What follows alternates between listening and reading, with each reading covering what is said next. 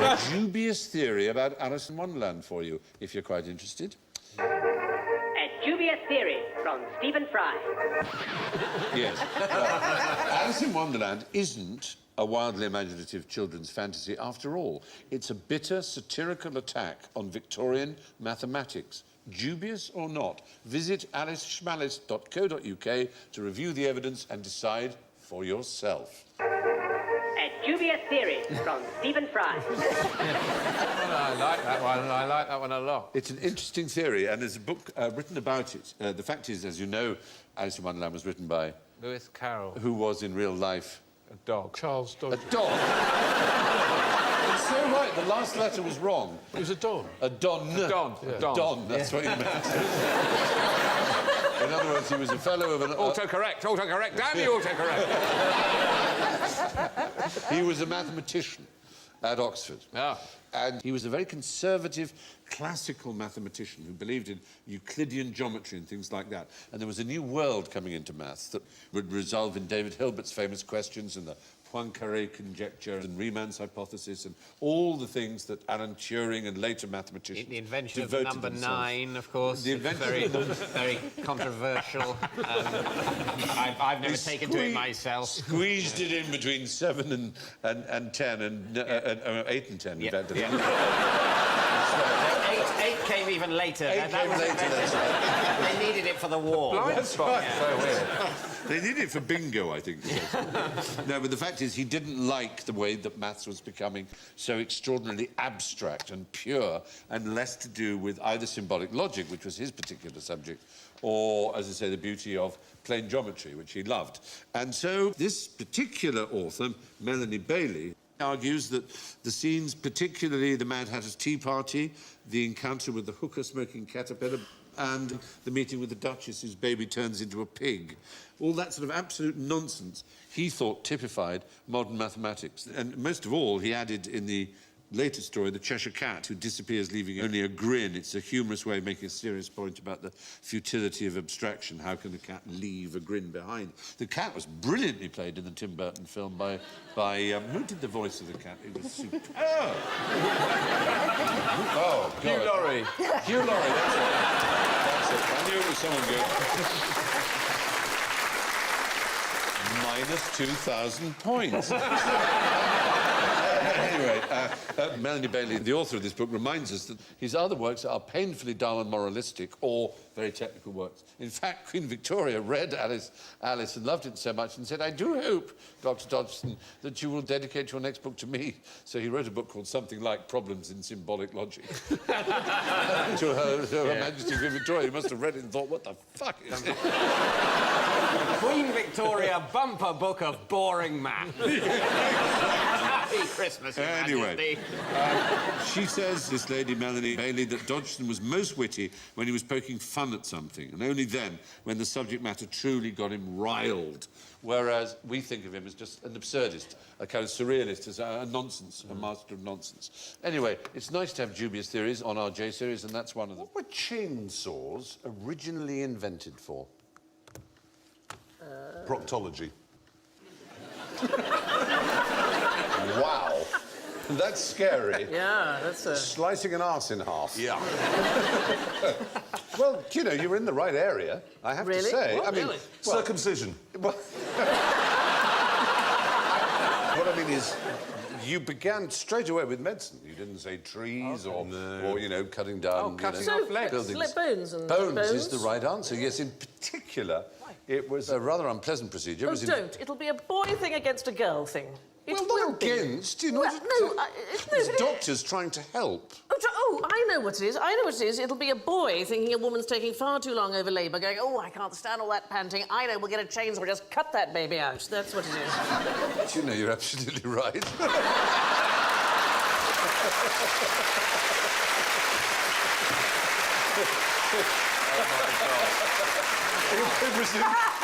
It was in 1783. That's no excuse. It was two Scots doctors called John Aitken and James Jaffrey, and it was called a symphysiotomy, and it was a procedure to widen the pelvis if the baby's head was too large to pass through. Oh, can you hear the high tone of all those sighs? What I like about this picture. It's a bit eye-watering. It's a ladies' ward, so of course there is some baking going on. Yes. On the cake display cakes. And I tell you what, Buns in the oven, Stephen. You see what I did there? Buns in the oven. they didn't really, darling. I'm afraid they did. When I say chainsaw, it was literally a chain. It was like a watch chain, in fact. Right. It was like an up and down. lumberjack giving it... It's a boy! They hadn't yet invented the internal combustion engine. And caesarean sections. Caesarean sections have replaced the same idea. That Phew. Yes, quite, exactly. Would it It's a be bit of a easier to do relief. the caesarean section, I think. Sawing the pelvic bone in half is not as easy as maybe just a small incision and... But is there I not... know, you'd have thought they would have Pop made it out the sunroof. But this was before antiseptic. It was before antiseptic surgery, and of course it was before any kind of anaesthetic. They're not a meeting. You know what I mean? There's not a meeting where someone goes, I've got it. And they go, what? They go, chainsaw, innit? Well, they looked at a watch chain and they said, you know, if we could sort of ease away the bone like that, rather than using a saw. I know, everyone's wincing. Have we got another question that isn't about that? Would it heal? Presumably not very well. Well, they then went on to use the same thing. For example, if someone had a bit of diseased bone, they would do the same thing. They would sort of tick it in, then they'd go up and down like that, and then they'd do it lower down, and the two bits would fuse together and have a stiff arm. But it would get rid of the diseased bone. It was called an osteotome. It eventually became like a chainsaw. You can see one here. That is more like a chainsaw. You don't Pretty want unpleasant. That, you don't want that coming at you. You really don't. You really, really don't. I remember my wife had a baby, I remember it well. And, yeah, it was a grand day. It was a grand day. But when she had a baby, and there's a point where you go in to see the fella who's going to sort it out on the day. That's Yes. him, yeah. He's got an official title. And you go in to see him, and as the husband, he says, right, you sit there on a chair, and then he pulls the curtain across. Yes. While him and your wife are in this thing, while he has a little dabble or whatever he's doing. It's a bit intimate, isn't it? It's a bit like you go, I've seen it, mate. Do you know what I mean? There's nothing... This is why we're here. Well, you don't look when that happens, though, do you, at the moment of conception? Do you actually have a look? You're looking into... Surely. Sorry. Stephen doesn't need to know, Jason. He doesn't need to know. You're gazing lovingly into her eyes. Gazing lovingly at the Born Identity, which is still on the television. As you reach for your drink. What do you think, darling, that he's got a periscope at the moment? I'm sorry. I don't know why you and I are having this conversation.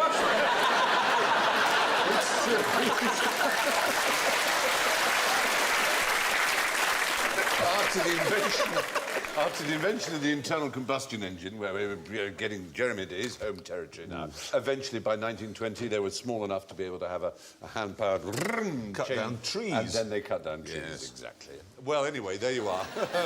Chainsaws were originally invented for midwives. What kind of person lived here? Yes, already the tragic tones. Initially, you think a very angry person that's quite small. Yes. Small-minded or just small? It did genuinely exist, this Daily Mail model village. This was after the First World War, when housing was in short supply and we were trying to build a land fit for heroes. And it was made entirely of Daily Mail papier-mâché, was it? Copies of the Daily Mail. Well, the Daily Mail was never shy about trying to draw attention to itself with publicity stunts of all kinds, athletic stunts, firsts in aviation and so on. It was the Daily Mail that sponsored Amy Johnson to fly to Australia, for example, and they decided that they would lead the world, and they thought they would contribute to a model village. I can see that, like, if they go, let's have an air race, let's try and cross the Atlantic, and then they're all quite... like that. And, but then model village, But then- it's like...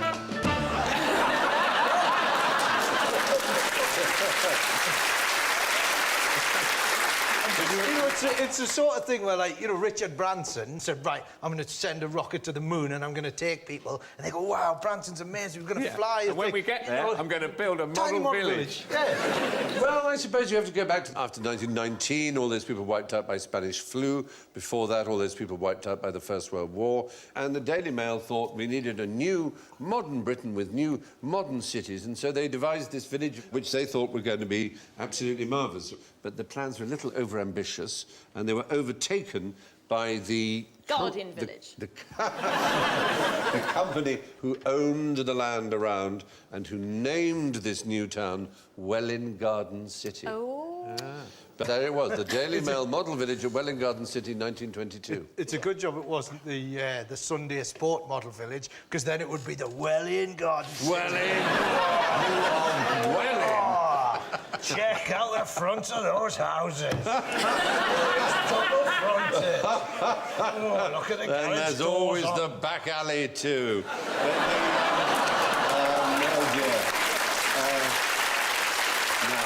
That was a rubbish model village. It's clearly full size. Yeah, don't forget model has two meanings. There's model in the sense of it's a paragon, it's a model of its kind. And that's what they meant by it. It's got three Not meanings, like hasn't it's a it? teeny Because weeny. model village, everyone just walks around. There's also...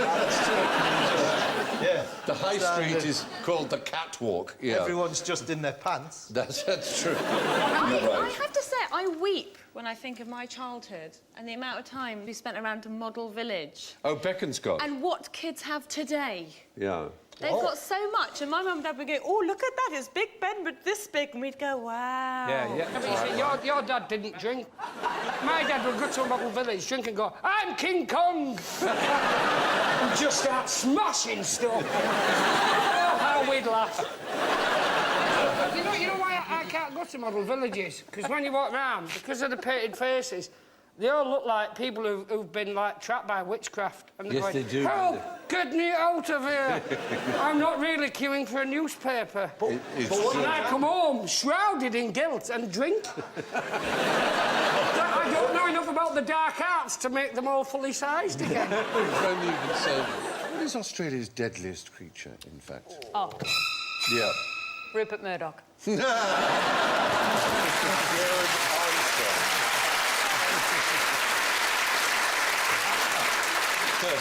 After Rupert Murdoch. So sorry about After the Rupert fact he Murdoch. came here. Yeah, Sorry. excluding a member of the human race, which I'm not sure whether that does or not, but anyway...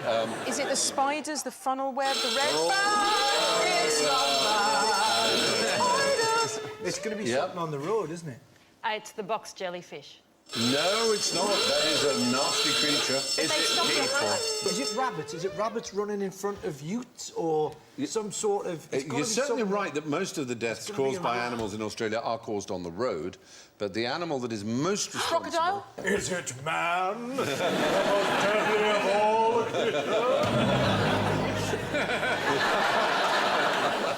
Snake. Shark. No, Can you say that? I'm not born there. it's not about a cat, though. In the year under the sample year, we're taking one human being in Australia was killed by a cat that year. But 128... Cunning plan, executed skillfully and quietly. Is it? It's the road. The road's involved. Often the road. Are the people in the car at the time? Sometimes, yes, Oh, but, kites. Is it the... but sometimes they're on the animal involved. They're on the Horses? It's a horse, yes. A horse. More people are killed by horses than... It's a very angry horse there. That one needs a dental hygiene appointment ASAP. Seriously does. Yeah, because they fall off and break their neck, or indeed they cause car crashes and so on. And horses kill 3 times more than the ones you've mentioned. When we lived in Australia, my wife bought a horse, and she's desperate to try and get me to ride, right? So she said, I bought this horse, it's really docile, you'll be fine. They never are. So I got... Well, no, there was actually... The problem was it was too docile. What happened was it ended up being studied by Melbourne University because it was one of the few horses that was... medically got narcolepsy. So I swear to God, it's one of the rare cases of a narcoleptic horse. So she buys this horse, and she said she couldn't work out why every time when she was grooming it, it would get heavier. Like that. And so she couldn't groom it because it would fall on her. So she says to me, it's fine, the horse is narcoleptic, get on it. And so I got on it in full motorbike gear because I wasn't taking any chances. I sat on this horse and it started to just... And you know, normally you kick a horse to make it go. This one, he kicked it and it would go, what, hey, like that, to make it up. And sometimes it would fall asleep against the electric fence. So it would go like that. Hey, hey! It's like Jack Douglas from the Carry On. Oh, well, that's my Narcoleptic kind of horse, frankly. Yeah. But it is the horse, anyway, that Who's turns this? out. What are they doing? I thought it would be 10 times as exciting as a swing boat at the fair, but it wasn't. There was no sensation, just a lot of noise and wind. My hair was blown into a tangled mess, which couldn't be combed out for days. The inventor of the hairdryer. Is it Brian May on the latest Thorpe Park ride? Well, we're with a transport experience, and this person was famous for their achievement in it, but the first time they tried it, as they say, they thought they found it horrible, noisy, Amy windy... Johnson? Amy Johnson is the right answer. Very good. There she is. It's the J. And what was her great feat? She... Flew the Atlantic. Yeah. No, that was Flew all across America. cock and brown. No, she flew from... Flew to the moon. Oh, she flew from Britain to Australia. To Australia. Yeah, it's a heck of a flight. Did she ever come back? Yes, she certainly did. And when she came back, she landed at what was then the sort of London airport, which was Croydon Airport, and there were 200,000 people there to meet her. You're kidding. No, it was a sensation of the age. Was there a car boot sale going on as well? She had a 12-mile parade through London. So she was describing when she first got into an aeroplane and first flew. She hated it, absolutely hated it. But she stuck with it and became obviously incredibly good. Remember who wrote the first dictionary in English? Oh, yes. Johnson. Samuel Johnson. Samuel Johnson. Oh. It wasn't Samuel Johnson. I led you down the garden path. Baldrick. Banked you, Baldrick. B. Probably a B, yes. Very good. We're going to have to write the whole dictionary tonight. Dr. Johnson's dictionary, which was written in the earlier part of the 18th century, was preceded by... Well, there was... Famously, the first There were dictionary. lots, weren't there? There was a Richard Mulcaster in the 16th century who came up with the name football, in fact, and indeed invented refereeing and the idea of football teams. But he wrote Elementary in 1582. He was the first to gather all the words which we use in our English tongue out of all professions, as well learned as not, into one dictionary. But he didn't give definitions. He just listed all the words that he thought they existed. But in Robert Corddry's Table Alphabetical of 1604, not only listed words, but gave definitions, so it was perhaps the first true dictionary in the sense that we know it. It listed around 3,000 hard words, as he called them, defining each one. So then Johnson's dictionary had how many entries? Around the time there were about 250,000 or 300,000 words. How many did he list? 42. So, you were so close, 42,000. Was it? That was really close. 42,773. But we've got some Johnson words that have gone out of use, and maybe you can mention what they mean. Tongue pad. Mouth friend. Mouth friend. Don't we all need a mouth friend? Sometimes we certainly do need a tongue pad and a mouth. Sometimes I like a frigorific. I hear you, girl. Frigorific. Yeah. We've all been frigorific in our time. A double latte is, I That's think a it's coffee. single shot, You isn't can it? get those in... yeah, just after. It's depucillate. Oh, that's what you do before a big date, isn't it? You're meeting a mouth friend. Yes. You're going to be tongue pad. Slip into the old shapesmith. Is a shapesmith just a rubbish blacksmith? No, a shapesmith is basically what we... I've done a thing. You've been to the shapesmith, yeah.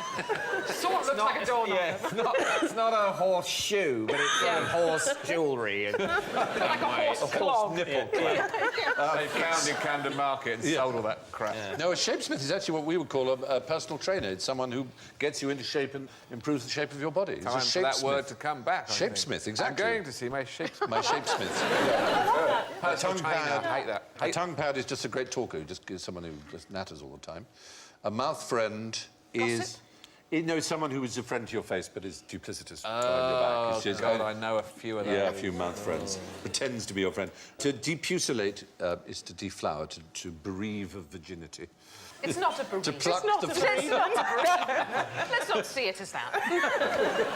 Frigorific sounds like something Del Boy might say, but what is frig? It actually, I suppose we would. It's probably rather badly spelled. We should pronounce it. Yes, cold. Should pronounce it frigorific, probably. It just means causing cold. Something it's frigorific, causes cold. So, some of his definitions were just a little bit lazy. Sock, something put between the foot and the shoe. He must have thought, though, because, you know, previously the one before you say had been just of hard words. He must have just thought, look, everyone knows what a sock is. If you can read, you'll know what a sock is. Yeah, if you've got this book and you don't know what a sock is, then I can't help you. Exactly. Oates was a famous one. I guess he said horrible things about the Scots in his one on Oates, didn't he? He did. He said a grain which in England is generally given to horses, but in Scotland supports the people. He describes to Worm to deprive a dog of something, nobody knows what, under his tongue, which is said to prevent him, nobody knows why, from running mad. It's just a very strange... Wasn't a scientist, then? No, I think probably not. It was one of our greatest... Napoleon say to Josephine on his way back from a journey. Ah, I sense a trap. The only thing I know about Napoleon to Josephine was he said... Yeah? What was it, Rob? What was it? Phil. How? I'm going to do it. I'm coming back, don't wash. Oh! That is one of the two things that people know that Napoleon said. Yep, I shall be home soon, don't wash, because he liked them dirty. There is no evidence for that whatsoever. The earliest place this quotation can be sourced is 1981. I only know the other one. The other one, which might be... what? It's the one... Rob, what's it? Yeah, you know it. Cal, what? It's really... I'm still stuck on the no Pas ce washing. soir, Josephine. And I got away with it. Josephine, on the right there, she's got the same black eyes that all the people in my pictures have got on my computer when I try and get rid of the red eye. Yes, that's true. They end up with massive black dots and they look like some sort of zombie film.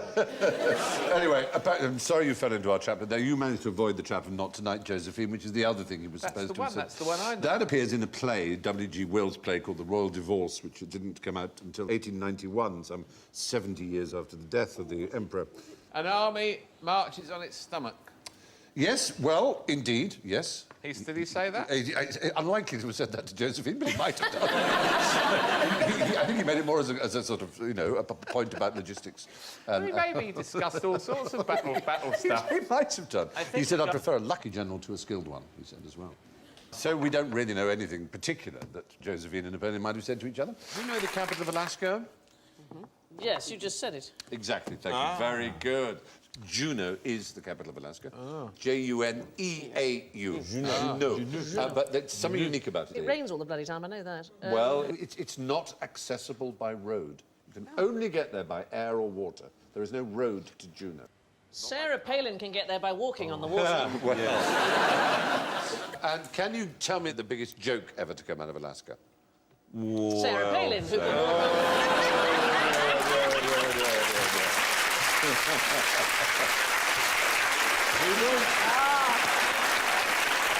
We're not forfeiting you that. It was so obvious. Oh, we weren't even going to forfeit it. If I had forfeited, I would have refudiated. We would have refudiated. Anyway, the point is, there is actually a famous practical joke, an April Fool's joke that came out of Alaska. It took a lot of preparation and was rather extraordinary. We'll show you a photograph that might give you a hint. I mean, it's not really going to be easy, but what's in the background now?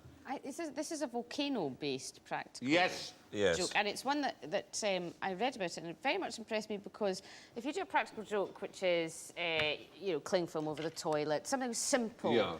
The person who did this practical joke... It's a good one.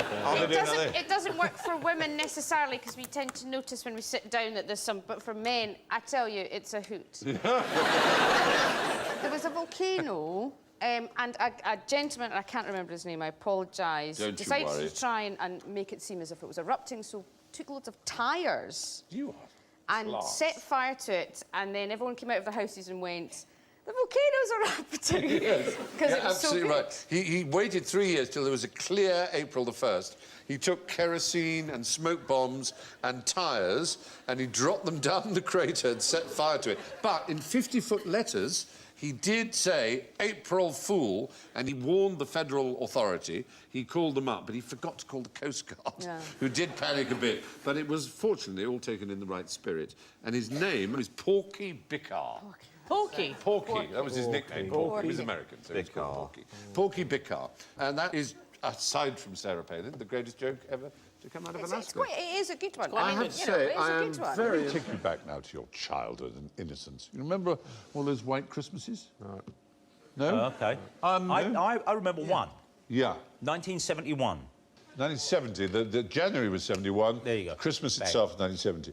Had you said yes, I would buzz you, because you don't remember any, because you're from the southeast. You might remember a few more, because South Shields has had more. We've actually tried to work out how many white Christmases you've had. We think you might have had them when you were 1, 3, 4, 5, 6 and 9.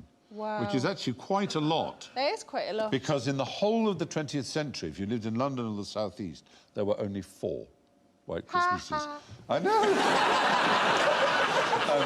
It is extraordinary. And they were in 1927, 1938, 1970 and 1981. As we know, in the 21st century, we've had a few. But what's important about this is that in the early part of the 19th century, around about 1812 to 1820, there were 8 in a row. Oh.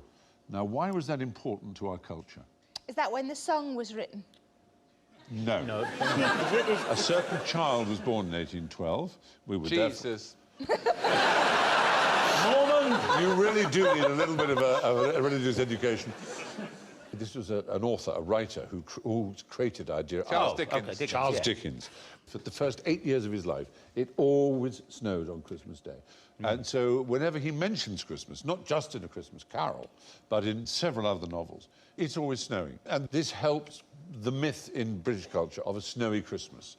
He also lived at a time known as the Little Ice Age. You know this, I'm sure you've seen paintings of fairs on the River Thames. Yeah. There were times where the River Thames froze so solidly they would have fairs, not just fairs, they'd have bonfires on the ice. Those crazy cockneys. Yes. they could guarantee... Light a fire up. Yeah. It's freezing. Let's light a fire on the river on the ice. What could possibly go wrong? But the odd thing is, nothing did go wrong, because it was so thick, the ice. The last Frost Fair, as they were called, was in 1813-14 on the frozen River Thames. Wow. But anyway, this century we've had more white Christmases, as we know, but only 4 in the entire 20th century, and only 2 in our lifetimes. Yeah. More in Scotland. I'm really being very metrocentric here, and I apologise for that. Imagine that Jamie Oliver was to be crowned the next King of England. It's sort of... Not inconceivable in the strange world in which we live. President Oliver. What number, James, would he be? What would be his regnal number, as the official Well, phrase says it would be different in England from Scotland. No, there's just one UK, so it would be the same in both. But what would it be? I'm desperate to say James III. Yes! No, because what happened was when Elizabeth was crowned 60 years ago, she was, of course, called Queen Elizabeth II. But in Scotland, there was a bit of an outcry because she wasn't the second Queen Elizabeth in Scotland, she was the first. They had Mary, Queen of Scots, when Elizabeth I was on the throne. So a few early E2R pillar boxes were trashed in Scotland, and there was a big fuss. And Winston Churchill, who was Prime Minister in 1953, he sort of decided that 350 years I later. know, people, there's long memories on these things. So Churchill essentially laid down a convention whereby UK monarchs would be numbered uniformly according to either an English or Scottish reckoning, whichever was higher. So James I of England was James the Sixth of Scotland. So James II was James VII. So if there were another James, he would be called James VIII. That would be the procedure. I worry when you say things like this that you're the only person who knows. If Jamie Oliver did become king and you weren't around to tell them, they might get it wrong. Sweet. What are you going to... You need to leave these things in a notebook. You need to get some tablets for you to... Princess Anne looks a lot like my daughter in that picture, just quite disturbingly. Gosh! She's very young there, isn't she? I feel sorry for all the other finalists to be queen.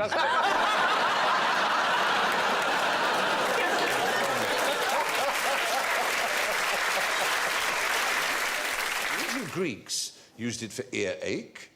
Columbus took 80 tons of it to America, and Henry VIII made it compulsory. What am I talking about? Oh, hang on a second. What's the theme of the show? It's joints? Yes. I'm going to guess marijuana. Ooh, marijuana is the right answer. Cannabis, yes. So he took 80 tons to America? Yes. You're saying that he's Columbus a trafficker? Saying Columbus is a drug trafficker? He must have had a very big sphincter.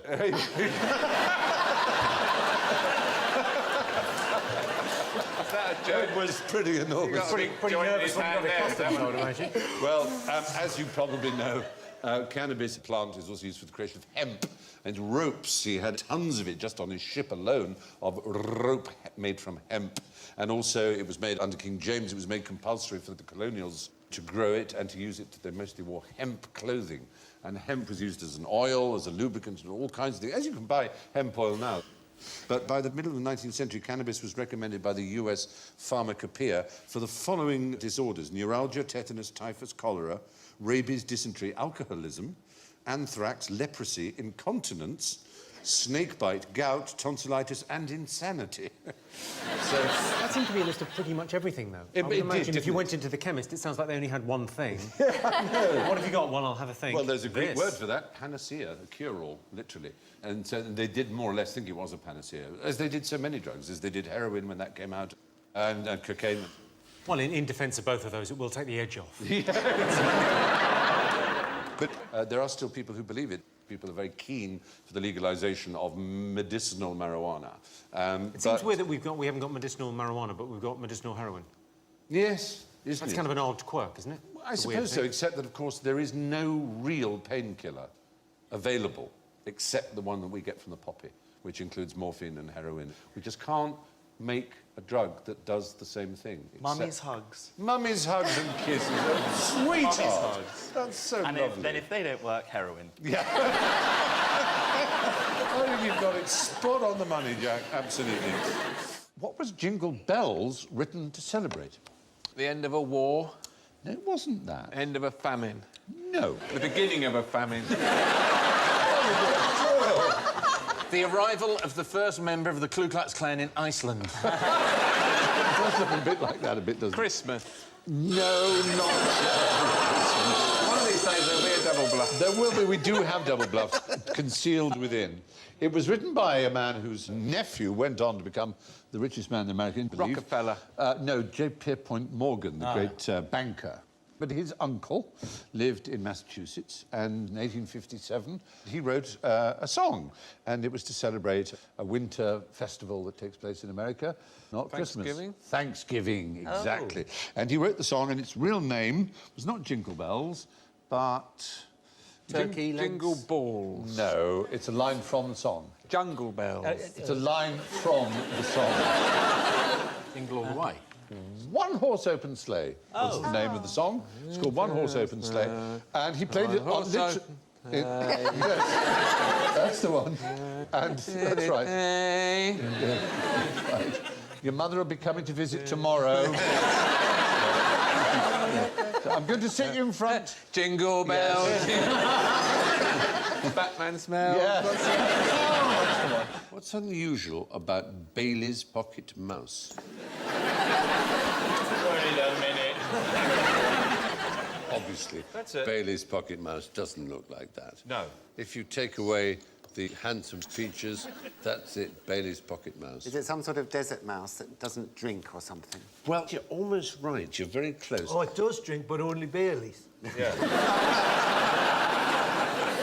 That's right. It shins up the bottle like that, and it brings its own miniature parasol. There is a particular oil-bearing plant in Mexico. Jojoba. Yes! And it was thought for many years that the Bailey's mouse was the only one that could tolerate eating it, because it is basically disgusting to all other animals. So they can survive on shampoo? Well, that's the point, yeah. It has then become a useful oil. Since whaling stopped, it has some of the same properties as whale oil. A lot easier to apprehend. Yeah, than a whale. Exactly. You just get hold of a jojoba plant and it gives off this oil. But very few animals eat it, and very few animals are tolerant of it, because it's a disgusting oil. Well, not if you're a Bailey's mouse, it's not. Exactly. And it was thought to be the only animal that could eat it. And in fact, 3 others have since been discovered that are also capable of surviving. Pete Burns. Jojoba. Pete Burns is one. Sean Ryder is another. And Bez, yeah. Your 3 go-to jojoba guys. As an oil, it's a laxative, and so some people use it as a frying oil, so that when you fry things in it, it just runs through you. So it's just a good way of keeping on the diet. But mostly jojoba is used for... Shampoo. Your skin. Your skin, shampoo, cosmetics. Yes. Who was it who made jojoba famous? Billy Connolly. Billy Connolly, exactly, did a famous routine about jojoba. What's that? What the fuck's that? Jojoba? Jojoba? He has a way of repeating words, Billy Connolly, that I remember many years ago, when for the first time he was elected president of Israel, and I got this phone call. Billy Connolly was? No. Hey, I tell you what. Israel, it's a lovely phrased this place. the wrong way, but this particular person had been, and the phone rang, and it was Billy Connolly. He didn't introduce himself. He just went, Benjamin Netanyahu. And I said, what? He said, Benjamin Netanyahu. And I said, sorry, who is this? He went, Benjamin Netanyahu? What's that about? For fuck's sake, Benjamin Netanyahu? And then he put the phone down. I thought, it was Billy Connolly riffing on the name Benjamin Netanyahu. Yeah, and he would have done the same with jojoba. Jojoba. The month before November, that was the joke, wasn't That, exactly. Sometimes Paul O'Grady phones me up and just goes, oh, then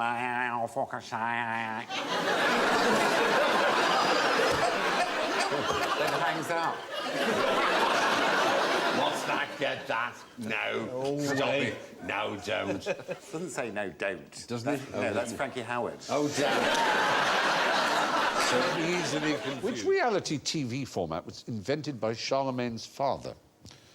There's a picture of Charlemagne. Big Brother? It's not as well as Big Brother. All I will right. give you a clue. Celebrity Big Brother? On Channel 5. I'm a king, get me out of here. That will cover it. I can tell you it was presented by Dale Winton. Supermarket Sweep? No, Total Wipeout? What else has he done? Oh, yeah, you're pretty good. Yeah, you're good. Yeah, I know the workings Big of... fan. Yeah. You're good on Dale. Yeah. You probably don't know who Dale Winton is, do you? Chap or lady? Audience, behave. He's a very charming gentleman, Mr. Winton. Well turned out, crisply well turned out gentleman. Very nice man. Who was his father then? Well, Charlemagne's father is a good question. You're unlikely to have heard of him. I'd be very impressed if you have heard of him. He was Count Pepin the Short, unfortunately. But if you go back to... This is even pre-medieval. This is Dark Ages. If you go back to that time, justice was meted out in all kinds of odd ways. And one of the odd ways, it was a system of testing, which was called an ordeal. An ordeal. Ordeal. There were various kinds of ordeal. So it's ordeal or no ordeal? Oh, no. If only with Noel Edmonds we were talking about, then that would do it. Is he a lady or a man? Is Noel Edmonds... Well, ordeals. This particular ordeal involved... 2 people had a quarrel, and they both had to make the shape of a cross, see? And stay there. I don't know what that's about. Someone said he's got a small penis. Are you a real doctor? It was called Judicium Crucis, the justice of the cross in Latin. And basically, it's a bit like those school punishments where they make you do that, if you ever did that. The one who just dropped his hands first was wrong. And it happened to the Archbishop of Paris with the abbot of Saint-Denis. Only they would use champions to do it for them. So they would say, you on my behalf, stand for as long as you can in the cross.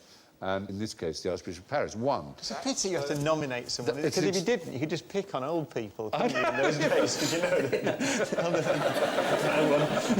that. You could have ordeals by tickling. They genuinely had all kinds of ordeals. Ordeals by water, ordeals by fire, and so on.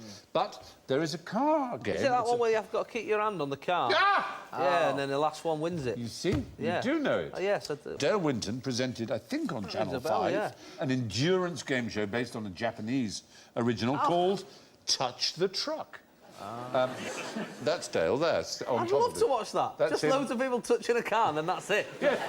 For an hour. For an hour? 81 hours. It's Well, I'd because Sky Plus it and fast forward through it. It's basically the last one to give up on touching the truck. But it doesn't do anything, you just stand there. No, you have to with your touch hand it. on Yeah, it's going 80 mile an hour. That's a game show. You were allowed you were allowed a 10-minute break every 2 hours and 15 minutes every 6 hours. This is made up, isn't it? No one would... If you fell asleep, you were disqualified, so you had to stay awake. You couldn't just lie on the car with your hand on it, so you had to be consciously touching it. And the idea was the last person left touching it won it.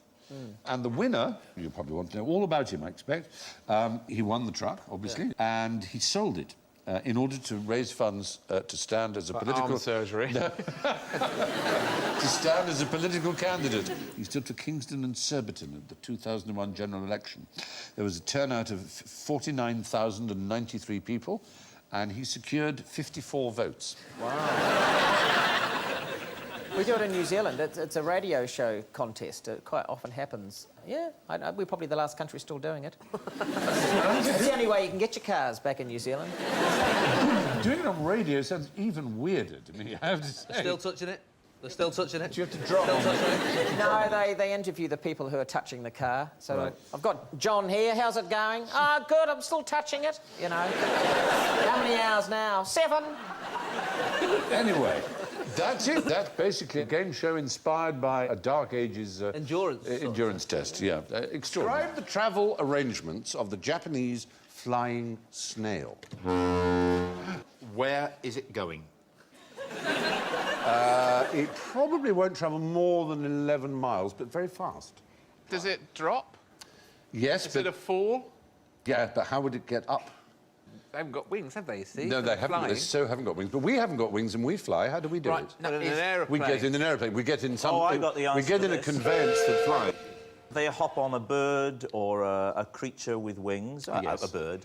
Yeah. They Could have been a bat. Could have been a bat. Yeah. Could have been a bat or a bird. Yeah, or a strange hybrid of bird bat. They hop onto a creature with the ability to fly. But 11 miles, that's very, very high. It's not the height, it's not the altitude, never mind. They travel... I've still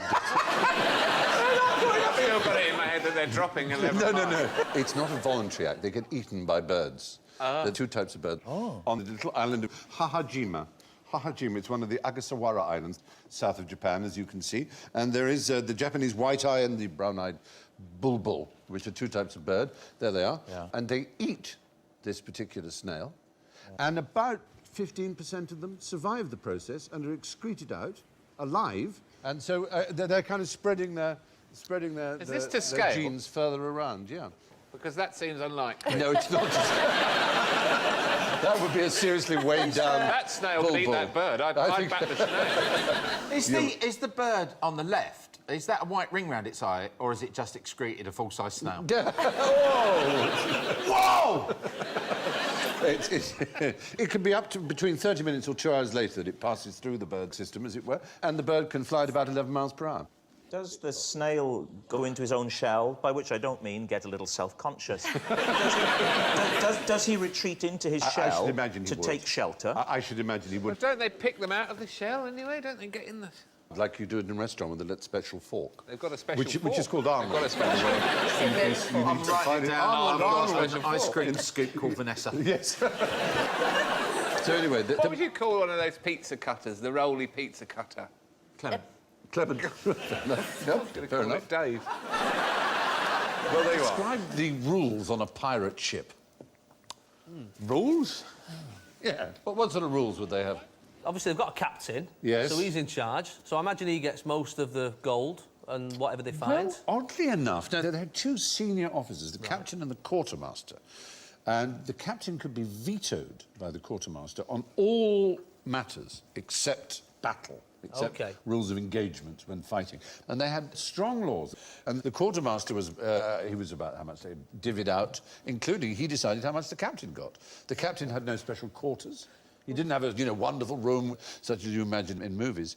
So it's not exactly hierarchical. It's kind of a rule of two, the quartermaster and the captain. Otherwise, it was more or less a democracy in a strange sort of way, but with strict rules. For example, in Captain Bartholomew Roberts' ship, the Fortune, there was no gambling. It was like a boarding school. No smuggling girls into the dorm. No playing music on a Sunday.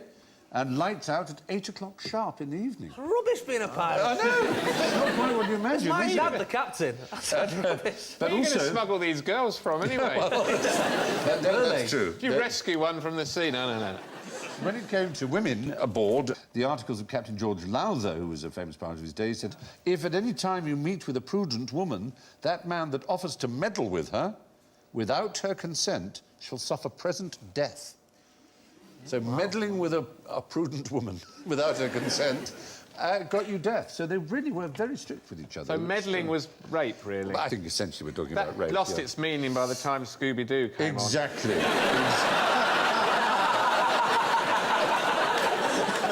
Why you pesky kids haven't meddled? Notorious gang rapists.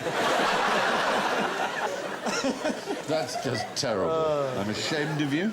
Why is the pirate voice similar to the farmer's voice? Why? Is there something... Arr! Get off my land! There's one man responsible. Right. Do you know who it is? It'll be a film actor. Yes. Oh, OK. In Treasure Island? He played in a great performance of Treasure Island. And in fact, Tony Hancock, the great comedian, he first started out as an impersonator of this actor. Lawton? No, not quite as well known as Lawton. In his own day, he was very, very well known, but now less well known. Anybody? Someone we've mentioned on QI before. Hang on a minute. The chances of Alan remembering it are... Someone in the front row saying, you've done this! This was on Dave on Tuesday. New facts. Yeah, well, it was Robert Newton, anyway. Robert Newton. Thank you, yes. Robert Newton. Robert Newton is the right answer, but it doesn't count because we've had it before. There we are. Prowse almost did that, didn't he, to Darth Vader? He has a West Country accent, didn't he? Yes, and he famously thought that he was going to be used, didn't he? Yes. With his West Country accent, he got redone. I am your father. Very upset. I'm your father, and I'm your brother as well. Darth Vader on a big tractor. Trundling down the corridors of the Death Star, chewing a bit of straw. Darth. Mr. Darth to you. Mr. Darth. It's, yeah, anyway. You know the skull and crossbone flag? Yes. Did they really have that? Because, I mean, that's really giving it away, we definitely covered that in the last series. Really? I must have missed it. Alan will tell you all about it. Go on. Jolly Roger. Well, yeah, everyone knows it's called that. Why is that a proposition? Maybe later, Alan. It's been 10 years, Stephen, and I've finally come round to it. It's time for a Jolly Roger. What's your great-grandmother doing down the back of the sofa? Was she a borrower? Oh, she a borrower? No, I come from a particularly small family, and we lost many various reasons. I had an aunt went through a cane chair. We never saw her again. Was she dead and been cremated when you spilt it? What was happening around the time of one's great-grandmother? What sort of... They were using the elderly to stuff sofas. About 100 years ago, families began to do a thing in order to register their lives and formalise their existences after weddings. Photographs. Exactly. So Victorian... and particularly their babies. They like to have their babies photographed. But exposure times were quite long. And how do you keep a baby still? Oh, I've seen this.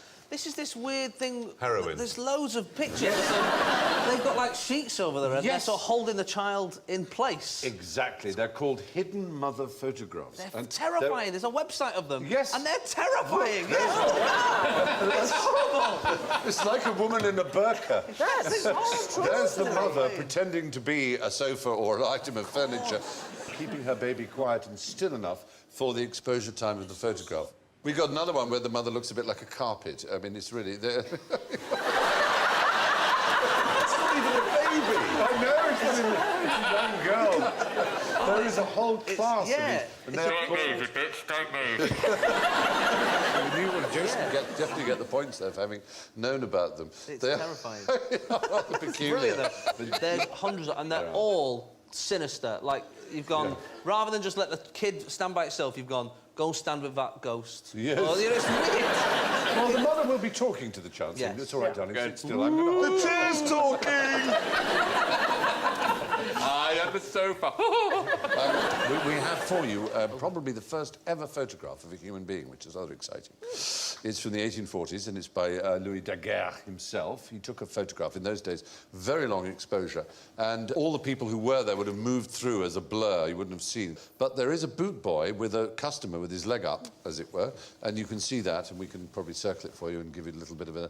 And that is the first human being, or pair of human beings, ever photographed. It's rather wonderful, isn't it? How long does it take doing them shoes, then? Yeah, I know, it's surprising. It was a 10-minute exposure, in fact, a 10-minute exposure. It was in 1838. That's how long ago it was.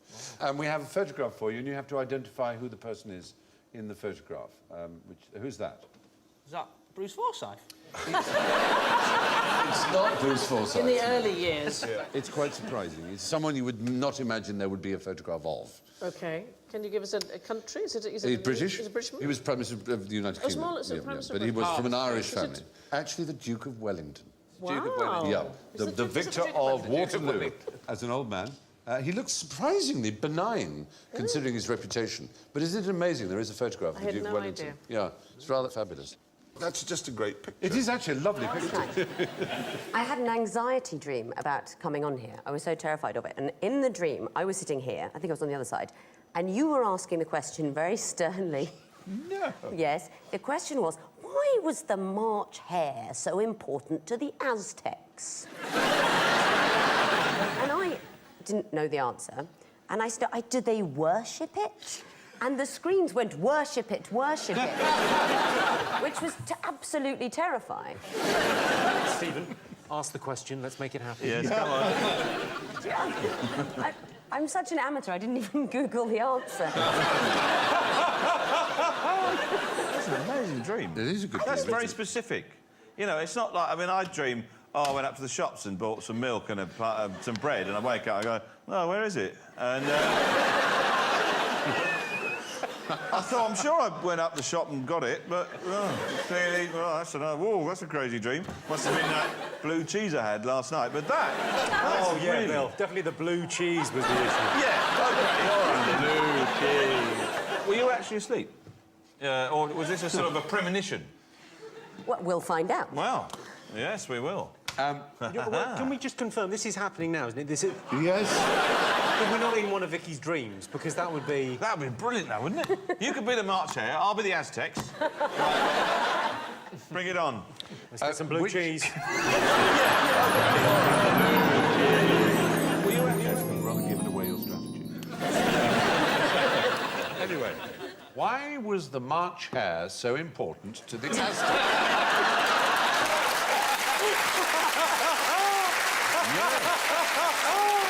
You see? Thing is, Victoria, whatever you dreamt was the answer is the right answer. Yeah. No, but I know the answer isn't, did they worship it? Because... I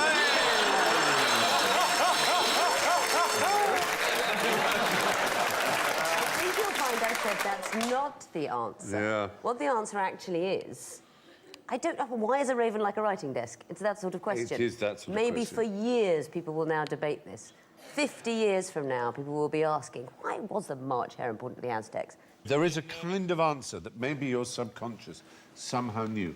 They worshipped rabbits, not hares. Yeah. So some part of your brain knew that Aztecs worshipped rabbits. Honestly, Aztecs Yes, worship rabbits? It's true. I swear to you I didn't know that. That's really I swear, and I think people are going to are- believe me. I'll go even further than this. There are many people who believe that the rabbits that the Aztecs worshipped were jackrabbits, which are, in fact, technically a type of hare.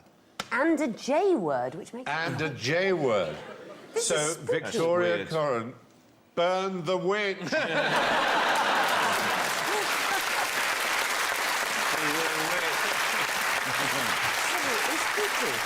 You didn't see that one coming, and yet you did. And I dreamt a thing that I didn't think I knew that you say is merely a fact beginning with J. Yeah. This world is far more mysterious than we give it credit for. Isn't it just a senior moment? The famous volcano near Java, the game... Krakatoa. Krakatoa. What's the name of the movie?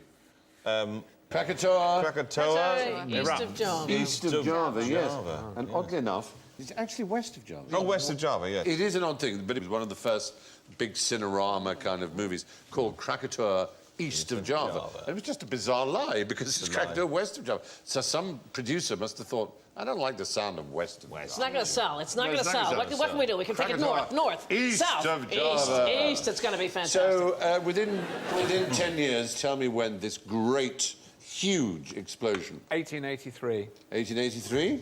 1882.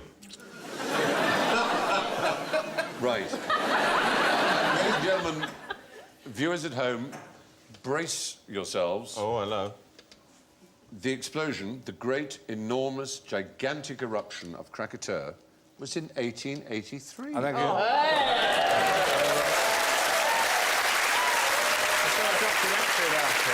May I just say, WTF?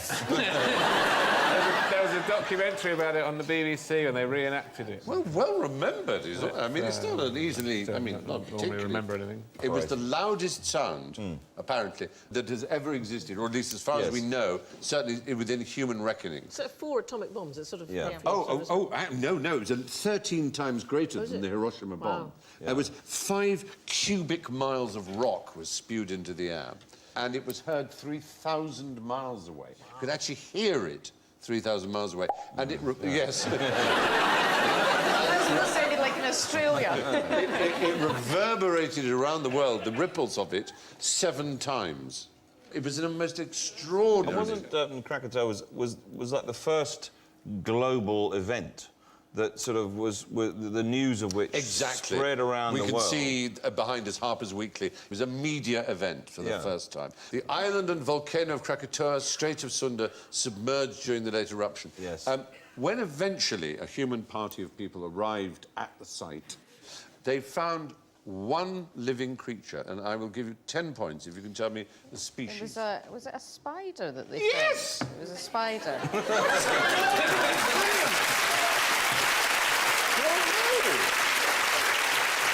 Absolutely marvellous. Everybody's on cracking form here. You really are doing superbly well. What's the spider going? Oh, it's hot. It was indeed. Using 2 legs at a time. Anyway. Like this. So it was doing the washing up. Yes, it was. The J was used by the first man to row the Atlantic to attempt suicide. Jizz. Suicide by jizz. Just on any level. I mean, Jill the ferret had just sex star for 364 days. Attacked him in an erotic frenzy. Yeah. Jellyfish. That's something that they do that are in the sea. You're right. We're slightly confusing. This happened to be the first man to row the Atlantic single-handed. It wasn't while he was on the boat. No. He was very extraordinary. As a child, he nicked a pistol from his scout troop leader and fired at his fellow scouts and was expelled from the scouting I've got a movement. badge for it. But then at age 13, he ran away from home to live in the jungle. And then in his early 20s, he met a pirate who taught him to be a pirate.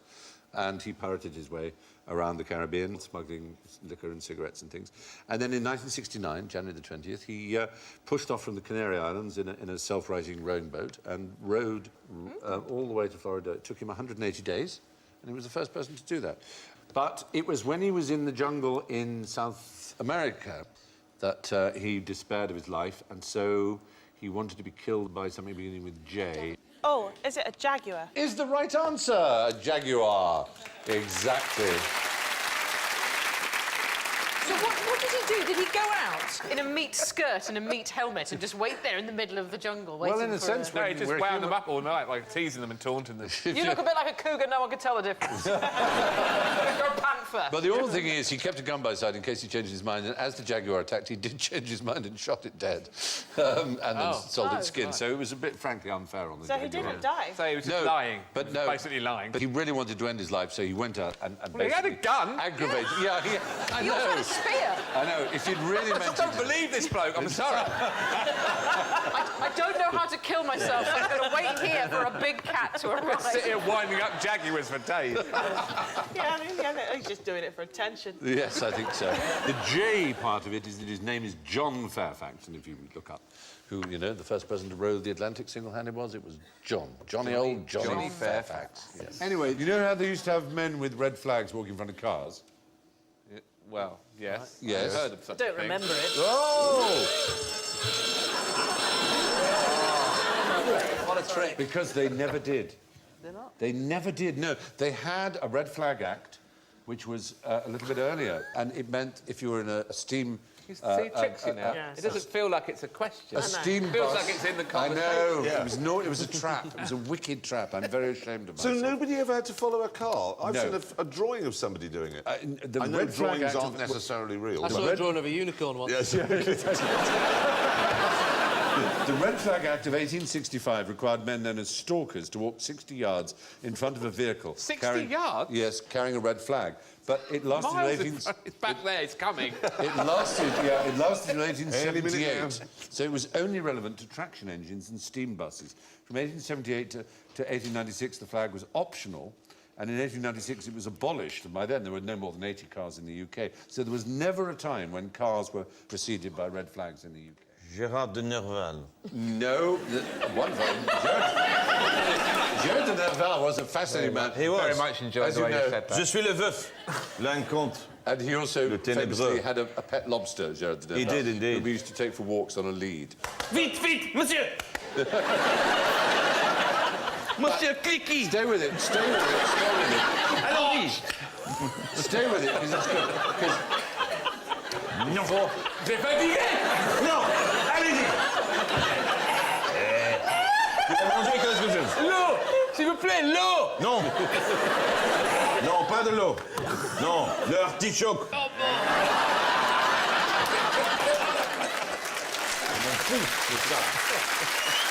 I never thought I'd see the day when Bill Bailey force-fed Gérard de Nerval's lobster with... One of these words on this board has 28 separate meanings. And I'm going to put those meanings up, and you tell me which word it is. Back passage, vagina, penis, jobby... Jollops. Jobby, you think? Jigger. We're getting a lot of jiggering from the audience. Ouija It board, must be Jigger. Golf I'm club. with Jigger. Jigger is the right answer. I'm going to share 5 points with Victoria and 5 points with the audience.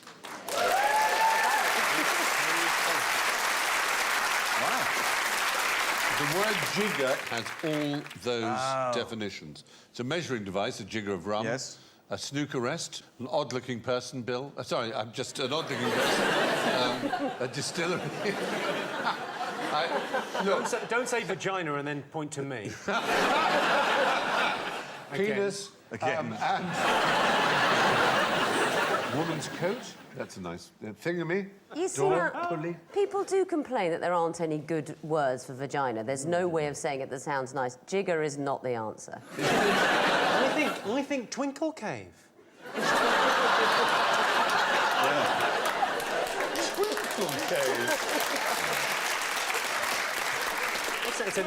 It's a less offensive term for a foo-foo.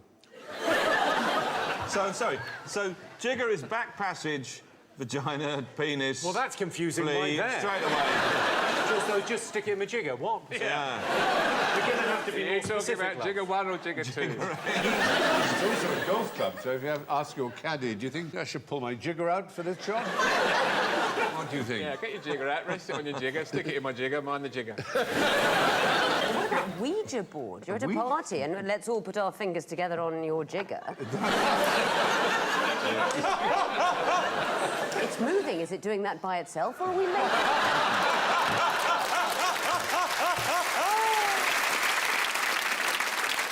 Potter's wheel. That was what they used to put on the TV when they ran out of programmes. Yeah. Just put the jigger on. Not that one!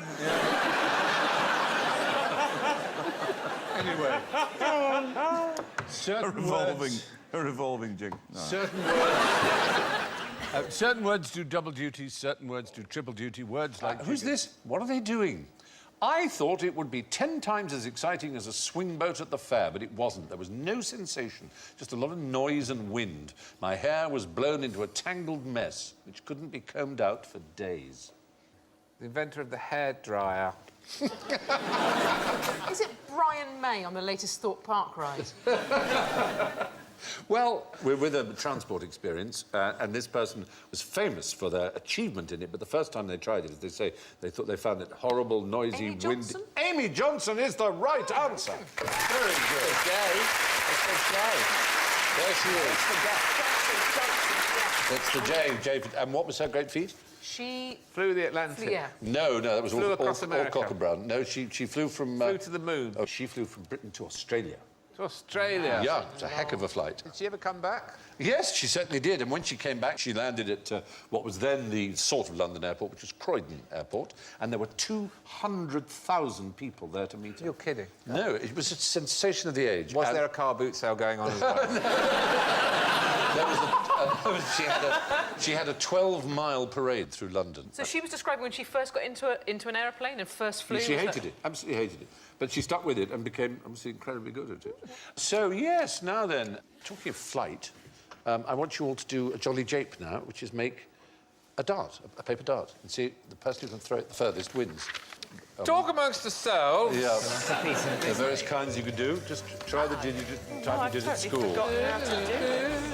And obviously, take your time as quickly as you can. The thing is, I'm going to make one in the way we used to make them at school, knowing full that they didn't fly very well. Well, some people were good at it and some people weren't. Interesting to see how well you're doing. Precision engineering. Oops, I've made a hat. I'm going to put little flaps on mine. Is that all right? And a tail. I just had that idea. You seem to be... who's... David, have a go. As far as you can go. Yeah. Not bad. Should you throw or should you pass like a bowler? Well, it's great. It's up to you. Look at that. Yours looks Yeah, that great. looks very good.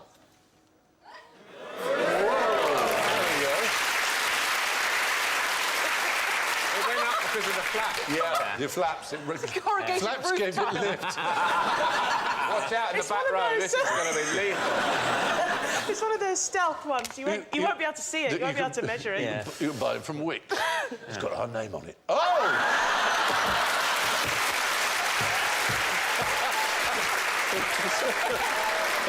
A suicide plane. That's impossible. It defies all laws of Was physics. acrobatics? Sue, your chance for glory. I don't think it's going to happen.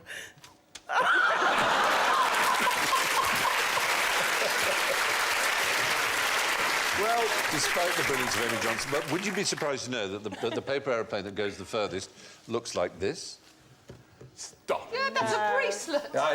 I know, it seems hardly credible. You just scrunch it up and chuck it.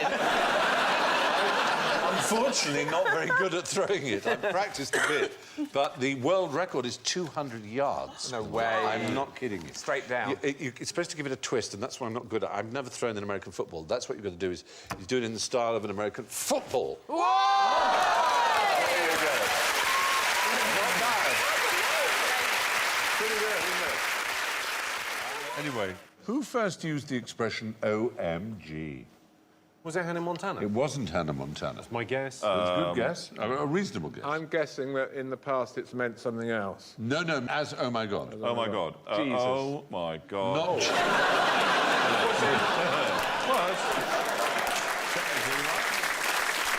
No, this is genuinely the use of OMG in a communication. Is it going to be on a Morse code? No, though, funnily enough, you're in the right area. It was military. Kissinger? It's not military, naval. It was two of the great naval figures of the First World War. Who was the First Lord of the Admiralty during... Churchill. I have no idea. Churchill. Churchill, Winston Churchill. But the great Lord Fisher, in 1917, wrote a letter to Winston Churchill saying, I hear that a new order of knighthoods is on the tapis, meaning on the carpet. OMG, shower it on the Admiralty. So there you are. Oh, my God. What year was that, sorry? 1917.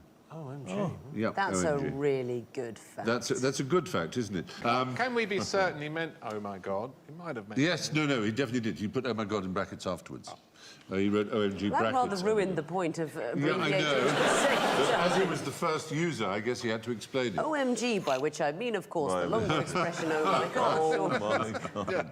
Eric Partridge's Dictionary of Abbreviations in 1942 contained dozens of SMS-friendly examples, such as AGN for again, MTH for month, and GD for good. So they pre-existed. But I heard someone vocalise LOL. I actually heard someone said LOL as opposed to laugh. There was two kids in the street, and I told them a joke, and she went, LOL, like that. Rather than laugh. Rather than laugh. Yeah. That's just some horrible post-Orwellian nightmare. How amazing is that going to be at stand-up gigs if people just, an audience starts Exactly. going, LOL. Let's just try it. No, after three. I'll just say the word LOL with as little expression as you can. Here we go. 1, 2, 3. LOL. That's the...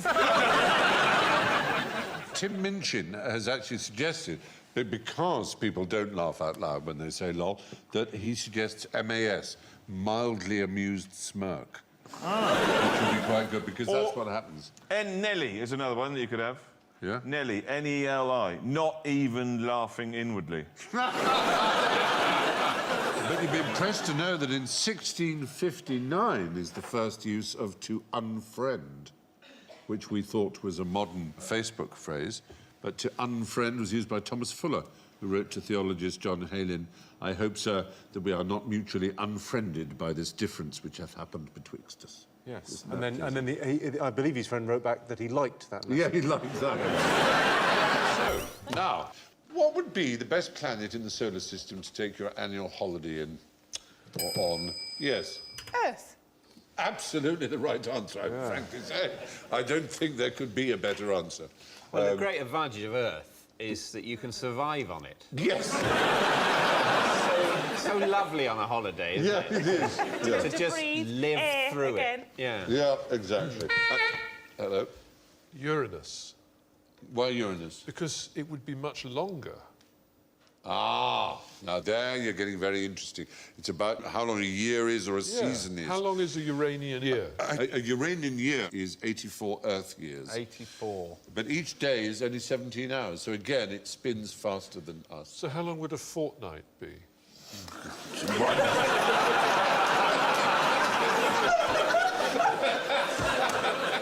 It's a very good question indeed. 17 times 14 would be a fortnight. How long's a year on Jupiter, then? A year is about 12 of our years, but it spins very quickly. So a day on Jupiter is only about 10 hours. So you might not get a longer holiday the further away from... And I think I'd need those things that go around your wrists so you don't get travel sick if it's spinning like that. Jupiter is also entirely gas, which is not really very nice. The shopping and the sightseeing opportunities are amazing. A layer of black liquid hydrogen, 27,000 miles thick, crushes carbon into diamonds that are literally the size of the Ritz. So you could really get some serious bling from Jupiter. Try to deal with that. Yeah. Sort of that size, a diamond the size of a hotel. And another thing that's rather exciting is that it precipitates neon rather than water in the atmosphere, which creates brilliant, bright red rain. It's fabulous. That would be so pretty. So, but it'd be lovely to go, wouldn't it? That's there. You don't want rain on holiday, though, do you? Even if it's bunny. That storm, that eye, as they call it, which is in the middle of Jupiter, is about 4 times the size of the Earth. So that's, So essentially, Jupiter's a nightmare. Because if your annual holiday, not only is it a shorter fortnight, it only happens once every 10 years. Yes, that is true. Very bad. Venus, on the other hand, rotates incredibly slowly. A fortnight's break on Venus would last over 15 years. That's how long the days are. But you need factor 980 there. Oh, the weather is awful. It's clouds of sulfuric acid. The surface is hot enough to melt aluminium, so you need really thick flip-flops. And the atmospheric pressure is equivalent to being half a mile under the sea on Earth. The air isn't very fresh. It's mostly carbon dioxide. So it really is a bit... it's a bit like being in an Ibethan club at about 6 in the morning. You'd only want a week there, wouldn't you? You'd only want a week. You'd only want a week on Venus. So it begins with J and appears to be alive. Is it me? You begin with J and are most magnificently, radiantly alive. He's on the turn. Lisa. James Blunt. Closer, I grant you. Yeah. Jeremy Clarkson. Oh!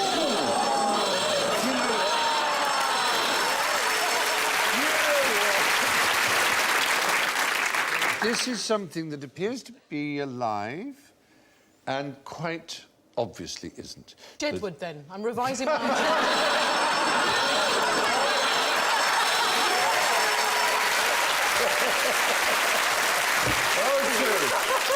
So much work Take care to do. of me. Yes, but in order to find out whether the brain is working, there's a machine that is used by doctors, an electroencephalograph, and you can tell whether a brain is alive by attaching it. And there is something that quite manifestly isn't alive, but if you attach that same machine to it, will give off the same signals as a brain. Is it jelly? Yes. Fucking hell.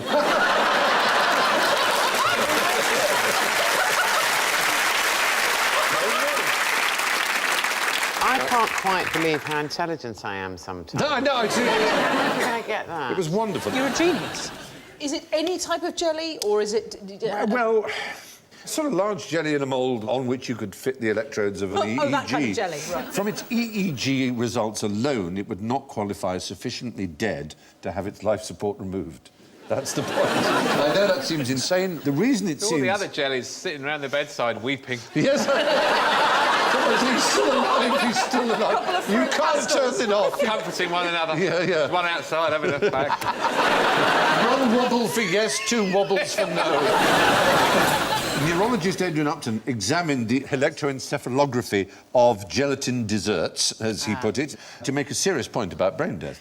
Because what happens is the jelly picks up extraneous electrical signals in the room from sources like respirators, IV drips, even ringing telephones. The implication is that a brain apparently generating similar signals may in fact be quite dead. On the other hand, it may well be quite alive. It isn't enough to use an EEG to tell whether someone's alive, that's the point. So jelly is always wobbling just a little bit. It's always going to be wobbling a little bit. But it is rather extraordinary, isn't it? It's an amazing thought. At least I think it is. Lovely thought. It doesn't mean that EEGs are useless. They just have to be considered with other things to suggest whether or not someone is conscious or alive. Is that an excitable jelly just there that's suddenly flatlined? Is that right? Well, now, let's play Stick the Knees on the Elephants. You should have cards with elephants on, and you should have little red dots. And all you have to do is stick your red dot on the knees of the elephant. It's as simple as that. It's a little fun art craft thing that you can do. I feel a little bit like we've underperformed and we've been taken to a special class. Yes. Where it's mainly arts and crafts and colouring in, and you know what? You can't fail. We've all done very well. That's right. I'm just doing polka dots. Very sweet, but try and do it on the knees of the elephant if you can. I think elephants have got a lot of knees. That's my... Because otherwise, why would you have given us this many dots? You don't have to use all the dots, I may say. This elephant's actually got the same thing that Jack used to have at the top of his thigh. It turns out it was nothing, but it was a real worry. Yes. I've marked his sphincter on there as well. So have Well I. done. Oh, So there have you are. I. We've got snap. matching sphincters. Yes. All right, so if you'd like to present and show. So, sphincter, eyes, because it's nice to get to know them. And 4 knees. Can you just tilt the cards forward a bit so they're not too shiny? They reflect on the camera I've gone 4 knees on each. Are you tilting it forward a bit as asked? Sorry. No, you're not. I can't get taken down to a lower class than this. Yeah, there you go. What are you doing, arts and crafts? Dear, oh dear, oh dear. Knees and knees. Well, I mean... Mine's a daddy Knees on the elephant front, there, none on the back. Everyone except Alan has at least managed to put dots on the knees, which are at the back of the elephant, because the front two joints are elbows. Oh. All mammals, essentially. Whoa, hang on. Whoa, you're going to have to back up there a little bit. He's got elbows on his his front legs, yes. His front legs are essentially arms. I mean, the bones in his front leg are the radius and the ulna, just like ours. They're essentially walking on their hands and on their hind legs. And we may think of elephants as having 4 knees. They don't. They only have the 2 knees at the back. The 2 front ones are elbows. It seems unlikely, but it's true. That means my interesting bar fact that I tell everybody, that the elephant is the only animal in the world that has 4 knees, is complete rubbish. Exactly. And it's a common fact you'll find on the internet, and it's a lie. Wow. And any zoologist will tell you so. So, I'm afraid it's -10 to everybody except Alan. There you go. That's very good. So, well done, Alan. In fact, you got it right, didn't you, in the end? No, I didn't. I put 2 knees. I thought it only had 2 knees. Which it does. But I put them on the front. Oh, you yes, you get the -10. How many jellyfish are there here? In that picture? Yeah.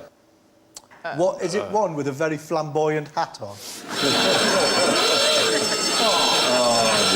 Sorry, where are the words with a flamboyant hat on?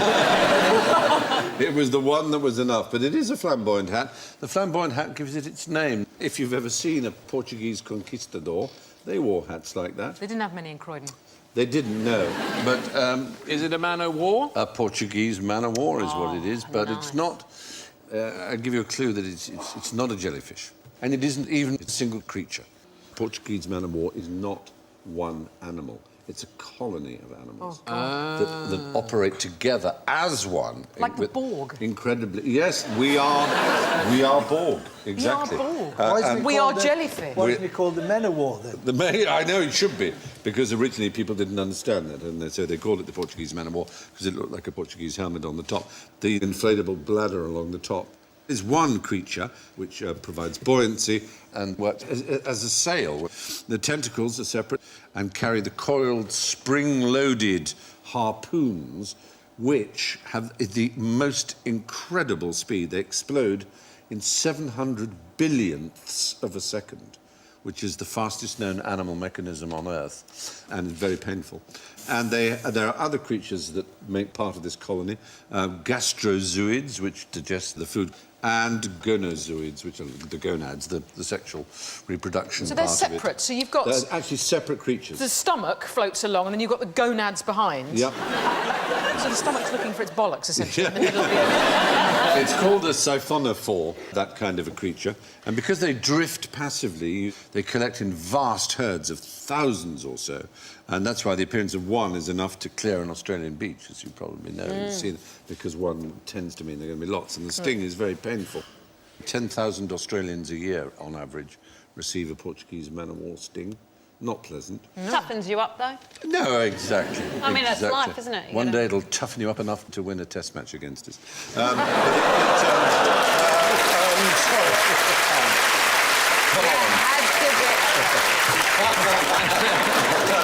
How many times in history have I been in a position to be able to say that? I Not know, many. and I enjoyed it That's exactly so much. What did the environmentalists say to the camel? Stop farting. They produce a lot of methane. Yes, they do. Where in particular? Out their arse.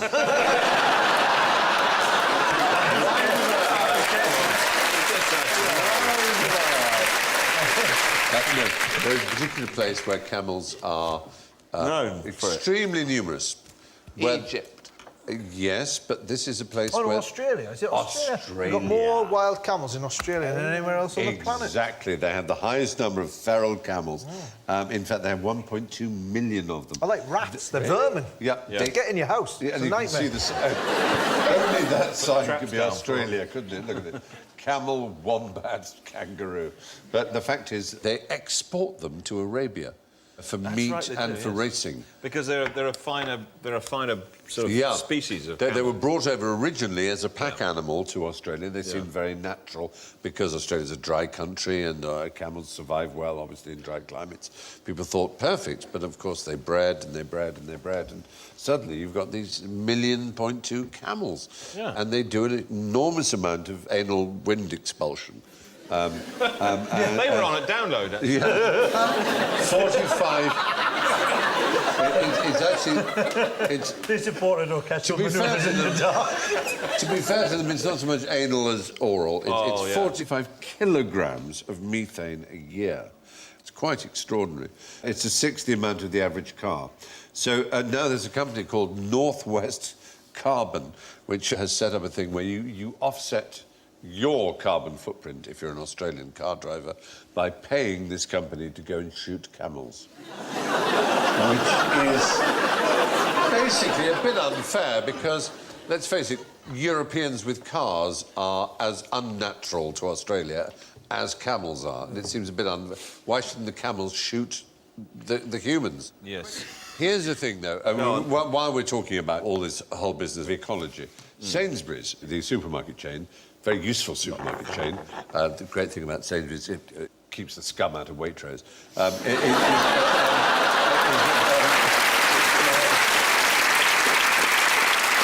All right, here's an initiative announced by Sainsbury's. Go on. By reducing the diameter of the tube of a loo roll from 123 millimetres to 112 millimetres, right? Just 11 millimetre reduction.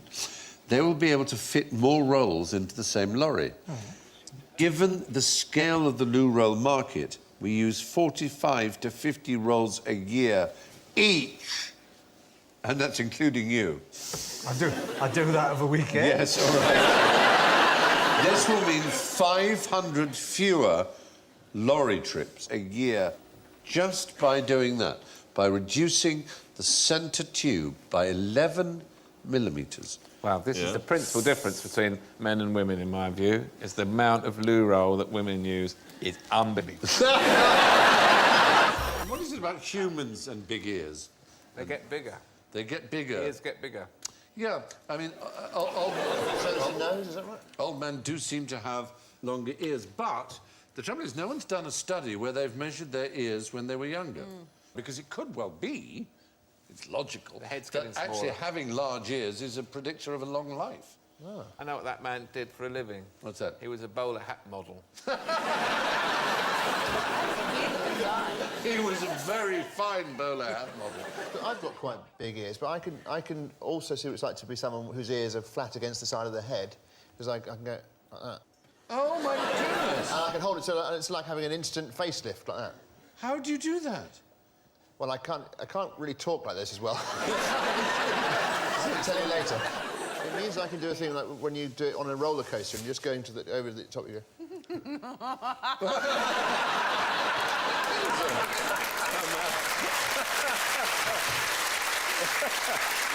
I bet your so-called serious brother Jeremy can't do that. He can't do that. Yeah, that's another way. He could host a phone-in about it, though, couldn't he? Do call in if you can wiggle your ears. No problem with your ears. Give us a ring now. Go on. He did once on his show, genuinely, I thought they were running out of things to do that day. He said, please, and this was, honestly, it wasn't a joke, he said, please phone in if the sound of your own voice terrifies you. That was a phony topic. Did anyone call in? Screaming. Any calls? Yeah, they had some people ring up, yeah. Sobbing. So help me, I'm so afraid! What lives underwater and is the loudest animal in the world for its size? Greg Proops. Oprah. Good answer, but untrue. Is it going to be a blue whale? Oh, you were doing so well. No, it's the largest in relation to its size. The noise it makes is quite astounding. When I tell you that its size is 2 millimetres and it creates a sound of over 99 decibels, which is like a freight train passing by. It's an incredibly loud noise, and it's a little lake creature, actually. Do you know those things that almost seem to walk on water? Do you remember what they're called? Our Lord.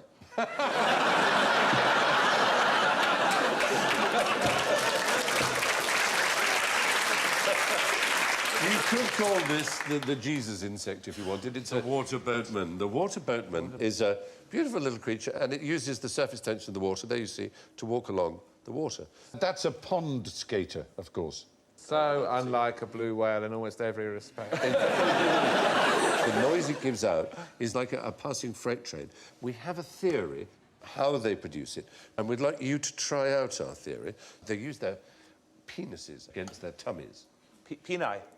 Peni, if you like, penises, if you wanted to speak in English. But, by all means, peni, if you like. They rub their penises on their tummy and somehow create a noise of 99.2 decibels. But that's just a theory, though, right? Yep. Because I put my penis against my belly, it don't make no noise. If you really whack it, though, if you... Steady. It depends on if I have to get up in a hurry. Like if I got and imagine that it's a penis, all right? You pass that to Greg. You know, imagining is not helping, but all right. Obviously, there's yours, Alan. No. You can have a normal one. Now, this is quite complicated, but you should have a little bowl of rosin, as in the kind of stuff that ballet dancers use to keep their shoes from sliding on the stage and string players use for their bows. Ordinary rosin. Oh, very good. Listen to that noise. Keep doing that. You're rubbing, you're trying to... It gets surprisingly loud, doesn't it? Like... Oh, God, yes! I don't seem to be attracting any boatmen or women. Not getting 99 decibel. There, you see that? This is still louder, though.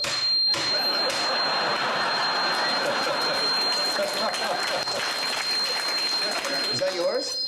But isn't that surprising? Wow.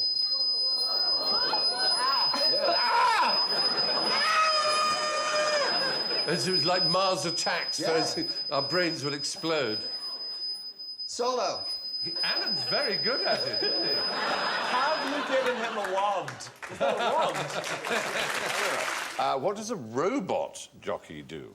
Ah, yeah, these robot jockeys ride camels, don't they? You are good, and you've already got the points. Yeah, the robot jockeys, they're a form of racing in Dubai, in particular, and perhaps across in the UAE generally. They have camel racing, and the camels, I think at that speed probably couldn't take human weight on them. They have to be quite small. So I am presuming at some stage they experimented with either little people or with children.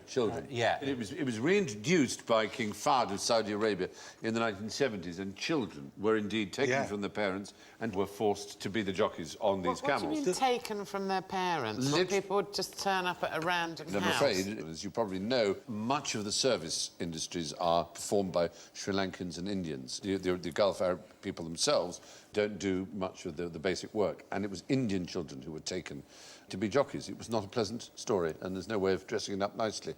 And how much control do they have over the camels exactly? Well, they've got reins, and they also have GPS, so they know where they are. Now, you may say, why they put a face and a hat and costume on it. The fact is, the camels were spooked out when the robots just looked like machines. The camels were much more relaxed at the idea that it was a human on them, because they've sort of grown used to the idea. Right. So these only weigh a few kilos. They're not that expensive, about $500 each. They whip the camels by remote control because the managers are following in a truck.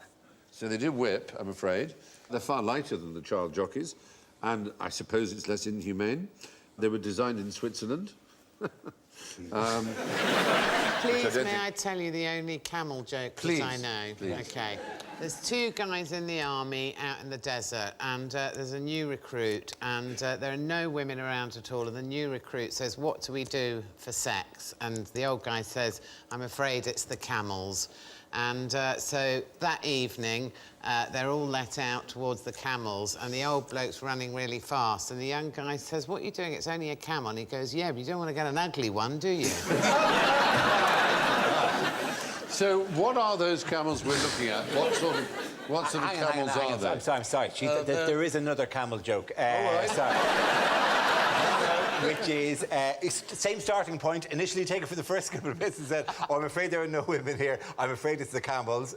So late at night, the guy declares, I can't take it anymore. I'm as horny as hell." And he goes out and he rides the camel. And he comes back in and goes, "Well, that's the best we can do." And the man says, "Well, actually, when I said we've got the camels, we normally ride them into town."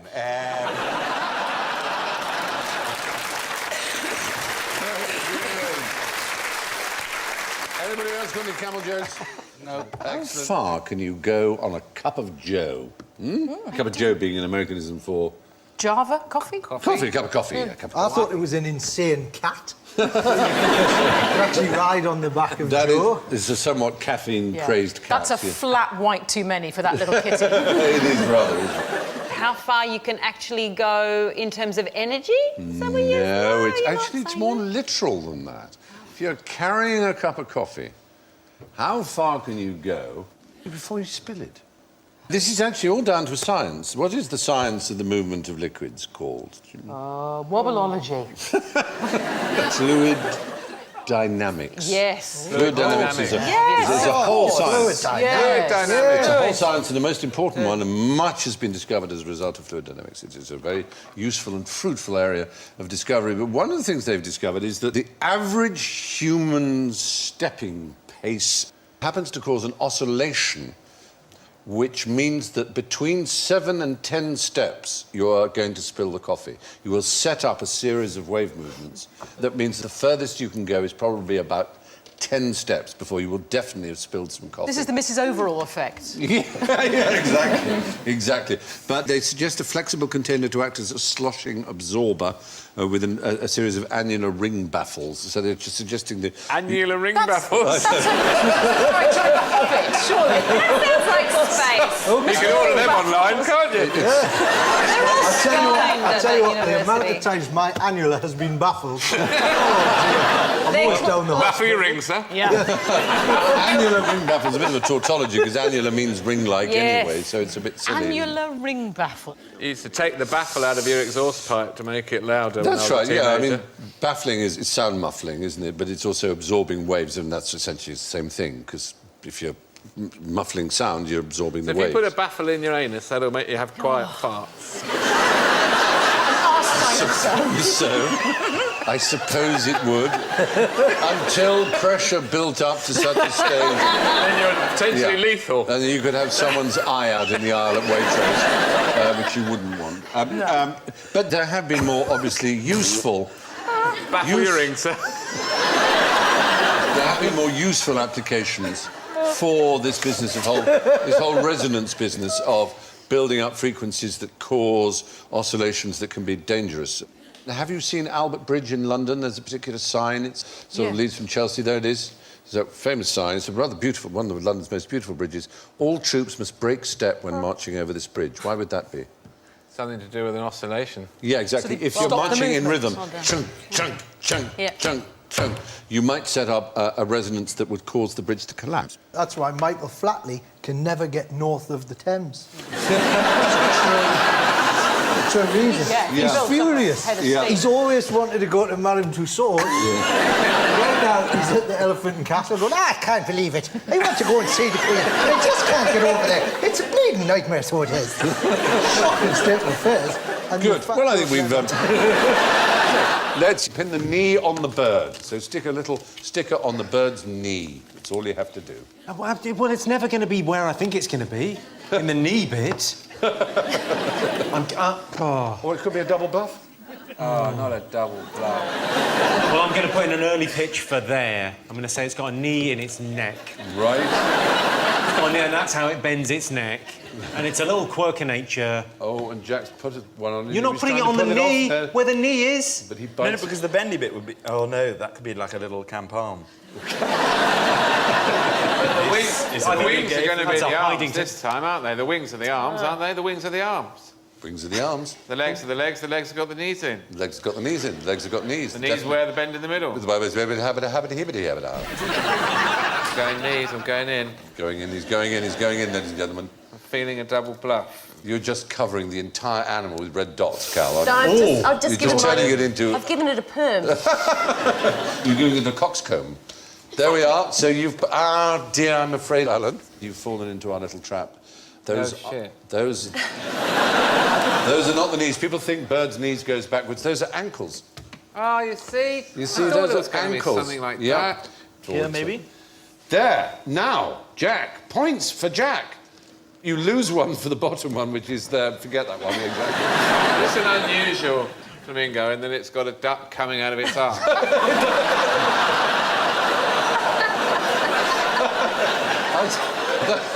It's pretty hard to deny. Where are the duck's knees? Ask the flamingo. Yeah. Well, there are the knees at the top. They're usually covered in feather. And the bottom bit is the ankle. I know So there's a very real chance if you kicked a flamingo in the knees and the balls at the same time. That's some pain, isn't it? Whoa, yes. Because they must be up in the same sort of area. Yes, they don't really have testicles, though, do they? I mean, they have little sexual parts. It'd be quite a different... as do I. It'd be quite an unnerving sight as flocks of flamingos flew overhead if they did have dangling testicles. Boy, girl, boy, very worrying. Boy, girl. So do I get a point? Have I got a point? I think you've got a point, Jack. Yeah. There's an apple for you. Oh, I can't tell you how much that works. That always works with me. That came Thank from. you, Jack. Oh, bless you, apple. Dance with an apple, next thing you know, you're in some sort of therapy. Be careful. Describe the rules on a pirate ship. Rules? Yeah. What sort of rules would they have? Obviously, they've got a captain. Yes. So he's in charge. So I imagine he gets most of the gold and whatever they find. Well, oddly enough, now, they had two senior officers, the captain and the quartermaster. And the captain could be vetoed by the quartermaster on all matters except battle, except rules of engagement when fighting. And they had strong laws. And the quartermaster was, he was about how much they divvied out, including he decided how much the captain got. The captain had no special quarters. He didn't have a, wonderful room such as you imagine in movies. So it's not exactly hierarchical. It's kind of a rule of two, the quartermaster and the captain. Otherwise, it was more or less a democracy in a strange sort of way, but with strict rules. For example, in Captain Bartholomew Roberts' ship, the Fortune, there was no gambling. It was like a boarding school. No smuggling girls into the dorm. No playing music on a Sunday. And lights out at 8 o'clock sharp in the evening. It's rubbish being a pirate. I know. That's not quite what you imagine. My dad, the captain. That's rubbish. Where are you going to smuggle these girls from, anyway? That's true. Do you rescue one from the sea? No. When it came to women aboard, the articles of Captain George Lowther, who was a famous pirate of his day, said, if at any time you meet with a prudent woman, that man that offers to meddle with her, without her consent, shall suffer present death. So meddling with a prudent woman without her consent got you death. So they really were very strict with each other. So meddling was rape, really? I think essentially we're talking about rape. That lost its meaning by the time Scooby-Doo came on. Exactly.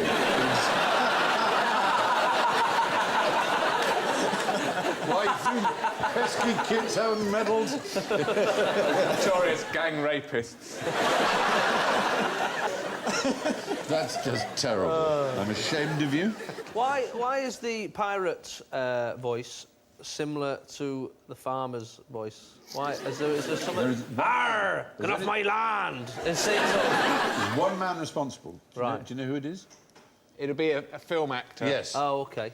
Treasure Island? He played in a great performance of Treasure Island. And in fact, Tony Hancock, the great comedian, he first started out as an impersonator of this actor. Lawton? No, not quite as well known as Lawton. In his own day, he was very, very well known, but now less well known. Anybody? Someone we've mentioned on QI before. Hang on a minute. The chances of Alan remembering it are... Someone in the front row saying, you've done this! This was on Dave on Tuesday. New facts. Yeah, well, it was Robert Newton, anyway. Robert Newton. Thank you, yes. Robert Newton. Robert Newton is the right answer, yeah, but it doesn't count because we've had it before. There we are. Prowse almost did that, didn't he, to Darth Vader? He has a West Country accent, didn't he? Yes, and he famously thought that he was going to be used, didn't he? Yes. With his West Country accent, he got redubbed. I am your father. Very upset. I'm your father, and I'm your brother as well.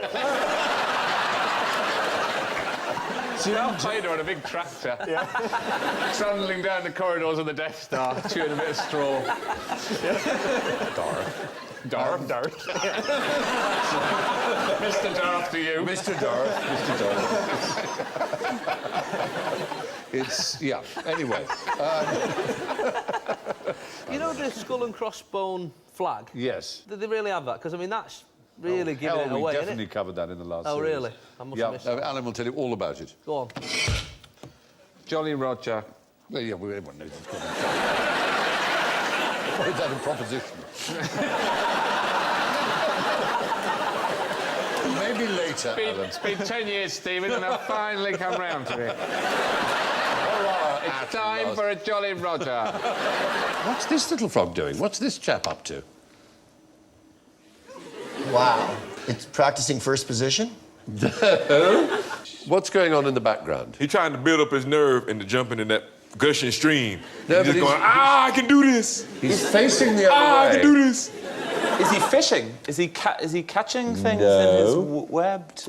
I was thinking maybe there was a plane load of frogs trying to land.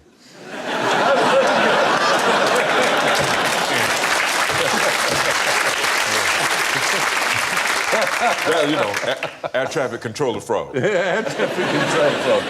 What is it about the background? Running water, water stream. What does that create? If you've got a waterfall behind you, how do you communicate with your neighbour? How do you shout? It's sign language. Yes. No. Semaphore. Really? It's the semaphore frog, because it lives by waterfalls and cataracts, and so little won't get heard. So that's how it communicates. Basically, it's saying to other males, this is my territory, keep away, or it's saying to girls, here I am. It is a wonderful sight. It solved the problem of the fact that it can't vocalise because it lives in a noisy environment. There are other ways of attracting mates which are unusual. Yes? The internet. If only you'd said what you often call the internet. What do you sometimes call it? The interweb. Yes. Web spiders. Spiders, yes. Spiders make webs to catch prey so they can eat, survive, yes, and thrive. But there's a particular breed of spider. They ejaculate into a pad of webbing and transfer the sperm-laden pad to their palps, which are like their antennae, and then they wave them around to attract the female. I've got some sperm here. I've got some sperm for you. Oh, God. I used to do that to my ex-girlfriend because... Why am I not surprised by the word X in there? Yeah, I mean, she just wanted to have a baby so bad. It was just real easy to get her excited like that. I got some sperm, and she'd come running, and I'd be like, I'm just kidding. You'll probably each well out of it. Yeah. Exactly. She's the better for it. I mean, in fact, I take pride in believing that I helped her prepare And for the think next what cat you're she saving on triple-ply tissues. There you are. In some weird English way, I feel dealt with. What should you avoid going to bed with? A jactitator or a jactitator? The second one. Why? Because it means someone that wiggles about a lot. Yes. Who does it?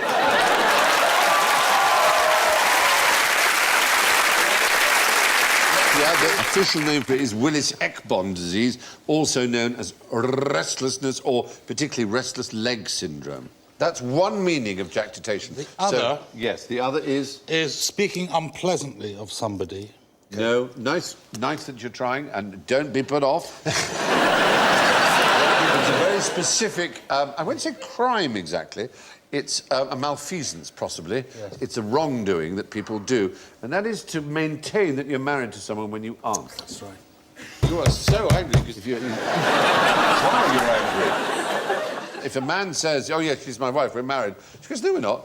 You can go to court, and your remedy is a suit of jactitation of marriage, in which you ask the court to declare that you are not married to the person who is claiming that you are. Is the jactitation, is it the denying of the marriage, or is it the maintaining the marriage, you're still married when you're not? A jactitator is someone who claims to be married to you when they aren't. So, ding-dong, darling, I'm home, you're not married to me. Yes. That is the bad guy is the ding-dong, darling, I'm home in this situation. Exactly. Stop doing this. I could actually take you to court, because you never stop saying that we are married.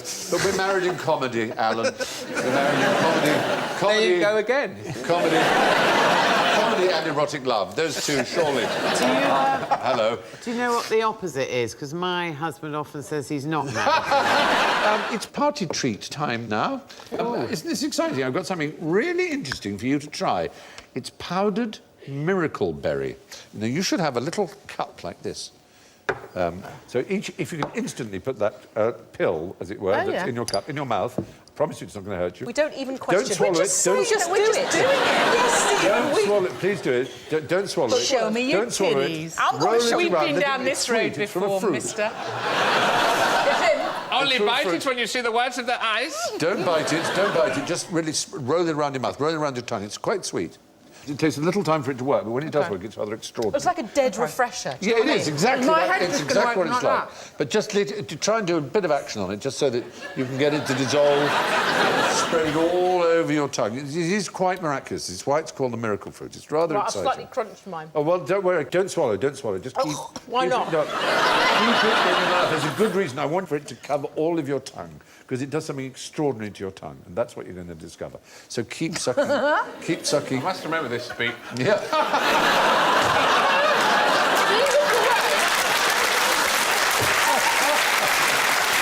If you made them swallow, it does something extraordinary to your tongue.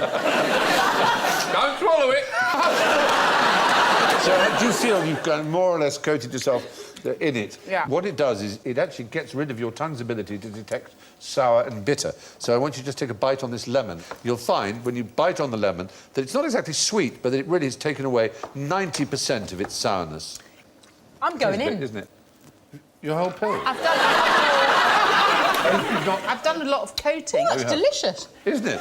It's extraordinary, isn't it? Oh, that's good, isn't it? None of you has pulled the kind of... That is like a really sweet orange. Exactly. It's I'm bizarre. going to regret it later. It is a most extraordinary experience. I love that. Ooh, and that will last. That will last for about half an hour, 20 minutes, half an hour. I'm going to have chronic You'll be able to have gastritis in 20 lime. minutes. And it was very popular, this miracle fruit. They used to have parties where they'd have this kind of rainbow of different flavours that would occur, because it takes away your ability to taste the bitter or the sour, or indeed the salt. So everything becomes sweet, but it retains a little of its own flavour. But it doesn't. It does work. Amazing. Doesn't it? It is absolutely. Although it is vitamin C, so internally I'm rebelling. Just for the very fact that might even be slightly healthy. Absolutely. No, a friend of mine used to go and feed the horse at the bottom of his garden when he was a kid bits of lemon, because it used to make brilliant faces. That's just naughty. It is cruel. That's very naughty. Very entertaining. I'm going to save one of my pockets. I'm going to have one later. I'm going to give one to a friend. You are. Yeah.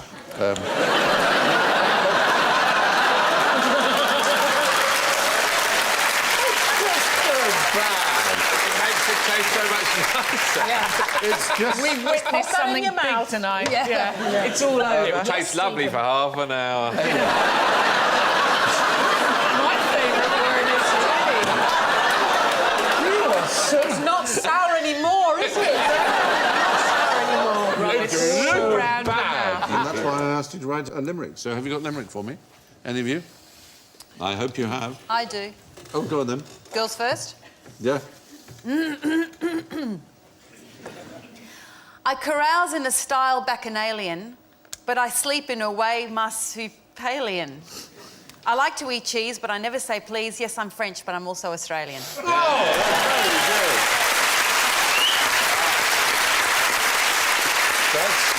It's certainly better than the one I know about Australia. There was a young man from Australia who painted his arse like a dahlia. Tuppence a smell was all very well, but threepence a lick was a failure.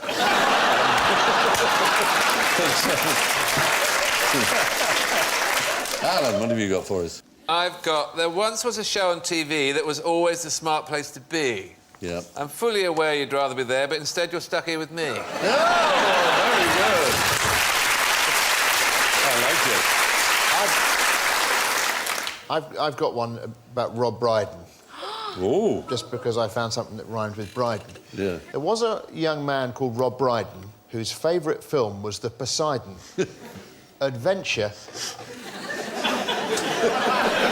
He would watch it regularly. That funny old man called Rob Brydon. That's not an easy rhyme. Yeah. It's easy to win on QI. You don't need an IQ that's high. Try not to be haughty, just be a bit naughty and make sure you please Stephen Fry. Very good.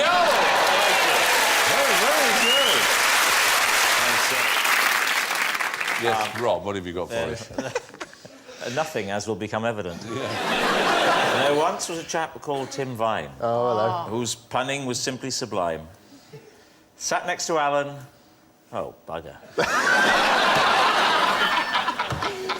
OK. There once was a man called Tim Vine, whose punning was more than just fine. Sat on the panel with no end of flannel, that lovely young chap called Tim Vine. Oh, that's very good. Very, very fine. This is one I read in one Piccolo book of jokes. There was a young man from Devizes whose ears were different sizes. One was quite small and no use at all. The other was huge and won prizes. Oh, that's very sweet. I like that. Excellent. Well, the strange thing about limericks is no one knows why they are called limericks. They seem to have no relationship to the town of Limerick, but they continue to be popular and sometimes excessively rude. There was a young chaplain from King's who talked about God and such things, but his real desire was a boy in the choir with a bottom like jelly on springs. What is it about software engineers that drives people to violence? I don't like software which anticipates needs I don't have. The sort of spell checker thing which corrects your spelling which you didn't want to spell.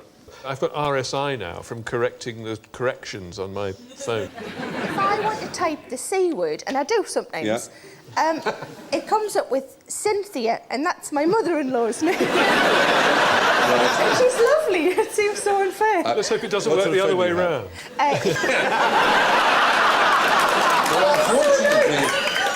Unfortunately, in the original Greek, it is Kunthia. Is it? There is no letter Y in Greek. It's an upsilon. That's alarming. It is Kunthia.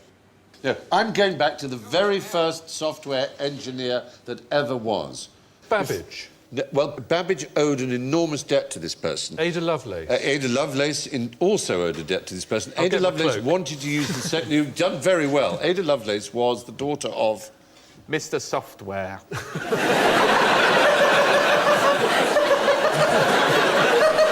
So disappointing. Because, you have a Mr. Baker, don't you? Yes, you do. And a Mr. Butcher. Old Mr. Jeremiah Cooper. Software. But it's so much more interesting that she happened to be the daughter of Lord Byron, and she was one of the great mathematicians of her age. And she was a woman we should celebrate. And she was a colleague, as you say, of Charles Babbage. And they had got their difference engine, and they wanted to steal the idea of a Frenchman who'd come up with the idea. It's a software idea. It was for automating something. As a little boy, he used to sit on a particular type of machine and watch it working and thinking, I could make this better. And he invented a punch card system for it. And he has... its name is... It's not those pianos that No, play themselves. pianolas used the same system, but this is before that. It's much more useful because it made something everybody in the world wanted to buy, which is clothes and textiles. Oh, is it for, like, a pattern on a loom. cloth? A loom. Right. It's a loom, and it's a particular kind of loom. Jacquard is the name. Joseph Marie Jacquard. And he was an extraordinary man, born in 1752. And these looms were used right up until our lifetimes. There you are. Look at that. That's what he invented. Now, you look at those punch cards, you think, now, what can that do? Babbage correctly saw this couldn't just make a loom and a tapestry and a picture, but it could also possibly do calculations and other such things that mathematicians were interested in. And so we have a portrait of Jacquard himself, which is done in woven silk using a Jacquard loom. That is done by punched cards. Isn't that astonishing? The depth, the tone, look at the knees there, the way the cloth is. I mean, Looks almost like a photograph. It almost looks like a photograph. You think you'd be happier, wouldn't you? Well, that's true. Smiling in photographs is a very recent thing. Oh, really? It was never considered normal. It was considered weird to smile. But the question was, why did he drive people to violence?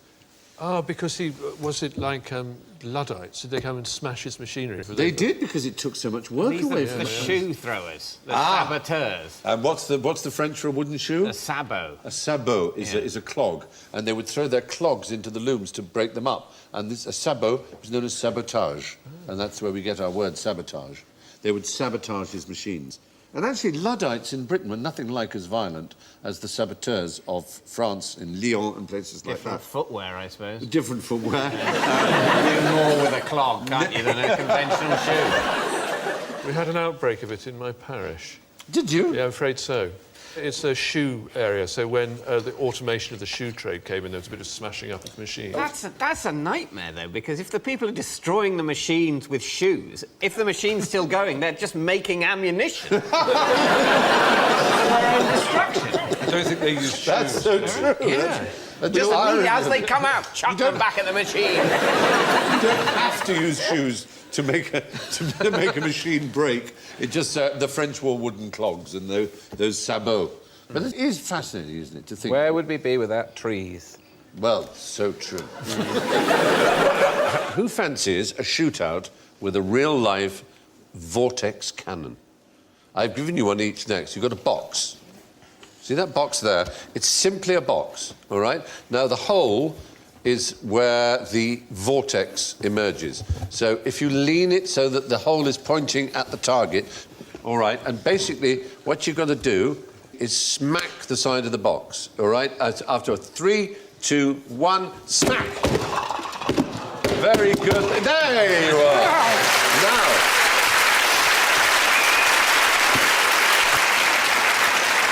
What, yeah,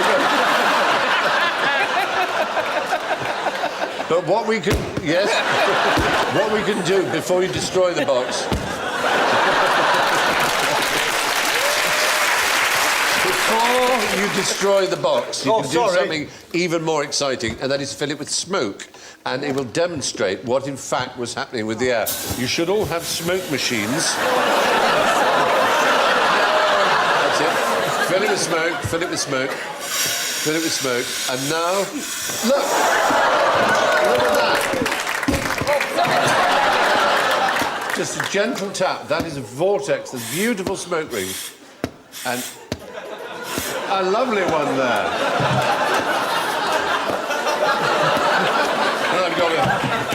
I've got an enormous cannon here. I'm going to fill mine with... I'll see if I can get mine across the... You can chase each other. Across the room here. Here we go. I've got the wrong way around. That didn't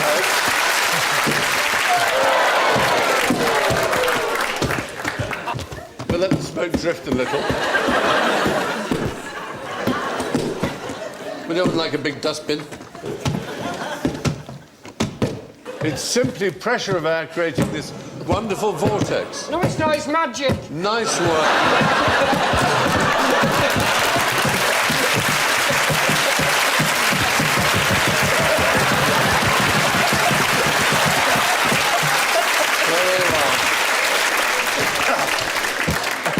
Basically, ladies and gentlemen, that's it. Hours of fun can be had playing with your own homemade vortex. If I can be serious for a moment.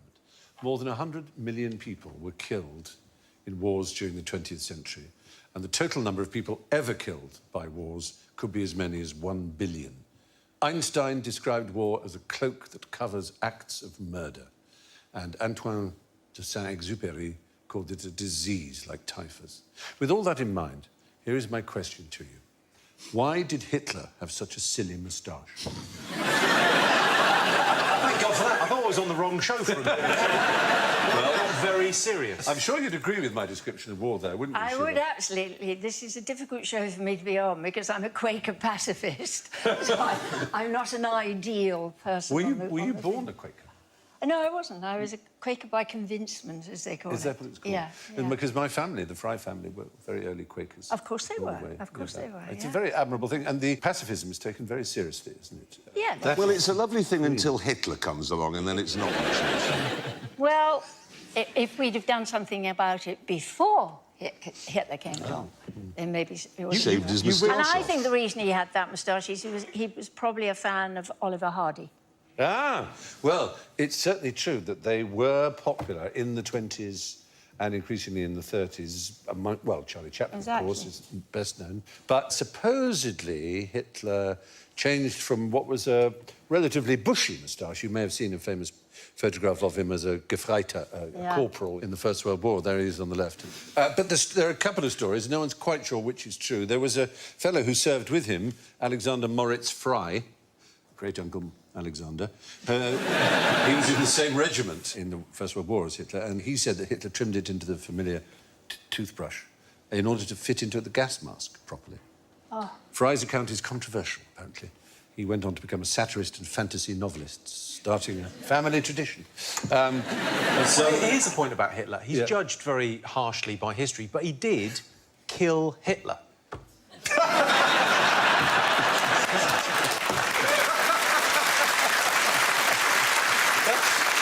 I can't take that away from you, Jimmy. Credit It's a when true credit fact. is due. No, it's true.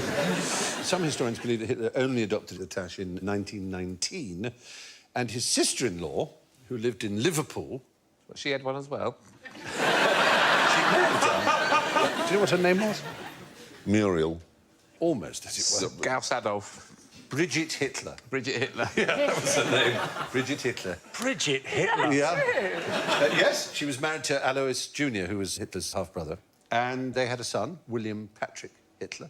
Billy Hitler. William Patrick Hitler went to America and won a Purple Heart in the Navy. Changed his name, I presume. Eventually to Stuart Houston, I think. And he claimed he wanted to forget anything to do with his uncle, but he named his first son Alexander Adolf Stuart Houston. Anyway, yes, Bridget, in her memoir, said that he came to visit Liverpool and that she told him that he should trim the ends of his moustache to make it less bushy. But, as she put it, as in most things, he went too far. But you know, it's a recipe for a disastrous marriage. Oh, Joe. Dead vicar? It would be. It would be. Yep. Live vicar, lovely couple, escaped Bengali tiger. Yeah, that's really tricky. You've painted a word picture, Greg. Let's think first about budget. The price of the wedding. The price of the wedding, yeah. Is it about 20 grand now? But yeah, is that a good thing? I mean, does that affect the long term? So the more you spend doesn't necessarily mean you're going to have a happier marriage. It's actually, the more you spend, the shorter the marriage. Huh? Yes. Oh, really? Isn't that extraordinary? Really? Mine should be over in a couple of weeks. What's the bloody thought? It was economists at Emory University, Atlanta, who discovered this. They found an inverse correlation between money spent and how long it lasts. Those who spent less than $1,000, which is what, £700, had divorce rates 53% below average, while those who spent more than 20,000, you were talking about that as a sum, had divorce rates 46% above average. But what about numbers who attend weddings? Is that a similar inverse correlation? The more who come, the shorter the Presume marriage? so, because of the cost factor. Yeah.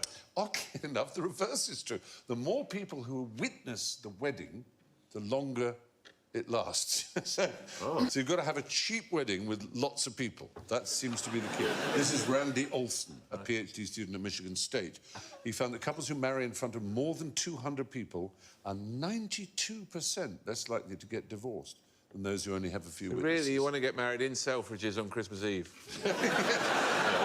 Or maybe, if you want really cheap and cheerful but lots of people, maybe somewhere like McDonald's in Hong Kong. For $900, you could get 200 guests at a McDonald's. McDonald's Happy Marriage. And it's a happy marriage. You get a 2-hour venue rental. You get 50 McDonald Land character gifts. Wow. You get 2 McDonald balloon wedding Yeah, rings. but how many burgers do you get? Come on, give us that info. I'm thinking about getting remarried. It's a very simple ceremony, isn't it? You point to the bride. Do you love it? I'm loving it. Now, last night I tossed 2 heads at the same time. What are the chances? What? I don't understand. What are you doing? No. What? Yeah, no, it's fine. No, I think I misunderstood. I misunderstood. Yeah. 2 points at the same time. Yeah, a coin here, a coin there. I just want to know what the odds are. So I'm tempted to say 1 in 3, but I bet it's not. Well, It's 7 in 94. no, you've got 2 coins. Right? Yeah. There are 4 possible outcomes. There's heads, tails. Yeah. Tails, and tails, heads. Tails, Yeah. heads. So it's 1 in 4. 1 in 4. 1 in 4. 1 in 4. Does it have anything to do with whether you normally toss with your right hand? Let's assuming it's an equal toss. The thing is that it's not that difficult a thing to understand mathematically. But this was given to members of Parliament as a question in 2012. 60% of MPs got it wrong. Did that include the Chancellor of the Exchequer? Well, there's a split on party lines. 47% of the Tories got it wrong. Mm-hmm. And 77% of Labour MPs got it wrong. Now, listen, I should have said this at the beginning. I have to be very honest. I'm phobic about maths. No, I understand.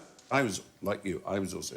My father's a mathematician and physicist, and I was phobic about maths. Yeah. I always said I'm allergic to maths. I can't do it. But actually, it's very beautiful, isn't it? It's really. Oh, I wish love one it. could be turned on to it. Yeah. I'm going to get turned on tonight to maths. All right. My thinking, Stephen, is if it's a head and a tail, that's one outcome. Yeah. And then a tail and a tail and a head and a head. I'm not counting in which coin does a thing. I'm still sticking with 3. Then you'd make it 1 in 3. And you're still wrong. What do moon starers do? And why might they call themselves that? Well, the clue would appear to be in the question. It's too obvious. I'd say they watch bare arses all the time. Yeah. Moon starers is an anagram of astronomers. Yay! Points to you. Good work. That was damn fast. It's not an anagram. It's an aptogram. Sorry. I'll never win Sandy Times, What's an aptogram? An aptogram is an anagram where the word means roughly the same. Like Apple Macintosh and laptop machines. Yeah. Semolina is no meal. Yeah. Yes, moonstarer is an anagram of astronomer. In what time in history was that a relevant thing? The idea of anagrams and astronomers. Well, it must have been around the time of Galileo, surely. It was indeed the early 17th century. But he wouldn't have spoken English, so why would he have changed his name to Moonstarer? This is an example of an anagram. He didn't use English anagrams, he used Latin. Latin anagrams. There he is. Why would they have used Ars Magna, great art? Oh, and that's moon as the arse. And Ars Magna And is then an Magna anagram is of anagrams. So, yeah. But anyway, Because the church took a dim view of... Not because of the church, although the church did take a dim view of what he did. And I like his very casual approach to the telescope. He's just sort of... Now I'm going to have a cigarette, and now I'm going to look again. Was it just to make the whole thing more fun? If only it was that. In fact, even in his day, there was scientific rivalry. So if you discovered something and you wanted to tell a friend about it, you didn't want anyone else to intercept the news, you gave it in anagram form. It's like codes at school. Yes, it is exactly that. Do you think they ever used to, like, rub around the telescope with ink and then run away and they'd be like, oh, what's that? Oh, no, my eye! Who was his great rival and friend? Is it an anagram? Copernicus. No, it wasn't Copernicus, it was Kepler. Oh. And he sent him an anagram because he'd discovered the rings of Saturn in 1610. No, not Saturn, that's Uranus. Sorry, I'm laughing at the wrong one. It's still the birthday. I think one of them was funny. And he sent Kepler this. Oh, my. Ah, Smythe's Merlin man. Yes. Stick that way, the sun don't it's shine. pretty obvious what he's putting there. Yep. It's a Latin phrase. It actually is an I've anagram. discovered the rings of Saturn. Yes, it is that. Altissimum planetam tergeminum observavi. OK. I've observed the highest planet to be triplets. seen Does it. he mean he's seen the moons of it or something? What does he mean by Well, he triplets? thought they were moons, but in fact we now know them to be rings. That must have been so exciting. Do you not think? It must have been so thrilling. Just that one moment Yeah. when that suddenly has happened and nobody else has seen it. I think it's quite clever. I didn't even thought about it, but they worked out their planets because they were moving across the sky and the stars weren't. I think it's just the first thing that made them think I know. something was afoot. And that's what that one's moved. Yeah. Why is that star moved? It's not a star, it's Jupiter. Yeah, and planet is from the Greek for wanderer. It means a wanderer. They do this thing in, I don't know if they're still doing it, but they did it for a long time, once a month in Reykjavik. The government would turn out all the street lighting and there would be a lecture on the public radio about the stars. And people would go outside and they'd got rid of all the ambient light and you could look up and listen to the public lecture about what you were looking at. Do you not think that would be a wonderful To astronomers, anything that isn't hydrogen or helium is a metal. Even apparently normal metals can be quite deceptive, as this trick shows. I'm going to get a glass of water, and I'll get a teaspoon. Right. Oh, I'll just prove that it is water. I'll drink it. That just proves it might be vodka. Well, it proves at least that it's not sulfuric acid or something. Because what I'm going to do is try and make this teaspoon disappear. It may not work. I'm not a good magician. I'm a great magician. And so we stir it here, and I don't... Oh, no. Oh, it might not work. It might work. I don't know. Oh... Yeah, it seems to have worked. Right. Thank you. That's rather good, isn't it? Rather good. That's good. In fact, on this occasion, it wasn't a magic trick, and it's something you can do. I'll give you your water, and you'll notice the water is rather warm. Oh, it's warm. It's warm water. Warm water. And I'll give you a couple of spoons. They are metal. They're metal spoons, but the Are metal... they made out of Alka-Seltzer? Yes. They might as well be. They're made out of gallium. And gallium is a metal, a very useful metal, but it has the quality that it melts, as Alan is showing, in water. Oh, you wouldn't want that of your teaspoon. No, it wouldn't make a practical teaspoon. That's lasting less time than a biscuit. Yeah. That's it. Now, if you stir it, it'll happen more quickly. Oh, good Lord, look at that. Yeah. That would be the most annoying teaspoon in the... It really would. It's like Terminator's teaspoon. Yeah, exactly. It did. Terminator 2, it should be said. Yes, Terminator 2-spoon. Hey! Well, I hope you're impressed with that. I'm very impressed. Yeah, it's not poisonous gallium, so you can drink it again. I shan't. OK, you can put your glasses away. There you are. Top man. Delicious. What was the matter with the Gilbert U238 Atomic Energy Children's Chemistry Set? Did it have uranium in it? It sure did. That's what... glowing green. That's what U238 is, yeah, absolutely. It contained uranium and other sources of alpha, beta and gamma radiation, including good, healthy polonium, which was in there. Yeah. And it included a Geiger counter and instructions on how to mine for uranium. And, This is the start of the Iranian weapons program. We have the kit. The packaging said it was completely safe and harmless.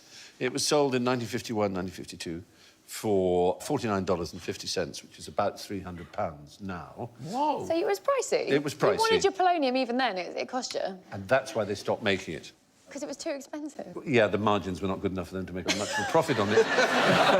As you see, it says along the top, another Gilbert Hall of Science product. And It also says exciting and safe. Yeah. That's right, absolutely. I'm not sure those two things go together. They don't. My friend in science dared me to eat some iron filings, and I did it. I got in a lot of trouble. Because my teacher was a magnet. No, but... Did you then draw a beard? Did you, like, move it around? I had to go and see the head science teacher and stand in front of the whole class and explain that I'd eaten iron filings. And for about 2 years, I was the boy that ate iron filings. That's a Channel 4 documentary. Yeah. That's fantastic. Well, the guy responsible, who's called Alfred Carlton Gilbert, and he came up with a number of sets for children. I mean, there was a chemistry set, which contained ammonium nitrate, which is the principal ingredient for fertiliser bombs. You like the stuff, the good stuff. Yeah, you like to give kids exactly the good stuff. Agent Orange. The first experiment in that kit was to make gunpowder. He just didn't like children, did he? But his most famous invention is huge in America. It's the American equivalent of Meccano, which is called erector. And there it is. Oh, they're giggles from our audience because it contains the word erect. Well, there you are. They're still all smiling out there now. Because almost everything we think we know about the world is wrong, we've given you each a map so you can refresh your memories. Yep, there it is. A map of the world. Is that wrong? You're telling us that's wrong? Well, the sea is where the land should be. So I'm saying yes. I don't mind that. It shakes things up a bit. It does, doesn't it? It's wrong in other ways. OK. But it's a representation, so we'll forgive it for not being perfectly accurate. OK. Because it's flat. It's flat, yeah. And the Earth is round.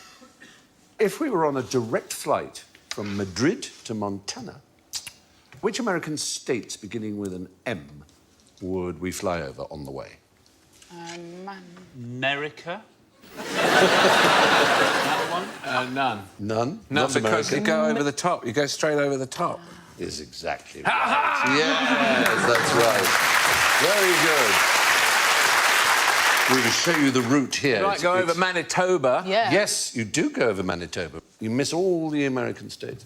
It seems not to be a straight line, but of course, on a globe, it is the shortest distance to go that way. If you were to go what seems a straight line on flat paper, it would actually be going Although around the Madrid is curvature on of the the Earth with a same longer line. line of latitude as New York. It is, yeah.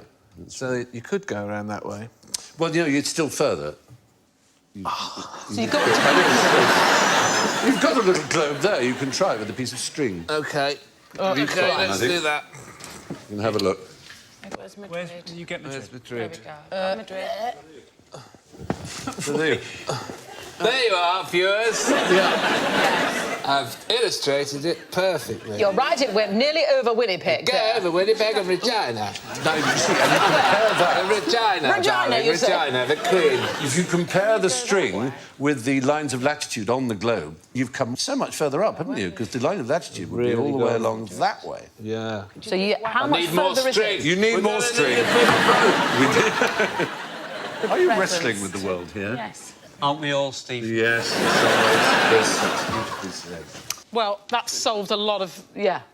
That's an excellent in-flight tool for any air hostess. Yes. Explaining where you're going. Just got a colour in Scotland yellow. I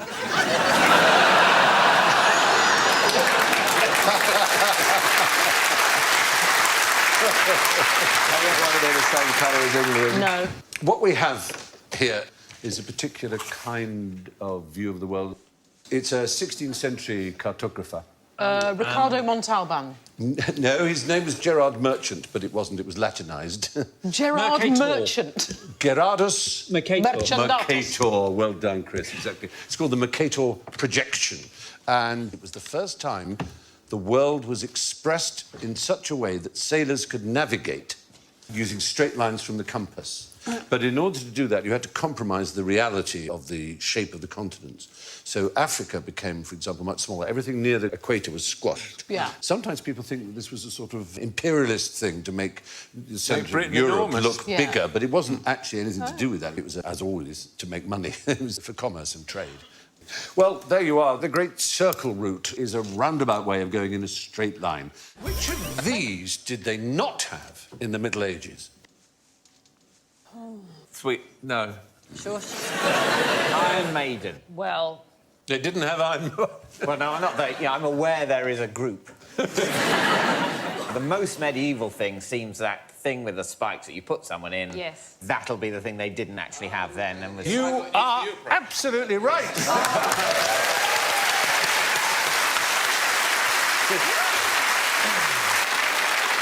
The Iron Maiden, that, as you say, that sort of sarcophagus with spikes, they weren't even thought of or imagined until I imagine they were- 1793. Oh, I was going to say I thought they were invented by Paul Daniels or something. Spanish Inquisition. Must be the Spanish Inquisition. Well, they weren't used in the Spanish Inquisition because they weren't invented till 1793, which was... My favourite one from the Spanish Inquisition was they put a pole up your anus and they do it in such a way that it avoids all of your vital organs and comes up by your shoulder and then just leave you there for people to look at. I like the first part of that.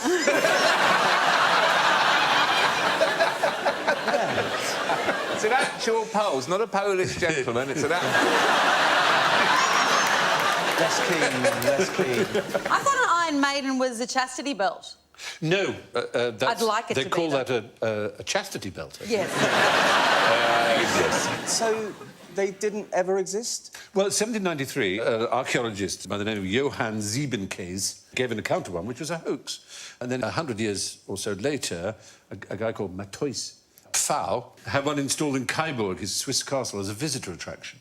It became the prototype for all the other Iron Maidens that were used in museums and indeed in movies. Oh, so they haven't really been used as a method of torture? No, that's what I mean. Exactly. They were just a hoax, essentially. Here's one for you. Here's one for you. What a weird hoax. It is. But if we go back to my little manuscript word cloud, maybe other ones didn't exist in medieval times. Well, there wasn't much cardboard about. So if there were greeting cards, they wouldn't have been... Not big readers either. Not many people could read. Or so write. You wouldn't Well, be... exactly. But in fact, there were single-sheet woodcuts found from the mid-15th century with pictures on them, wishing the recipient a very good year, even. Oh. It seems a rather modern idea. Sorry, you've been... But those banderoles, the little kind of bubbles, were very popular. They'd say things probably not, sorry, you've been unwell, but things like a very good year. So they did exist. What else might have existed or did exist in that era? Sweet and sour sauce, definitely. Yeah. What they called it sour sweet, in fact, aigre douce. And they used vinegar and sugar, cinnamon, orange, onions, whatever they get their hands on. Currants. Didn't they use onions to sweeten things? Yeah, well, onions do contain more sugar than sugar beets, as long as you cook them. Hence the caramelised, you know. They're a bit oniony, though, as well. Yeah. They can be sweet, but you wouldn't want too many puddings being that oniony.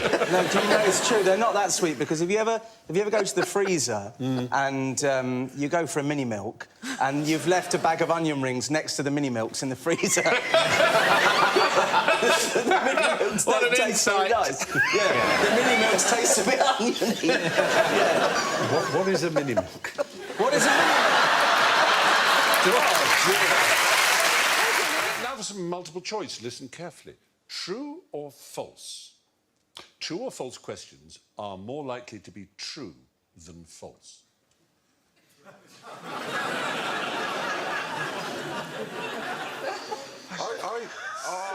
I'm gonna... I need an answer. Oh, I love George Harrison. I'm gonna go true. Is the right answer. Very good. Yeah. 50-50 ball, as they say, and you did well. That's right. Yeah, it's... There isn't a vault or a bank where all the true or false questions in the world were ever asked and somebody decides to count which are more true or more false. That's like saying when you're given directions, is the first direction more often likely to be turned left or turn right? That's where you're going. Left. Yes. But you can analyse a huge bank of questions, which is what was done. American exam questions in this instance. And they found that it was 56% of them the answer was true and 44% the answer was false. Right. And it seems the reason is that the examiners, of course, have to think of the questions all the time. And it's a lot easier to think of a true question than it is to think of a false one. When I did my GCSEs, they said as a tip, if you're doing a multiple choice A, B, C, D, and you don't know the answer, go B or C, because the lazy examiners are more likely to put the answer in the middle than on the edge. Would have been better if they just taught us the answer. Yes, of course. Don't worry about learning about science, just go C. All right, I'll give you another chance then, OK. If question 1 is true in an exam, what is question 2 likely to be? True. Oh! No, it's true, false is more prevalent. Oh, that's so boring, though. It's not absolutely guaranteed, of course. The chance the next answer will be different from the present one is 63%, though, so it's quite a high amount. So question 2, the answer was true. Question 3, 63% that it will be false. The way, therefore, to optimise your scores, if you're doing a true or false, is to answer all the ones you know the answer to, obviously. Then, the ones next to them put the opposite. And then all the rest that are left over put true. And then you've got your best chance of a good score. Yeah. Or just revise more. Or just revise more. Yeah, you are everything that is wrong with British education. The French do with marmosettes that normal people did with cheese.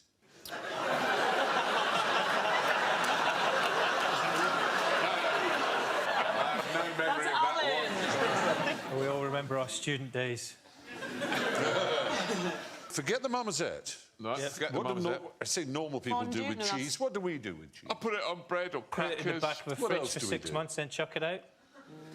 Think laterally. Not the substance, not the food even. What else is there? Oh, Cheese. not some sort of...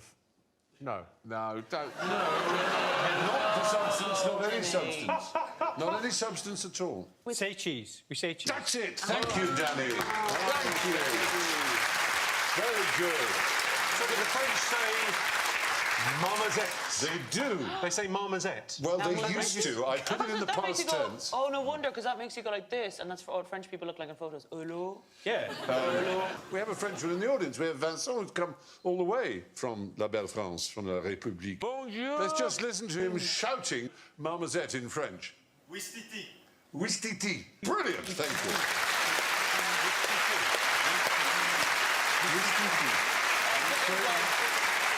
And the point is, we smile when we say the... Which titty? Which titty? Which titty? Which titty? Which titty? Which titty? This titty or this titty? Which titty? Which titty will make you smile? Which titty? It does make you smile, just saying that it does make... You stretch your face to say titi, titi, titi, titi, as you do to say cheese. Exactly. And other languages, of course, have other words, or used to. I don't think it... But people blue steel now, don't they? They blue steel it. They don't... Well, there is that, unfortunately. But do you know of any other countries' words? Yes, the Danish. Yes? Yeah? What? Yeah? They say orange. Well, they don't say the word orange, do they? Well, I don't know what it is, but I remember someone... It's the word, it's the Danish for orange. Do we have any Danes in the audience? What? There's one. Oh. Yes, you're Danish? It sounds like apple, doesn't it? Say if you could... Yeah. Yeah, that's it, which means... Pussy? Yeah. Apple sin. Titty, a pussy? Which titty, a pussy? This is... Europe is filthy. Korean you might get, because it's their favourite thing. E.T. dog. Kimchi. Nuclear. Kimchi, yeah. Kimchi. They love their kimchi. Argentina and some other Latin countries is actually an English word, they say. Sorry, or how did Scottish. A Gaelic word, I should say. Ushkibar means whiskey. Ushkibar. Yeah, whiskey, or water of life, isn't it? Ah, Ishkaba has the Ishkaba. same in Irish and Gaelic as well. Except you put an E in it when you make it English. No, we don't put an E in it because that's right. They did for one short 48-hour period. Bulgarian is... So these must we all... don't have any Bulgars in the audience, I'm sure. Where's one? Hey! Where's one? You're joking, really? Is that what you say, a Bulgar? You don't say you're a Bulgar. Bulgarian. And what would you say if... Yes, Zele. zele, which means... Cabbage. Yes. Cabbage. Oh, my God. Very good.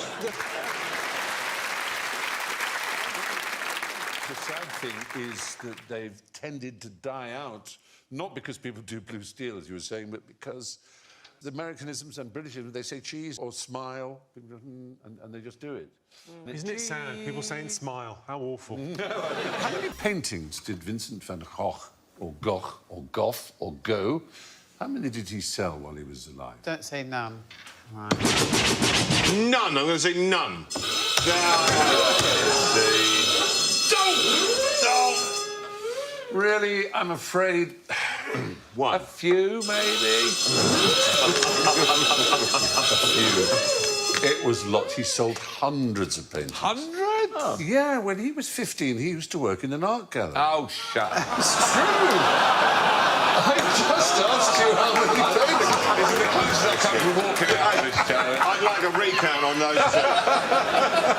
It was a horribly mean question, but the fact is, he did sell hundreds, they just weren't his own. He was very good at selling them, too. He did extremely well, and he was a big French company, and his brother Theo ran the Montmartre branch, and Vincent relocated after a while to the London branch. He spent 2 years in London, living in Brixton, and he called it the happiest time of his life. Yeah, he did really well, and he loved it. Good fun in Brixton. It was good fun. It's a good place. Brixton Village. Brixton Village. He would have gone and got some chicken from Chicken Liquor. That's real nice. Yeah. Is that your manor? I used to live in Brixton, and do you know what I nearly did then? I nearly called you man, and then I stopped myself. And I just want you to appreciate that. I really do. Thank you. Anyway, perhaps the most surprising thing we'll all learn today is that after Brixton, and he came back to the UK in 1876, and Vincent van Gogh worked as a supply teacher in Ramsgate. Oh, isn't that wonderful? Wow. That's a big surprise, isn't it? It is. It is. I wonder if the children remembered him for years afterwards. Mr. Van Gogh. Flame-haired Moody figure. sod. Yeah. Then he became a painter, supported financially and indeed emotionally by his brother Theo. He suffered from tinnitus, vertigo, and of course depression. He killed himself aged 37. And only one of his 900 paintings was sold in his lifetime. Sold to a remarkable woman called Anna Boch, who was herself a painter. One? You said one. I said one. I asked how many paintings, not how many of his own paintings. No. I know, I'm sorry, but look, I did say... Chairman of the Pedantic Association. It's actually the Society of Pedantic. Yes, exactly. In fact, Anna Boch paid 400 francs for a painting of his called The Red Vineyard, which is rather beautiful. What's the biggest mistake anyone's ever made with a pencil? What I say? It's got to be a miscalculation or something. Well,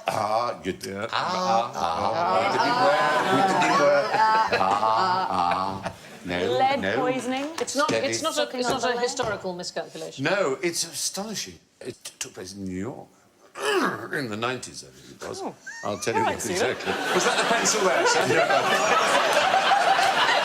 Were you miscalculating with a pencil there? I eased it in.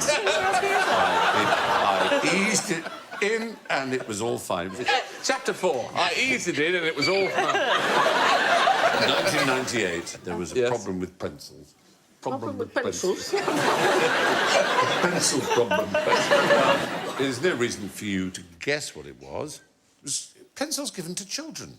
Ah, drugs. Was it the one... Oh, it's time for drugs. No, it was. They printed for children pencils that said, do not use drugs on them. And when they sharpened them, eventually, it said, use drugs. Ah, you're right. Very good, very good. Here they are. That's hilarious. They say here, too cool to do drugs. You shave it, and it goes cool to do drugs.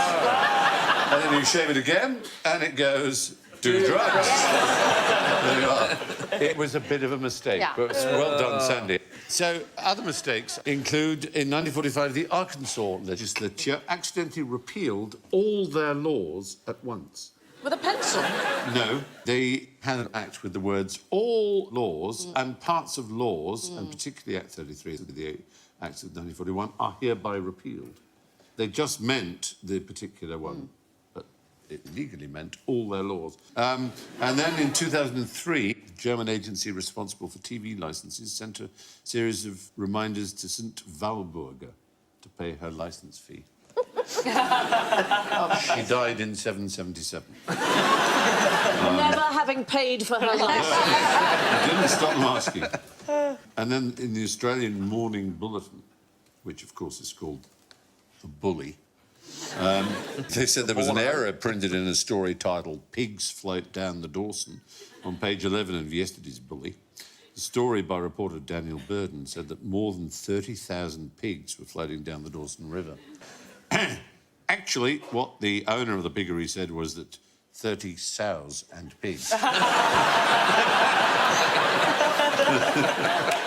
like to apologise for the error. What kind of animal does this skull belong to? Toothy. Well, it's very toothy. Looks dinosaur-y to me. Well, you can certainly tell that it's not herbivore, it's not Yeah. vegetarian, can't you? Is it a killer rabbit? Tiger. It's a killer rabbit. Is it a saber-toothed tiger? Carnivorous. No, it's a bit smaller than that. Is it a tiny mouse? And it's a little bit bigger than that. Is it a mole? It's a mole! Oh, That's a mole. Well done. Well done. A species, not surprisingly, is called the star-nosed mole. And It looks like that guy from Futurama, doesn't it? it does. Zoidberg. Zoidberg! Yeah. Why wouldn't you look like Zoidberg? But it's a wonderful mole. They live underground and we don't really have much to do with them. But they're equipped with special powers. For example, they can smell in stereo. So they can tell where something is coming, from which direction they can smell. So very useful in a lift, wouldn't they? They'd be able to, it was you. It was you, Darren. It was you. And they have toxins with which they paralyse and stun the worms that they eat. Why would they want to do that? If they've got the worm anyway, why would they want to stun eat it later. So they can eat it later. So they find it and go... They have larders. Tasty, but lunchtime. Exactly. With deferred pleasure. But pop it in their larder. But they're... Amazing! Yeah, they need a lot of sustenance because they do a lot of work. They do extraordinary tunnelling. They can dig 150 feet of new tunnels a day. Now, given their size and weight, that is the equivalent of a human moving 4 tons, about 1,000 shovel loads, every 20 minutes. So why didn't we get them to do the channel Every tunnel? 20 minutes. Would have been amazing Seriously. and cute. Yeah, about 400 of them, cross-rail, done in a fortnight. How much sleep does a paradoxical insomniac get? Paradox... Lots? Well, yes, he does.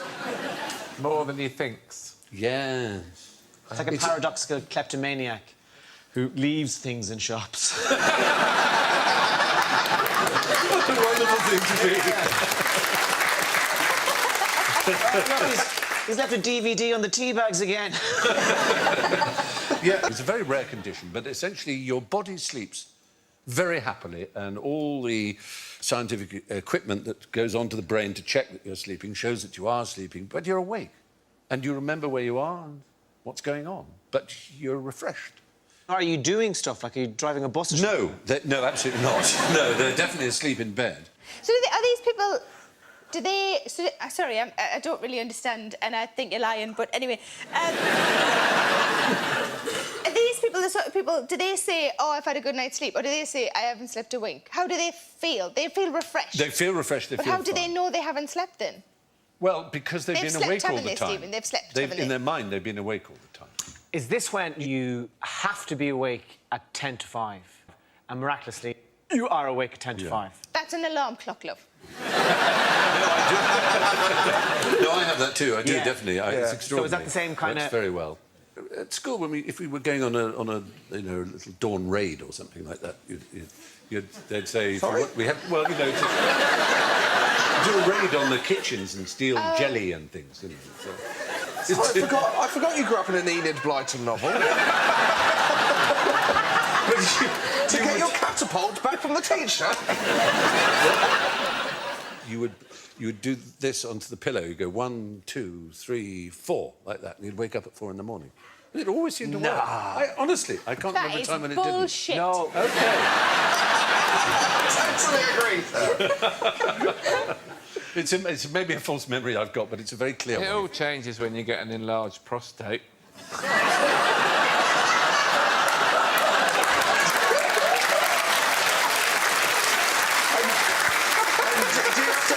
Hit it 4 times on the pillow. Something that Blyton didn't cover much. Why did the inventor of the weather forecast think that dinosaurs had died out? Maybe he loved dinosaurs, right? He loved them so much he wished he could actually let them know before the weather changed and kill them off. Yeah. And he started going, do you know what? I'm going to resist this happening again. I'm creating the weather forecast, just in case dinosaurs come back and they need it. He's a man who had an extraordinary and brilliant idea, and he had an incredibly stupid idea. But the world believed his stupid idea, but laughed derisively at his good idea. His name was Fitzroy, and he invented the weather forecast and said he could forecast the weather, given, you know, enough knowledge of the variables, and people laughed him to scorn. But then he said, I know why dinosaurs died out. Because they were too big to fit onto Noah's Ark. And people say, that's a brilliant point, you're right. And that's true. He was genuinely respected for thinking that. That ark was huge, wasn't Yeah, it? that's right. It's because Tyrannosaurus Rex's arms were so small, they couldn't get the umbrella over their head. I'm sure Noah would have factored that in, wouldn't he? Yeah. Noah would have had a whole dinosaur section. It's absurd. You seem to be buying into this whole Noah's Ark idea. Was there a weather Dinosaurs said, forecast? no, we'll stay. I'm sure it'll be fine. They're just really positive. They were They deluded. were very sort of And then when the optimistic. flood came, they thought, oh, shit, actually, it's much worse than we thought. I've just got the image now of a cave weatherman doing the weather. I don't know why on we a had a cave cave weatherman. And then all the dinosaurs sort of gathering around to see the pollen count.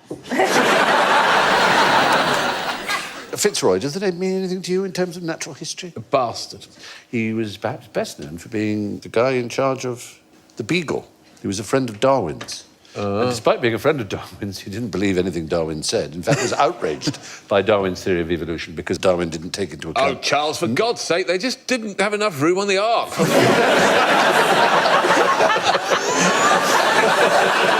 Basically, that's what he tried... Yada, Charles! I'm telling you, it's going to rain in the morning. Oh, don't be ridiculous, Fitzroy. You can't possibly know that. I'm telling you, it is. Well, it was 20 What a years... pair.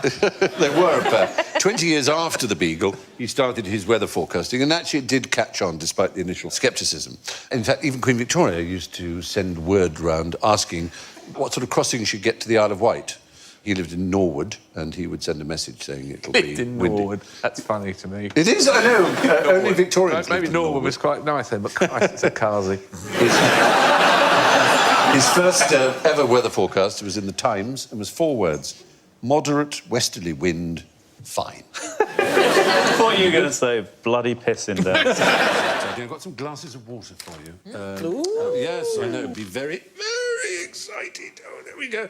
Here are yours, Alan and David. Now, before you don't try them, don't... For God, whatever you do, drink any yet. Until you know what you're doing. Oh, there we are. There's A, B, and C. Can you see that? Well, A has got something in it. Yeah, there's some weird detritus Yeah, that's in it. either some very poor washing up. That's Downdraft. Well, I'll tell you what A is. A is seawater. A is seawater. It'll kill you. I'll tell you what B is. Fresh water, because there's bubbles in it. It's treated sewage. All right, then. Oh. That's why it's got bubbles in it. Yeah. And Are you sure there's C bubbles is in it? ultra pure water. right. Can I have C? That's your choice? Oh. No.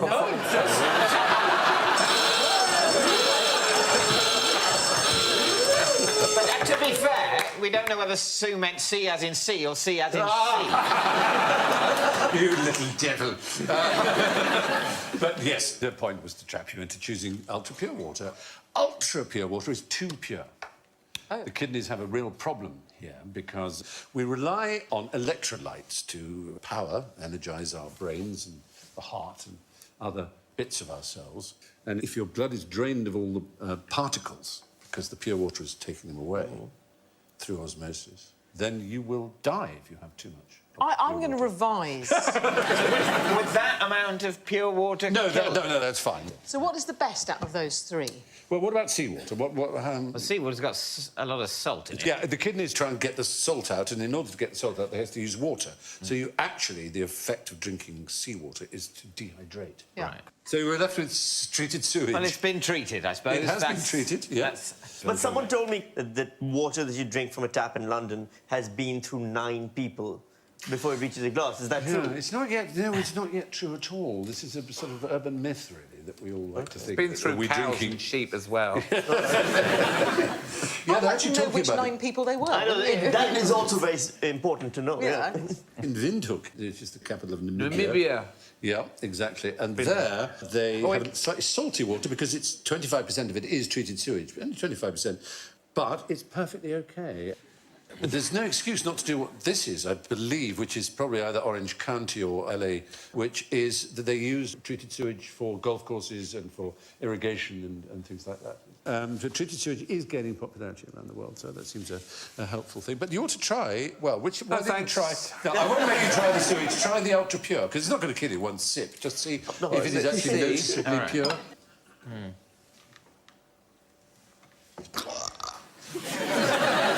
Can you get messed up? My goodness!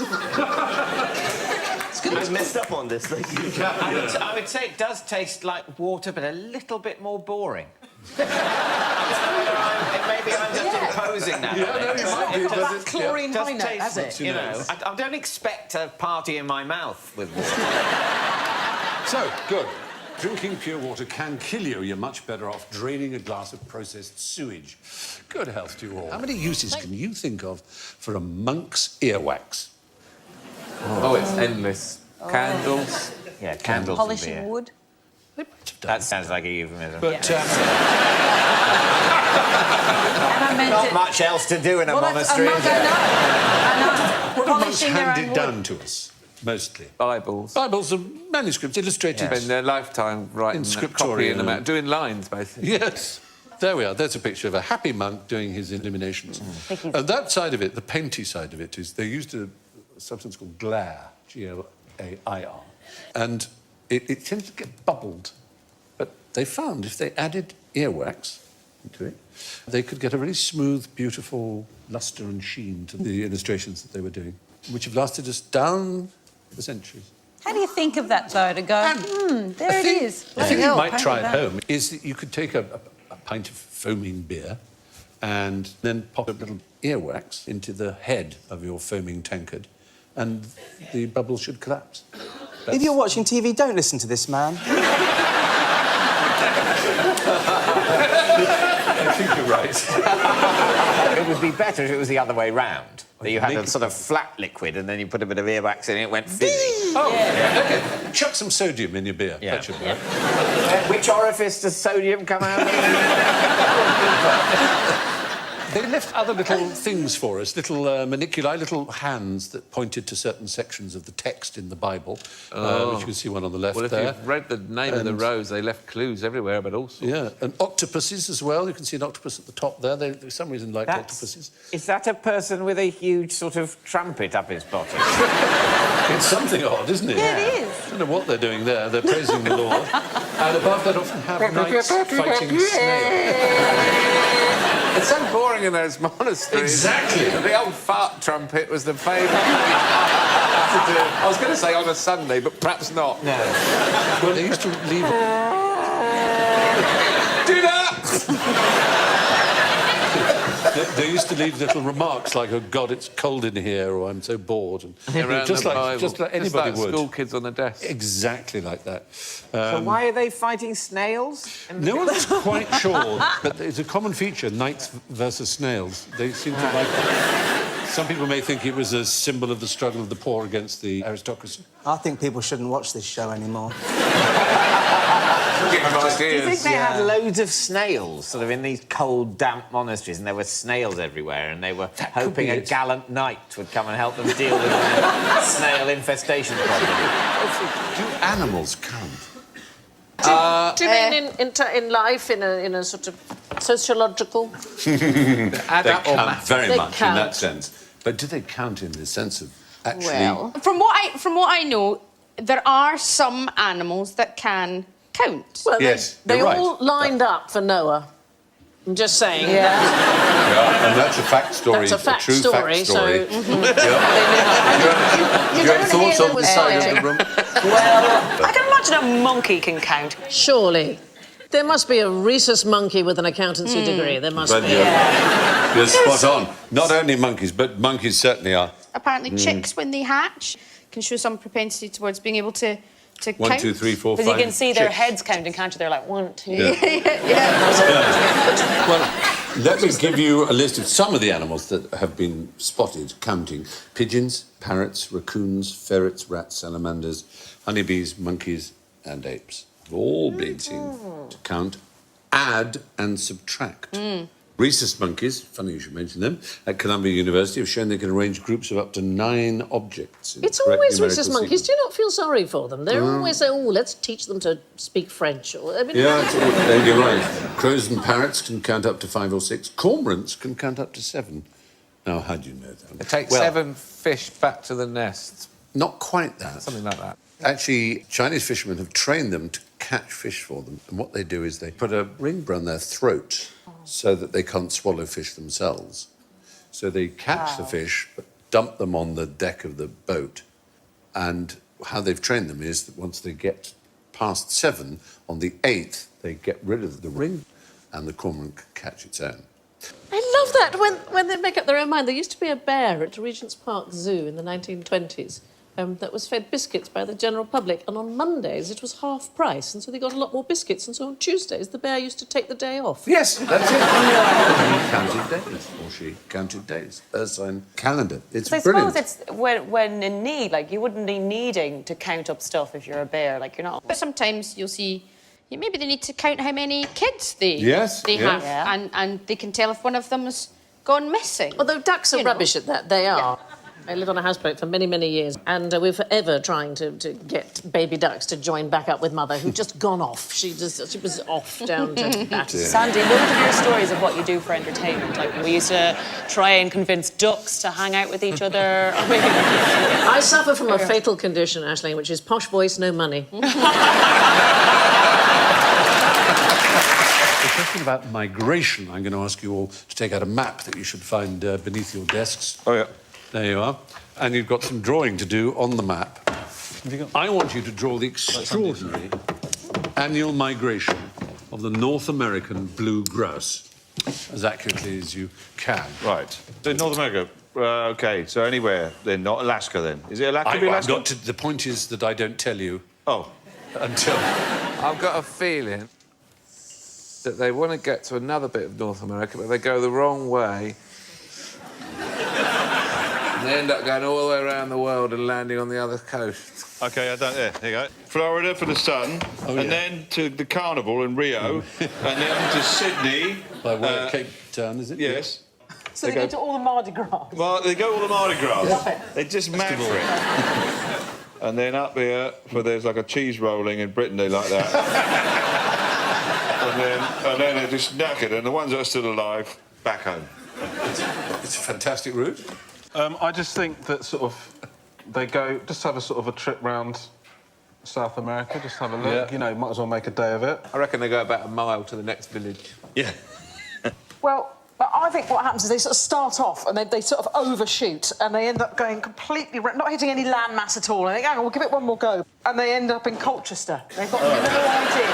For millennia, they've ended up in Colchester. And yours, show the ladies and gentlemen. You see, they're just...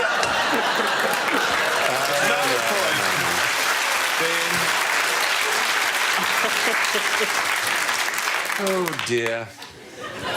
Well, wouldn't it be funny if you were You're right? trying not to smile. No, I don't want to look at it. Not to. I don't want to look at it. You like it. Don't like it. I don't like it.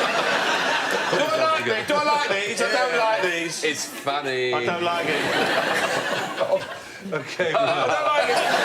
Stop that. OK. Incredibly, closest to the truth was Alan.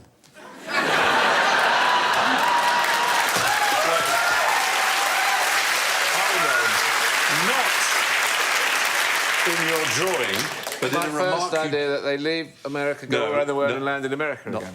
No, in the remark you just made to Bill. What? I reckon they just... Go about a mile to the next village. Yes!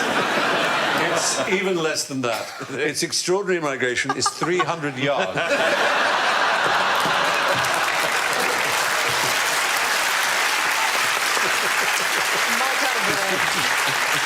I never thought of them packing their cases. But But it's true. Leaving a Oh, note we're for the nearly there, milkman. yeah. Oh, we're nearly there, Unplug yeah. the telly. Every spring it goes down to its breeding grounds, and then in the autumn it schleps all the way back up the hill again.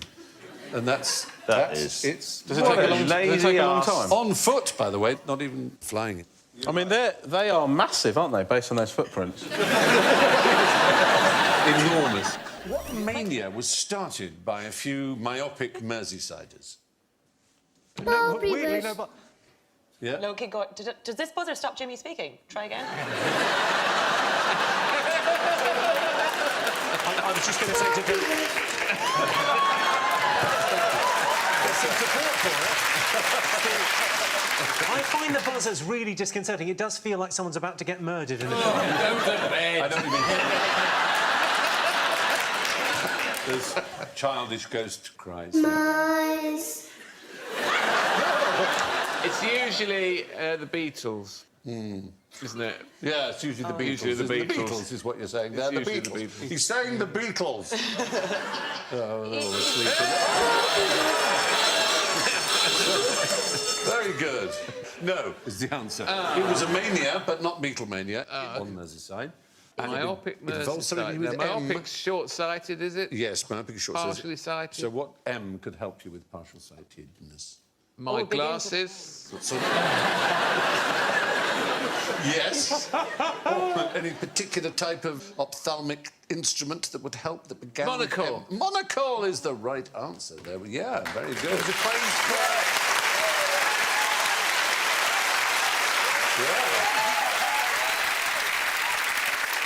I only knew that because there happens to be a monocle next to me. It's a bit of a giveaway. There you are. Pop them in. It was a fashion thing that seemed to sweep Liverpool. I can imagine it taking off again, to be honest. Yeah, you do look great. John Jingle! Oh, my goodness. They all pass. What are you laughing at? Jimmy, you have never looked more like a ventriloquist doll.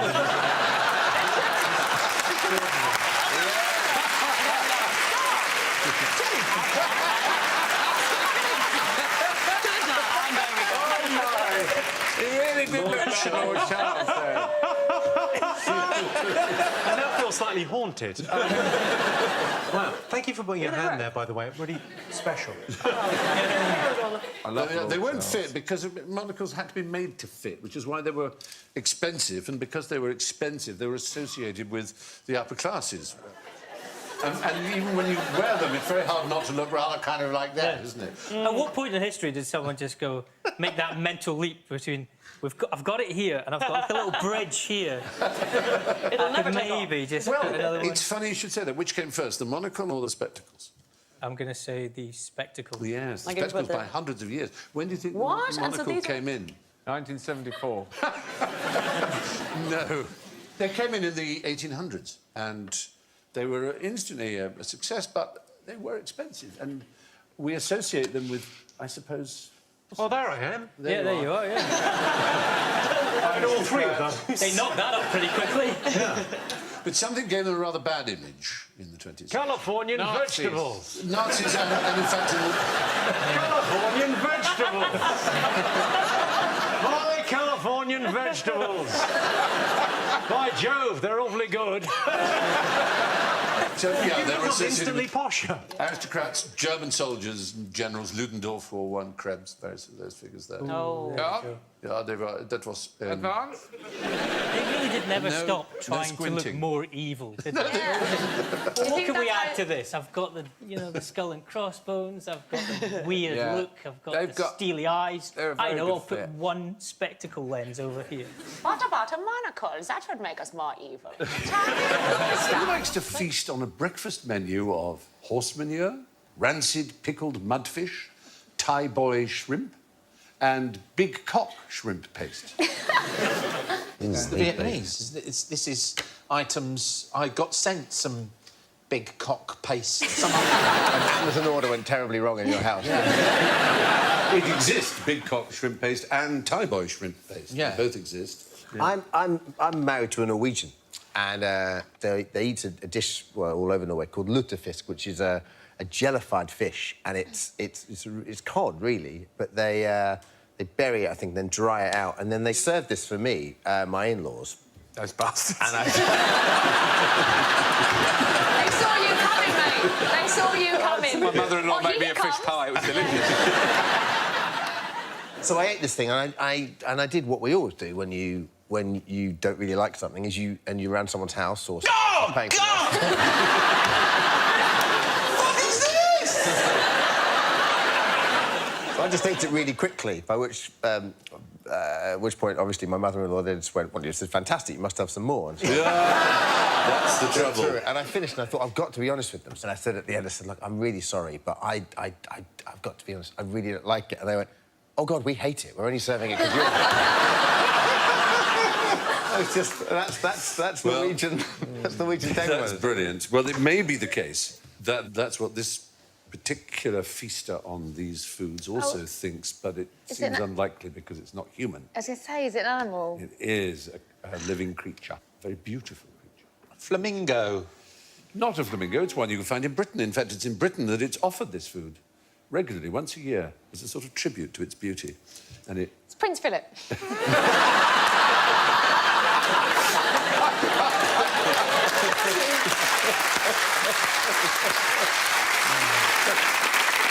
Well... Has it got 4 legs? 6. 6 legs. Is it an ant? It's not an ant, but it is definitely an insect. Is it a bee? No, but it's a flying insect. Is it a fly? Has the word fly in its family name. A butterfly. Butterfly. It's a type of... A species of butterfly. Butterfly like There it is. paste. Very beautiful butterfly. It's a purple emperor. Oh, wow. A cock-hungry purple emperor. Yes. Settled on my bell end. At 4 o'clock in the morning, would you? Oh, dear. I was out in the garden the other day and I was admiring a cock-hungry purple emperor on my red hot poker. There was paste everywhere.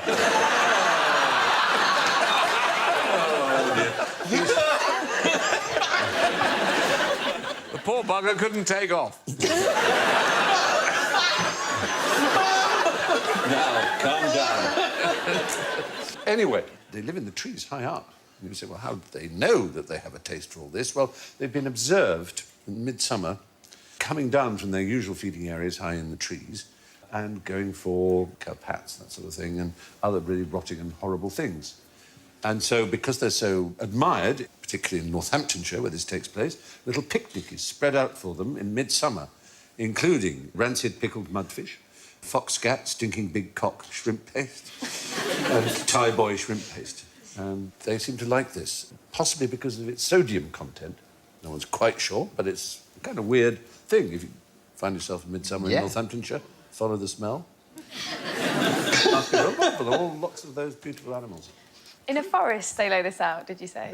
In a clearing. In a clearing. Because you could get into real trouble if you go looking for a dodgy smell in a forest. If you go looking for the smell of sodium and shrimp paste, you might walk into something other than a butterfly celebration. I'm just saying. Especially in Northamptonshire. Which of these was originally used for military purposes?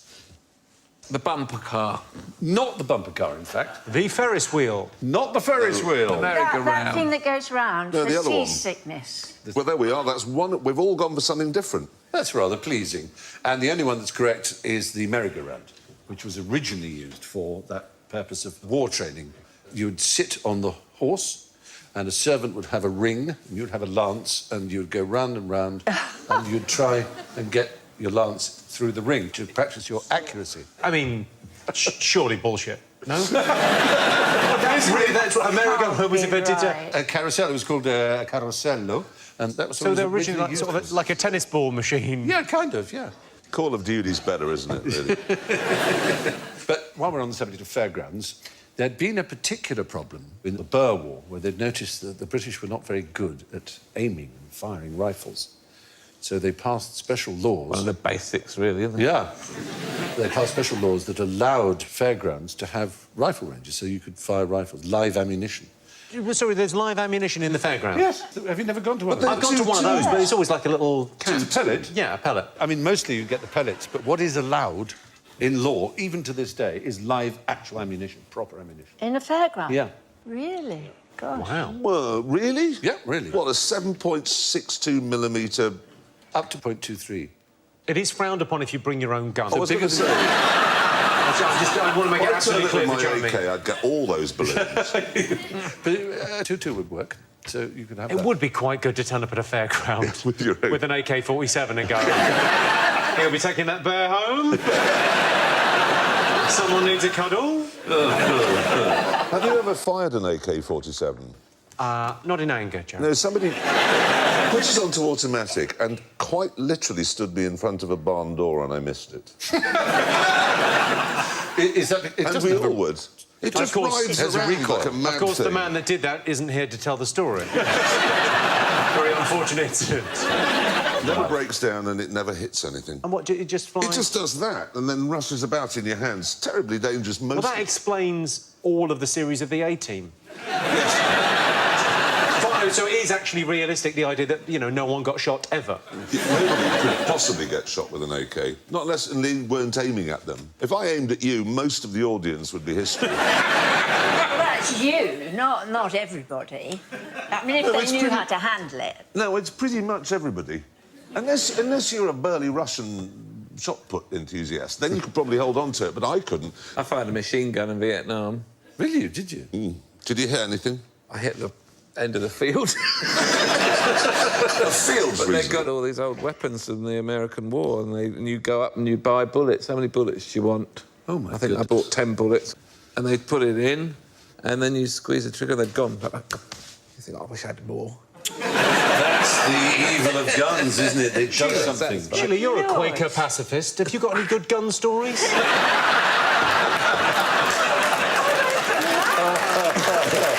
Oh, dear. It'd be so good, though, if you went, yeah. Has anyone ever had a go on a bazooka? That was what we were go on told, one. that you could bazooka cows and things, but I didn't get the chance to do that. You're a vegetarian! We had a...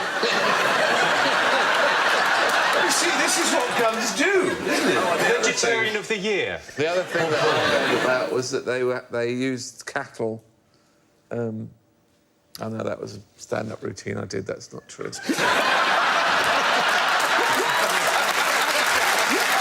Counting worms to monkeys that count. What job can even a monkey do?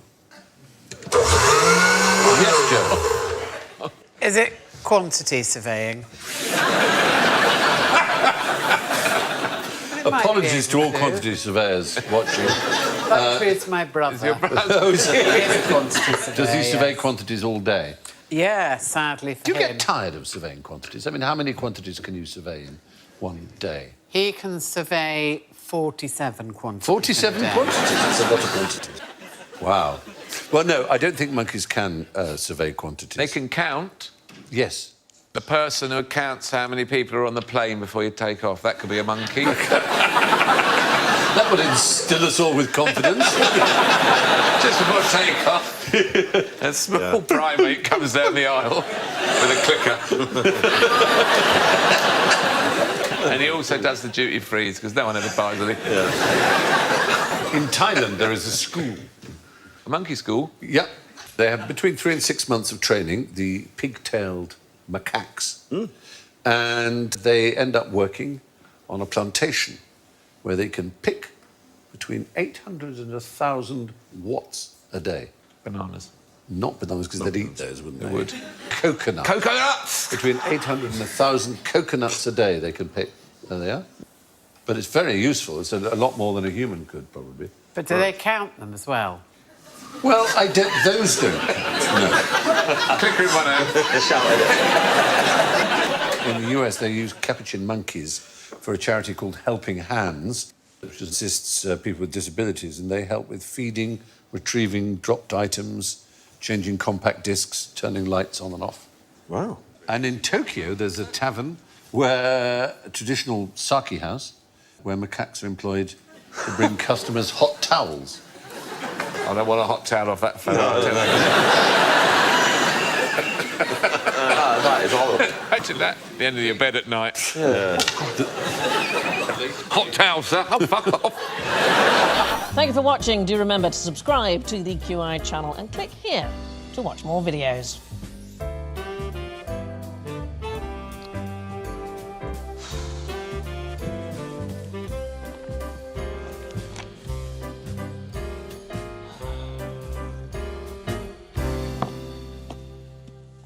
Well, please, come on, pick something. Now, which of your organs most resembles an elephant's trunk? God. Well, who wants it? Alan? No. Who wants it? Go on, you go on. I'm just trying to think of the most humorous way to phrase it. Yeah, well, no, it's not. It's not penis. It isn't penis. Isn't it? No. Well, Can your penis do that? an elephant's... There may be... It's a dangling, pendulous appendage, your penis, and so is a trunk, but really, truly resembling in structure. That's not one there, is it? It's swinging. He's got tusks down there. There's a lot going on. The elephant can... It has a... Good God. It does. Yes. All right. It has a... Very amusing. There's an animal that has organs of generation. Let's laugh at that for a long time. Yeah, but it's quite funny.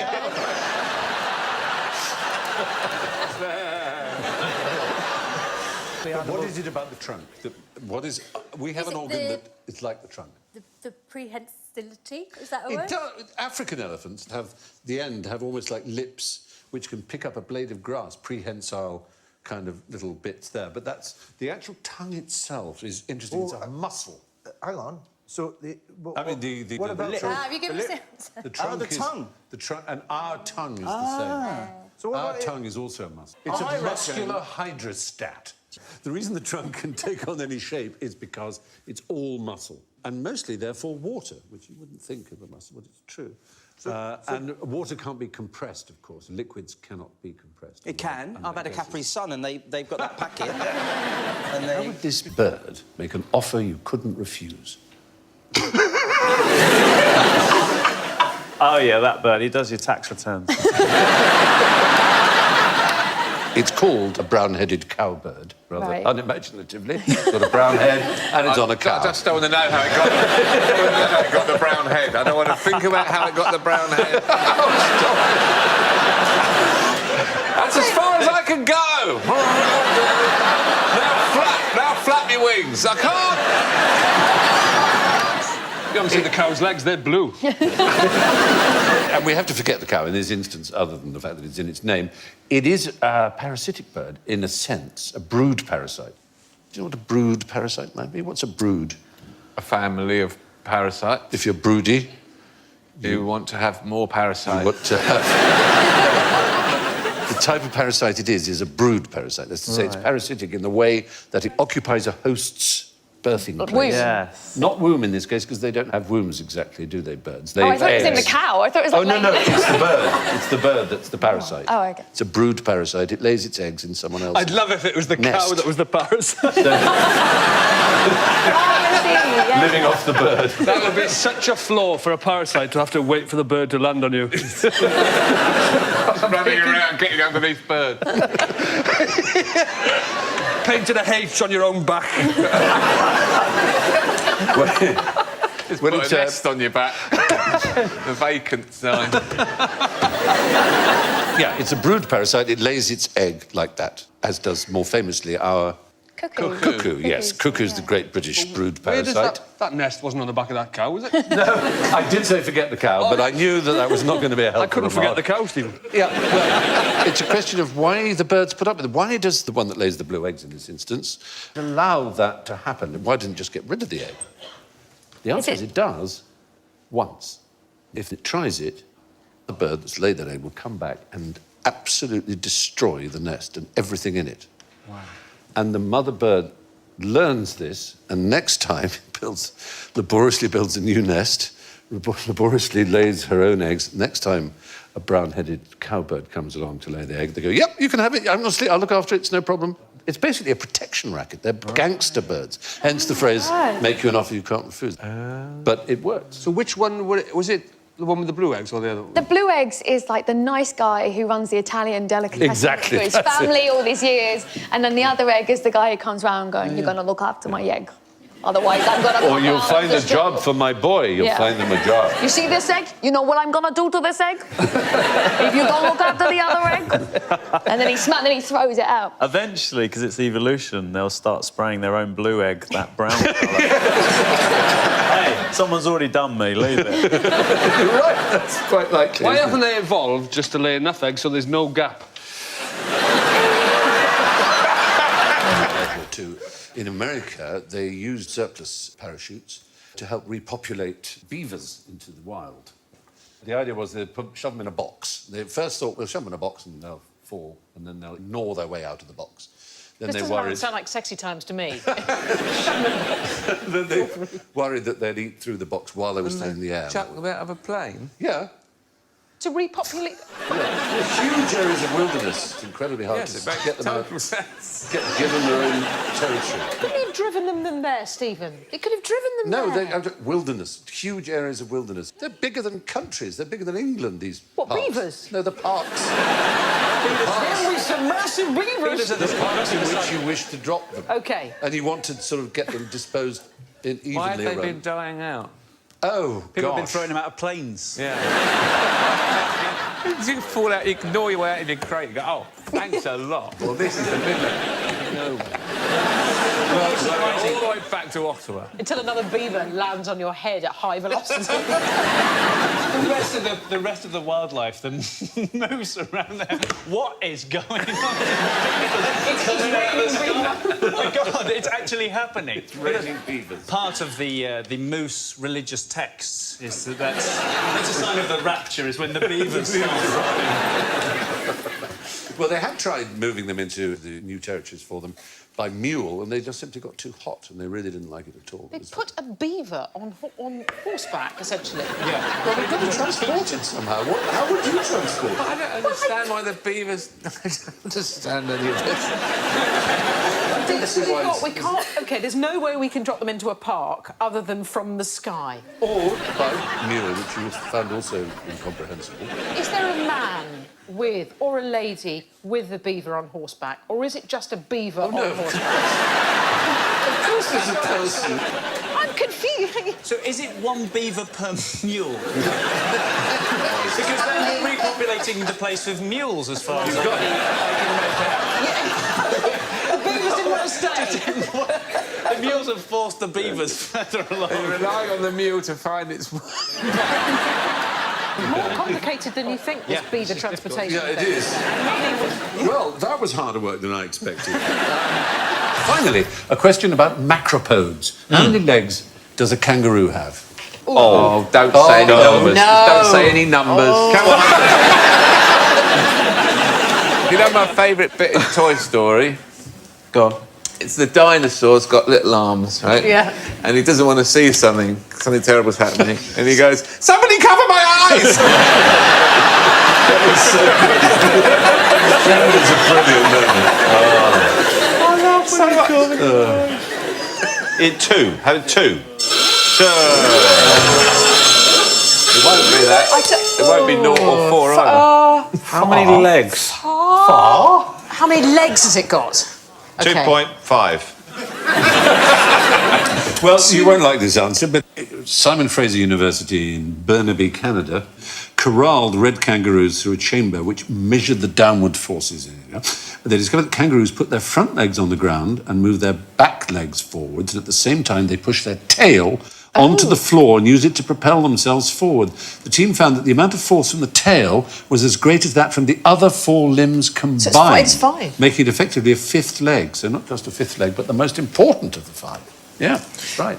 There's a tail, though, isn't it? But it's not. Well, it is a tail, but it's a kind of limb, isn't it? Well, a limb. If you said limbs. Hey, with the monkeys! Yes, sir. 5.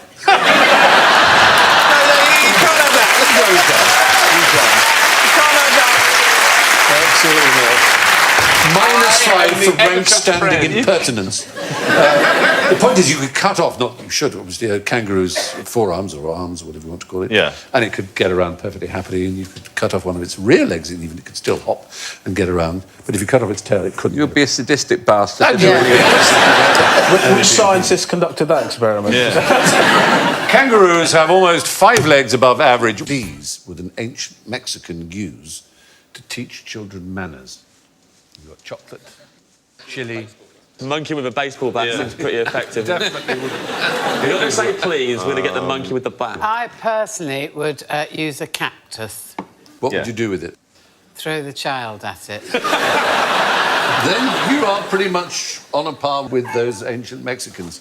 Oh, am I? Yeah. The Aztec, or the Mexica. The Mexica, as they were called. Yes. From which we get our word Mexico, did have a firm but fair way of treating their children. That means very cruel. Yeah.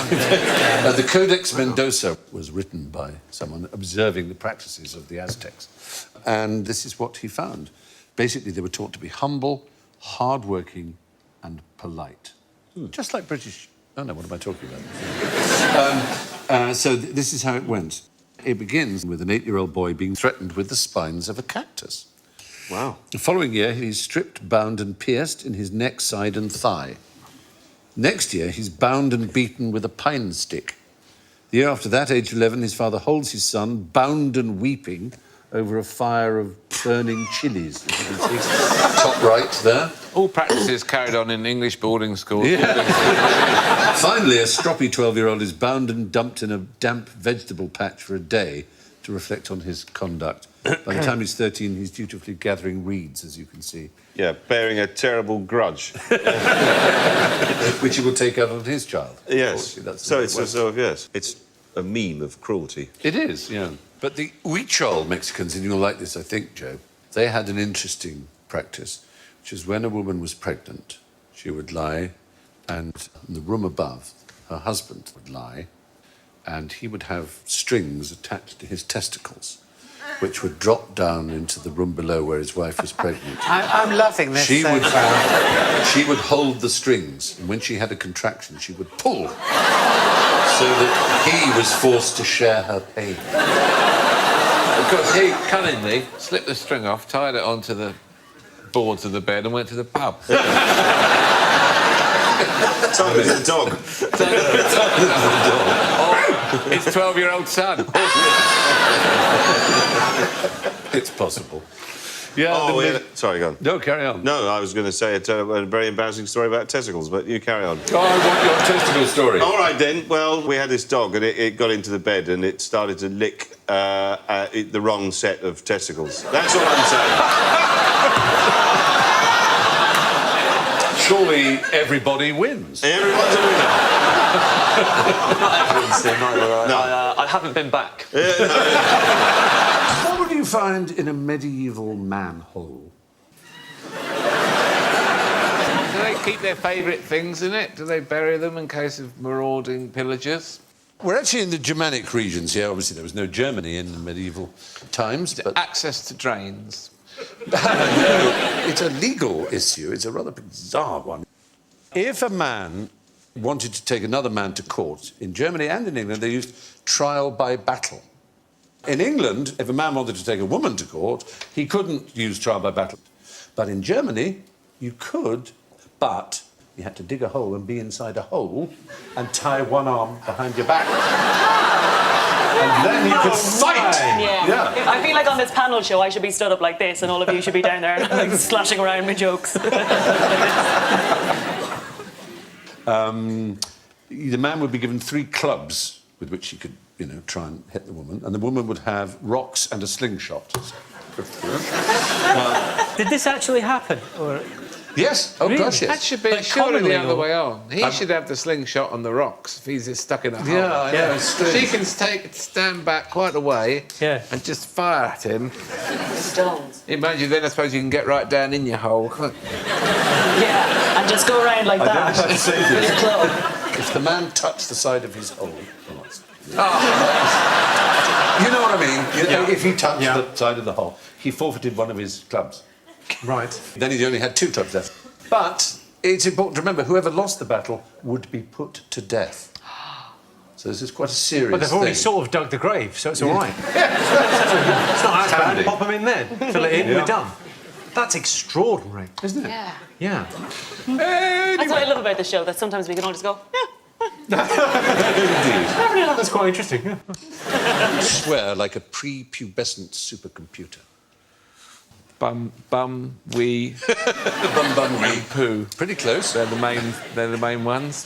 The big three? It's a supercomputer. We've called it prepubescent because it's about 11 years old now. And... It swears? Well, it's called Watson, and it is one of the smartest supercomputers around. It was first trained to win at the American quiz game Jeopardy, that you may have seen if you've ever been in the United States. It's on every single day. I give you an answer and you have to say the Exactly. question, don't you? Yeah. So this actor played Jonathan Creek. The answer is, on Jeopardy, who is Alan Davis? Yeah. It's been going for 40 years or something on Does TV. the supercomputer do proper swearing or swearing like Mother Funster? Melon farmer. Yeah, exactly. Yeah. Well, what they did was they fed it an online dictionary, and I think you can guess which one it was if it was swearing. Urban Dictionary. Urban Dictionary, yes, which is a rather naughty dictionary. It is. It has bad M words. I don't know. What's motorboat? Am I the? Oh, okay. Whoa! We're not going to do it. It's where you put your head in between there and then do that. Oh yes, that's right. It's rather sweet, that, isn't it? Rather sweet. Well, it's nicer than Mingo or muffin top. Milkshake. Where's your man cave? Oh no! Have I got a man? No. No. Is it like a den where you? Oh. I don't know. That sounded like you'd suddenly got a catchphrase. Where's your man cave? Sarah, where's your man cave? Where's your man cave? You definitely, Sarah, you definitely have one man cave. The question is, do you have two?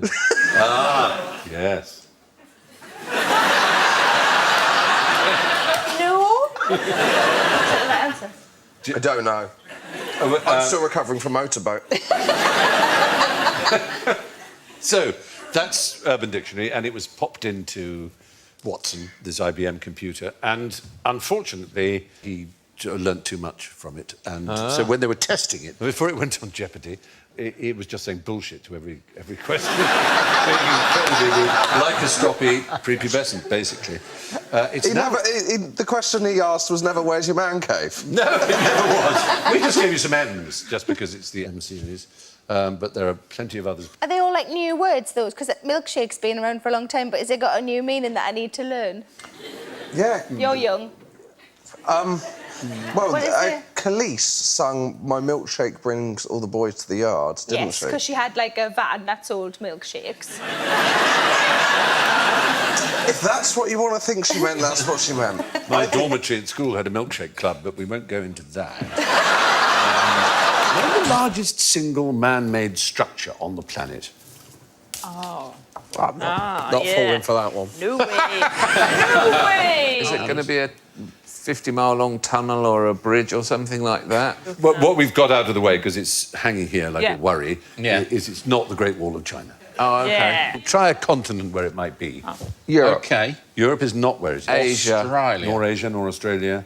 North America. Nor North America. South America. Nor South America.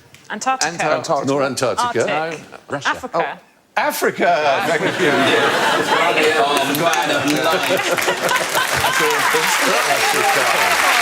I really hope Ban Ki-moon isn't watching this one.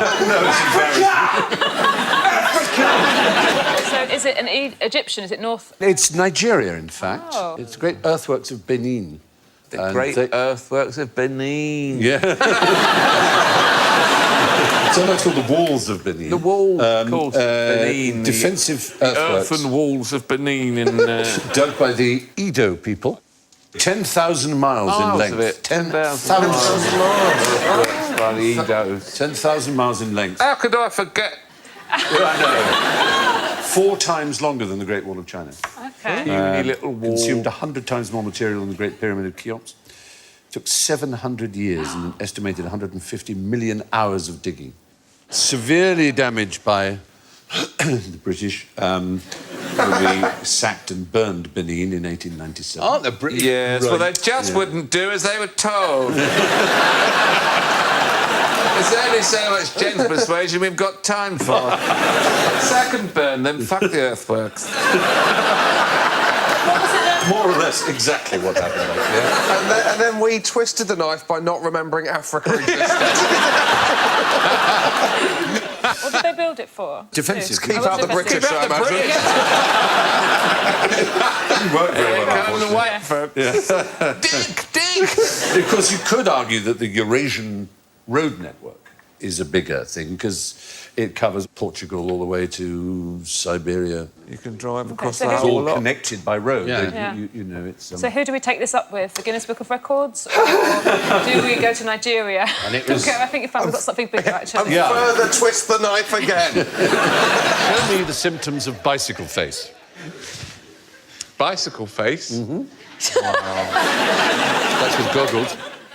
No, these are wheels. Oh, I see. Sorry. Of course they're wheels. What is bicycle face when you get sucked off by your grifter?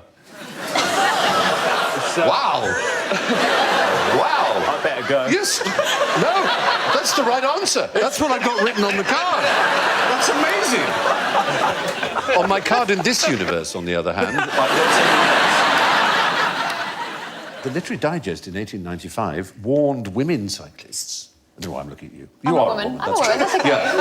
That You can over identify me as a woman. It's going to get worse, I'm afraid. Okay. This thing is overexertion, the upright position on the wheel, and the unconscious effort to maintain one's balance produces a wearied and exhausted bicycle face. And Main no symptoms- one will marry you. Yes. The main symptoms are a hard, clenched jaw and bulging eyes, Wasn't sure what you were going to stop at. Quite. There. as well as being flushed or pale, either of those. Yeah, and wearing a haggard, anxious expression. That's just the fear of patriarchy. Yeah. Well, there was a much worry. pressure. Some doctors said that cycling would irritate the pelvic organs and stimulate women to disturbing lusts. If you can't get it at home, you get it on a bike, right, ladies? Yeah. Get your stimulated pelvic organs. Well, there's a downside, according to a French expert, who course. said it would ruin the female organs of matrimonial necessity. Now, Carrie, tell me, your organs of matrimonial necessity. Excuse me? What are you asking me? I'm just hoping that they haven't been ruined by female bicycling. organs of natural You necessity. know what? It's funny because the clitoris, if you go there.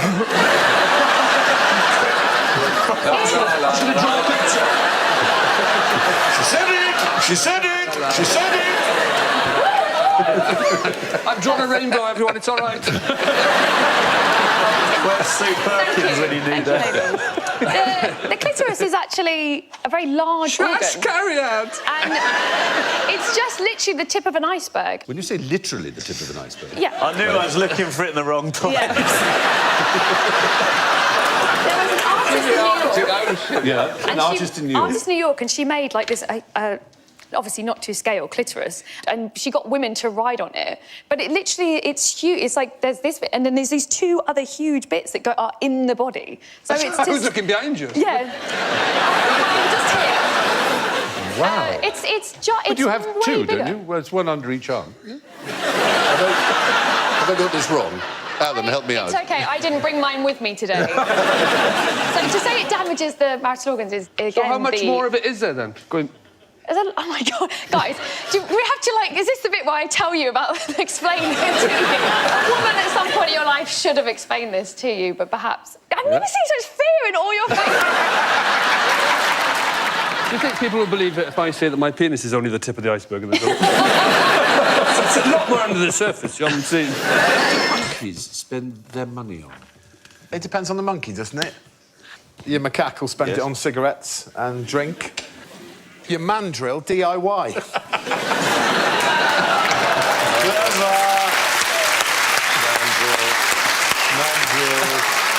Mandrill. Obviously. Surely the macaque would spend it on lavatory paper. Oh, are we going that way, are we?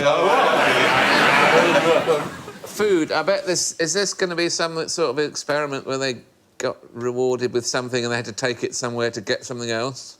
Well, that sort of an they actually were monkey taught, thing. They were taught the principles of money and monetary exchange. They were given silver discs. And taught that they could exchange them for food. These are capuchins, so-called because of their colours, the creamy top. Really and the... do look at a camera lens, don't they, monkeys? Yeah, those shots do. of loads of monkeys all staring at a camera lens. Yeah. If you notice there's one of them who's not looking at the camera lens...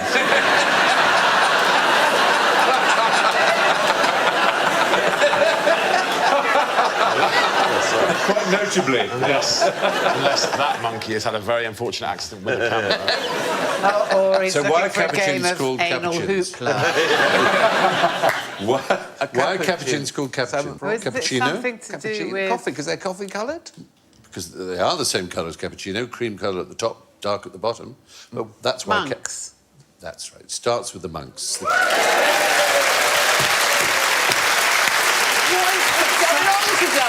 Something's gone wrong with me, I tell you, because normally... Capuchin monks have a cream-coloured cowl and dark habit, and so the coffee was named cappuccino because it was creamy at the top and toffee below.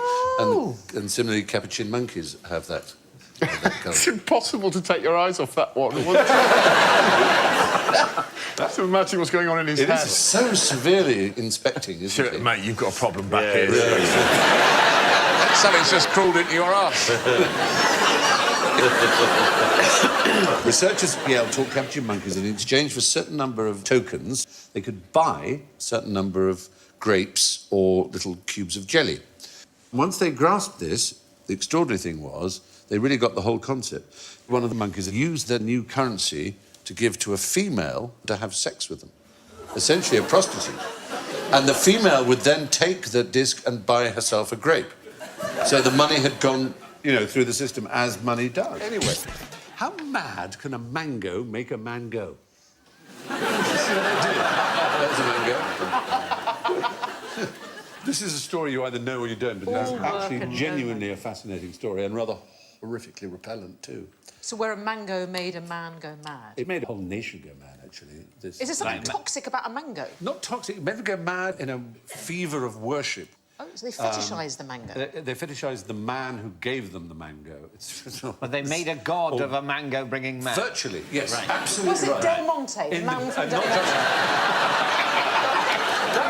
That would have been relatively sane in a strange sort of way. Why is it to worship This the was man? the largest nation on Earth in the 1960s, 1968 to be precise. China. So who ruled China in 1968? Mao Zedong. Mao Zedong. Yeah. The hero of the people.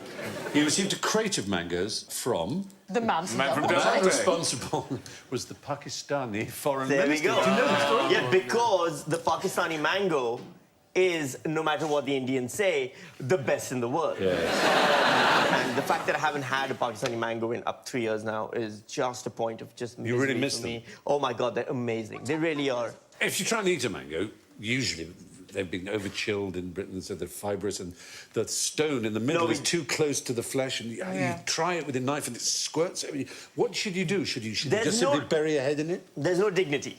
Right, see. Mangoes are like lobsters. You can't look cool and eat a mango. Like, you decide, I'm eating the mango or I'm getting laid tonight. Like, those are the choices you make in life. Well, obviously then, the Pakistani foreign minister in 1968 thought he was doing a really smart thing by giving such a beautiful fruit, a crate of them, to the leader of the most populous nation on earth, Mao Zedong, and he instantly re-gifted those mangoes. This is where it gets weird. Yeah. He gave them to the factory workers' peacekeeping squads, who called themselves the Worker Peasant Mao Zedong Thought Propaganda Teams. Catchy. What's the big deal? He didn't like them, re-gifted them. No story there. The crate of mangoes was split up and individual fruits were sent to factories where they were put on altars. So yes, you're right, worship. Preserved in formaldehyde, sealed in wax, and in one case boiled in a huge pot of water, and 1 teaspoon went to each worker of the water. So they didn't eat the mango? No, this gets weirder. There were mango... There were Mao mango... Lots of M's here. There were Mao mango medallions, textiles with mango pictures on them, hundreds more mango artifacts, trays, mugs, fabric. The state even produced mango brand cigarettes. Despite all this, most people in China, of course, had never seen a mango. So there's only one crate to go around 1 billion people. It was then. One man who remarked that it was nothing special and looked just like a sweet potato was arrested as a counter-revolutionary.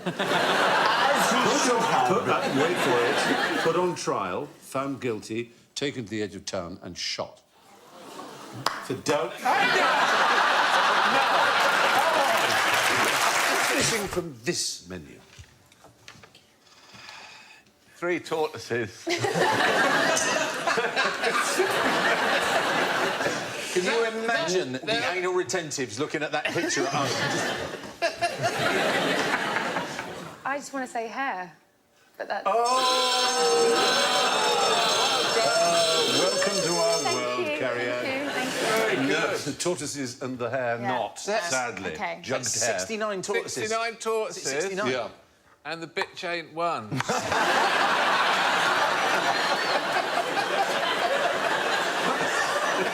That's what we were thinking of. Is that a song? I believe it's popular in the hit parade You've right had now. that on the radio too, I'm sure. What do we know about tortoises and their cousins? They're old. There's one that just died that was around in George III. Yes, there was. There was one that died in How would India you know if it was that dead? belonged to Clive of India. Sorry? You'd have to wait a few months to be sure it was dead. Yes. Oh, definitely just asleep. Don't bury it, for God's sake. Why do you think they have such enormous shells? They got big TVs. A lot of stuff, a lot of belongings. Lot of stuff, yeah. That's the thing about getting old. You look Yeah. around and you think, my God, look how much shit I've got. If you're an agoraphobic tortoise. Oh, terrifying. Better than being a claustrophobic Yeah, tortoise. Well, to return to our question, these tortoises are evidence of the first ever human feast.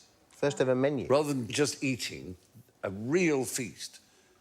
And there were 71 tortoises consumed at this feast, it would seem, from archaeological evidence. So, Alan said there were 3 tortoises missing from that list. Yeah. In fact, there were 2 missing. Because Wow. it should have been 71 instead I of see. 69. So you're going to have a point for that. Well, that's why not. That's very good. I'm +1, so I'm not going to speak again. There was a female shaman's body discovered next to all these shells, and it seems there was a giant feast. It was 12,000 years ago. Seems just unfair, really. Yep. You're basically born with a wok on your back. Original microwave meal. The tortoise. Just pierce the top. It was 12,000 years ago, guys. I wasn't there. I didn't eat them. Too soon. If it's anything like a micro meal, you stab it lots of times, don't you? You're never sure Never how sure. many they mean when they say. Have you got a set number you do when you do Kind the of, microwave? yeah. Oh, the idea of you at the microwave. I had to do it in TV dramas where you... I was playing a rough type. So, come in, lie down, pop your feet in the stirrups, and let's see what the trouble is. What did Typhoid Mary die of? Oh, don't start. Yes, Ross. Was it lack of circulation to her toe? Yeah, possibility. Is it typhoid? Her name, as the label around that toe said, was Mary Mallon, and she was known as Typhoid Mary. What did she die of? It wasn't typhoid. Why am I interrupting you? I don't even know. That's GI. Yeah. There was nothing wrong with her. Would- Boredom. She'd Car had a crash. boredom That's from what I was gonna say. waiting to get typhoid and never getting it. She had typhoid. But she she didn't never suffer had from typhoid. symptoms. Yes. Thank you. Thank you, Lucy Porter. You're She welcome, didn't have Stephen the Fry. symptoms. Typhoid Mary, round about the turn of the century, was a cook in New York, an Irish immigrant. As the name would suggest. Yeah. Irish. And she had typhoid, but no symptoms. She wasn't ill. She was immune to it, to all intents and purposes, but she was able to give it to others. And she did. 30, 40, 50 people possibly. Must be freezing in that ward with all that snow. It's taken his mind off the fact he's been attacked by an octopus. Presumably Something with trailing legs. they're all lying there going, sorry, what did you say your name was? What, Mary? Glad to be sharing a ward with you. Well, the sad thing is that she was not a nice person by any way of looking. All right, Stephen, she's dead. Come on. The thing is, she worked in households as a cook, and people would die of typhoid in the household where she cooked, and she would mysteriously leave and take up a job in another one. So she knew that she was a carrier. Oh, she was a carrier. Because she was put into quarantine, and then she could go free as long as she never worked in service again, didn't cook. Within weeks, she got another job as a cook. And she tried to hide from the authorities. And so she ended up the last 2 decades of her life in quarantine. And she died of pneumonia, in fact. How did she pass it on? Saliva, Oh, fluids, because she was... body fluids. Yeah, she had typhoid. She went... Yeah. Exactly, coughed, anything like that. She didn't have to wee So in the her name soup. has become synonymous. I don't know anything about it. I thought it was waterborne. Was that cholera? Well, it's spread by the germ in question is Salmonella typhi. I thought you said that it's spread by a German. I thought just one German walking around. Is that the fella there, is it? There it is, yeah. Unpleasant looking. Why is it called salmonella? Salmon. It's fish-borne. They were named by a bacteriologist called Salmon. Of course. Dr. Daniel Salmon. Of course. Who also died of pneumonia, as it happens. Not of salmonella. Well, I'll tell you what, I'm looking at that, I'm never going to eat what's-its again. How do you get a whole row of seats to yourself on a Virgin Airways flight? Oh, if you're really fat. That would, yeah, I think they might be able to get rid of an arm. But I don't think they'd let you on if you were any fatter. No, but, like, really fat. Oh, I see what you mean. Die is the right answer. You'd have to die. Die! Yeah.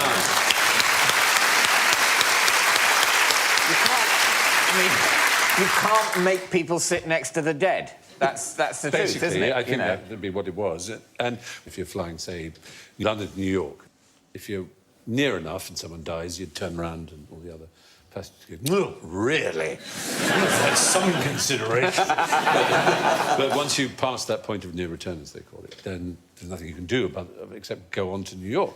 But what if the plane's full? Do they keep a row for the dead just in case? And in which case, if they keep a row for the dead, what if 2 people die? Exactly. There's always a row at the If there's an back, outbreak and of sickness. The crew use it for having their kip. What it means is the crew will then have to be awake. Yes. Right. The dead bloke, that'll piss them off. Does it happen a lot, though? Oh, now, this is what's interesting. British Airways have about 10 deaths a year in flight. Well, that food is just... for 36 million passengers. So if you extrapolate out to the rather amazing 3.5 billion passengers that fly every year, that means there must be around 1,000 deaths a year. And different airlines have different ways of doing it. Singapore Airlines have a corpse cupboard. I don't know why it's funny, but it is. So no one need even know there's a death. Oh, I'm sorry. It's also faulty towers, isn't it? If I ever die on a plane, I should like to be stored in the overhead lockers. For the rest of time. Yeah. British Airways, however, you get a good deal if you die because you go to first class. Yeah. Excellent. Yeah. At last. One long-established steward said, many years ago, we used to give them a vodka and tonic, a Daily Mail and eye shades and tell passengers they were fine. We don't do that anymore. Yeah, I think... It's bad enough being dead, but having to hold a Daily Mail...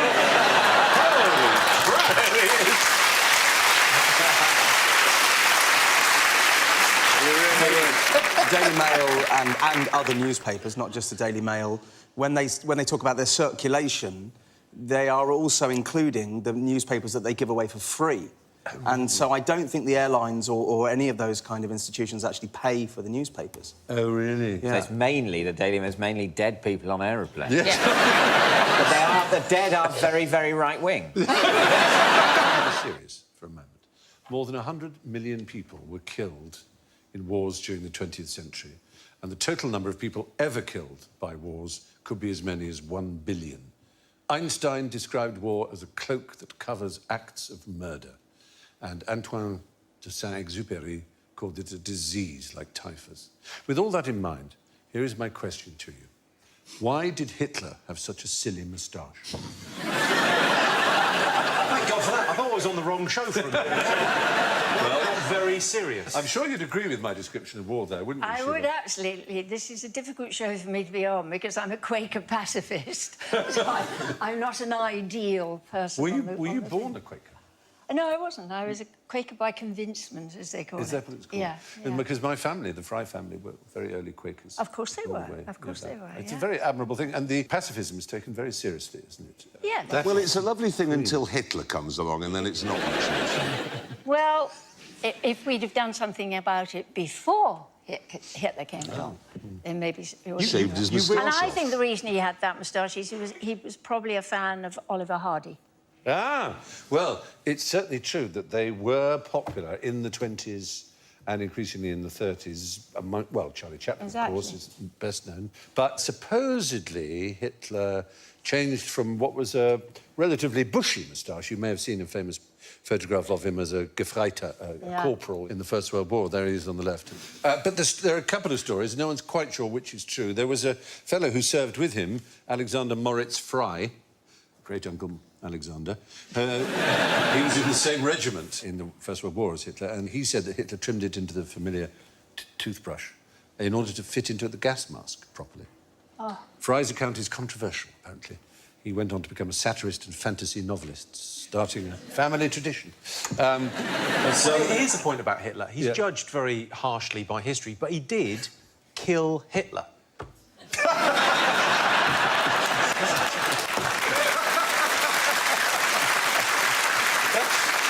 I can't take that away from you, Jimmy. Credit It's a when true credit fact. is due. That's true. Some historians believe that Hitler only adopted the tash in 1919, and his sister-in-law, who lived in Liverpool... She had one as well. She may have done. Do you know what her name was? Muriel. Almost, as it were. Gauss Adolf. Bridget Hitler. Bridget Hitler. Yeah, that was her name. Bridget Hitler. Bridget Hitler? Yeah. Yes, she was married to Alois Jr., who was Hitler's half-brother. And they had a son, William Patrick Hitler. Billy Hitler. William Patrick Hitler went to America and won a Purple Heart in the Navy. Changed his name, I presume. Eventually, to Stuart Houston, I think. And he claimed he wanted to forget anything to do with his uncle, but he named his first son Alexander Adolf Stuart Houston. Anyway, yes, Bridget, in her memoir, said that he came to visit Liverpool and that she told him that he should trim the ends of his moustache to make it less bushy. But, as she put it, as in most things, he went too far. Put him in his place. Read the plot of, or sing a song from, the popular musical The Bathrooms Are Coming. The bathrooms are coming. For God, I need a shit. Oh, can you do me Cisterns Are Doing It For Themselves? Oh, very good. The bathrooms are coming, lock up your pipes. The bathrooms are coming, where are your knives? Kill them, they'll be coming. Kill them, the bathrooms are coming for your lives. They're coming for your souls. I've had him installed now, but there's nothing to pay till September. I'm on a HP high, and ain't no debt collector ever gonna bring me down. Water may be very hot. Don't let the grout go mouldy on me. In country and western. Well, if you're going to do country western, it's going to be fixed shower head, driving me wild. Can't find my crevices, no matter how hard I try. I'm going to put my leg up. No, don't. Pull my jump to the side.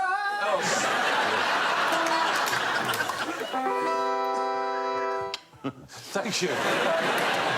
Well, that was a big surprise. Thank you very much. Do you know what that might be? The Bathrooms Are Coming, written by a Broadway musical composer, but not for Broadway. Was it a bathroom commercial company. or something. Yes, the American Standard, they were called. And this was one of many, many, many industrial musicals which had their heyday between 1950 and 1980. 30 years of exciting musicals for conventions of various companies and their salesmen all over America.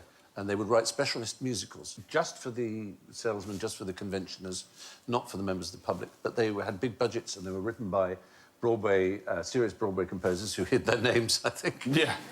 But that's an example of one. The bathrooms are coming in. An original musical presented by American Standard, as you can see. The Sound of Selling. B.F. Goodrich, 1966 sales meeting musical. It's not exciting. The Saga of the Dingbat. This is the weirdest thing I've ever seen. Isn't it? It's mental, isn't it? These were What's going on? Well, when it started in the 50s, by about 1955, America made Gone two-thirds of the world's goods. Two-thirds of manufacturing industry in the world was American. Was this at the height of this week's show was brought to you by Rothermar Cigarettes? There was all that sponsorship going on yeah. the Ed Sullivan Show and things like that, yeah. So, wait, hang on. If you want to, hang on a second. Oh, yeah. If you've a hankering for knowledge, but can't be asked for college, then this is the show for you. Something like that. That's the one. That's the QI show.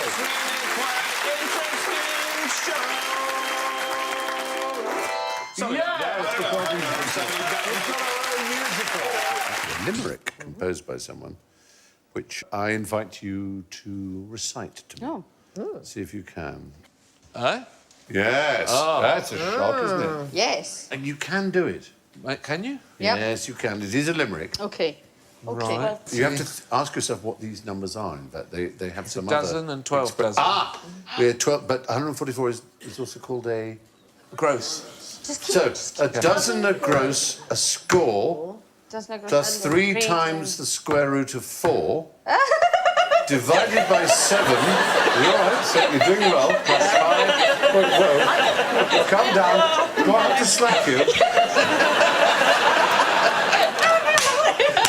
You're right. The episode of QI where Stephen just slapped me.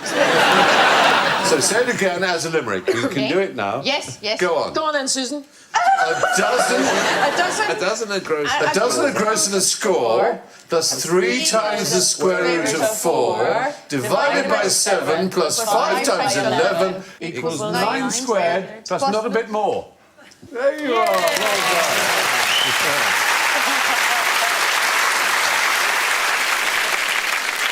There was a guy called Lee Mercer who came up with that. This is rather good. 12 plus 1 equals 11 plus 2? It does. Yeah, but in what other ways does 12 plus 1 equals 11 plus 2?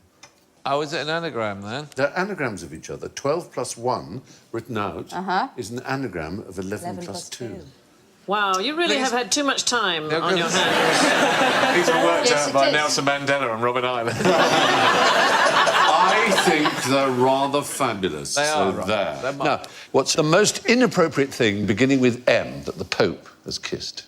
Yes, Sarah Millican. My breasts. Well, this has come as a shock to me. Tell the story. Where were you? That's it. He sort of fell.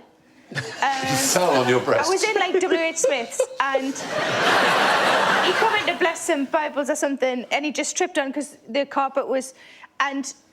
And I had a low-cut top and I don't wear one for QI because it feels disrespectful. Yes. But I normally have them out and he just landed and because his natural inclination is to kiss things, he just kissed them. Wow. What was his reaction? Did he like it? He was pleased. Did he go, No, he was too polite for that, but I could see a little glint in his eye. Anyway, a merkin. What's a merkin? It's a pubic wig. A pubic wig. Could a pope kiss a pubic wig? Wow. Is it likely? If he was drunk enough. On communion wine. In a different way. Well, we get back to the 17th century. It's a tall lady. I think you're going to like this man.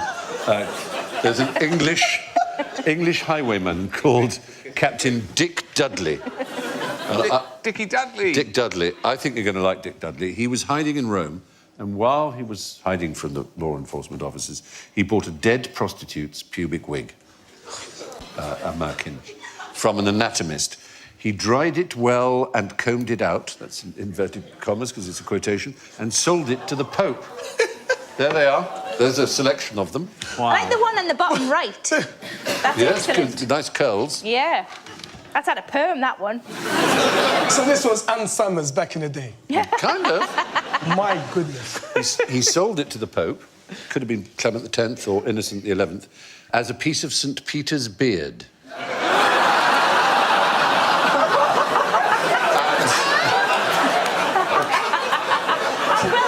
Popes like relics. He's a great man. I like Dick Dudley. Gullible the Fourth. Yeah. A beard, you say? St. Peter's. Exactly. The Pope put it on his mouth, kissed it multiple times, and appeared to be thrilled with his purchase. Dick was paid 100 ducats, and he immediately skedaddled it out of Rome before anybody caught up with him and could call his bluff. Match, and it's penalty time. For the best chance of success, where should you aim? At the ball. And then into the goal. I'm so bad at sport, my inclination would be to... I know where I'd hit it, so I would then just reverse my natural inclination. That would probably be the best. It's a bit of game theory going on, Well, on yourself. Yes. Yeah. See, I'd go top right, which means that probably the best way would be bottom left. Top corner either way is not the best. Is it at the goalie? Yes. Because he's going to jump. Because he's going to... Yeah. He's going to go. Because the goalkeeper nearly always goes one way or the So other. you hit it straight in the middle? Straight down the middle is far and away the most statistical, likely way of doing it. But it's odd because footballers know this, because it's been, you know, obviously well gone over, and yet footballers don't. Is it because they just think they'd look so stupid if they kicked it right Yes. at the keeper and the keeper just caught If it? the 1 or 2 times out of 100, Yeah. the goalkeeper does actually stay in the middle and the ball goes and hits him, the crowd would just boo their heads off and think that the penalty taker is the biggest idiot in the world, although statistically he was doing exactly the right thing. So they'd rather not look a fool. You're Because absolutely it's right. seen as 50-50, whether if the goalie goes the correct way and saves it, it's still seen as all right, isn't it? It's Yes. bad luck. In fact, it's 57% in one direction, 41% in the other. You know which that might be? Left, right? It's 57% left, yes. 'Cause They go left yeah. more Your often. right foot. And 2% in the middle. 3 countries have an absolute 0% success record in penalty shootouts. They played 2 and lost 2. San Marino? No, it's Gabon, Micronesia. Romania and Chile. But there's one country that's taken part in more than 2 and has the worst record of all in the world. Is it apart from England? those 3. And it's England. Yeah. Why is What that? a surprise. No, We haven't won one. We've won 1 out of 8. 12.5% success rate, as opposed to Germany, who've won 83% of theirs. Why is that then? Because presumably all teams have access to that very simple statistical information. Is it just the fact that it's now embedded in the psyche? Mentally weak. No, I'm not. Do you think hypnotism would help? Probably. Of the keeper? Or the opposing keeper, like... I think if it was me, I'd stand by one post, feigning indifference. And then as he went out to take it, I would sprint to the other post, surely distracting him. And if he did go that way, it would hit me on the way past. That would do it. Yep, that's the plain truth. To be successful in penalty shootouts, either go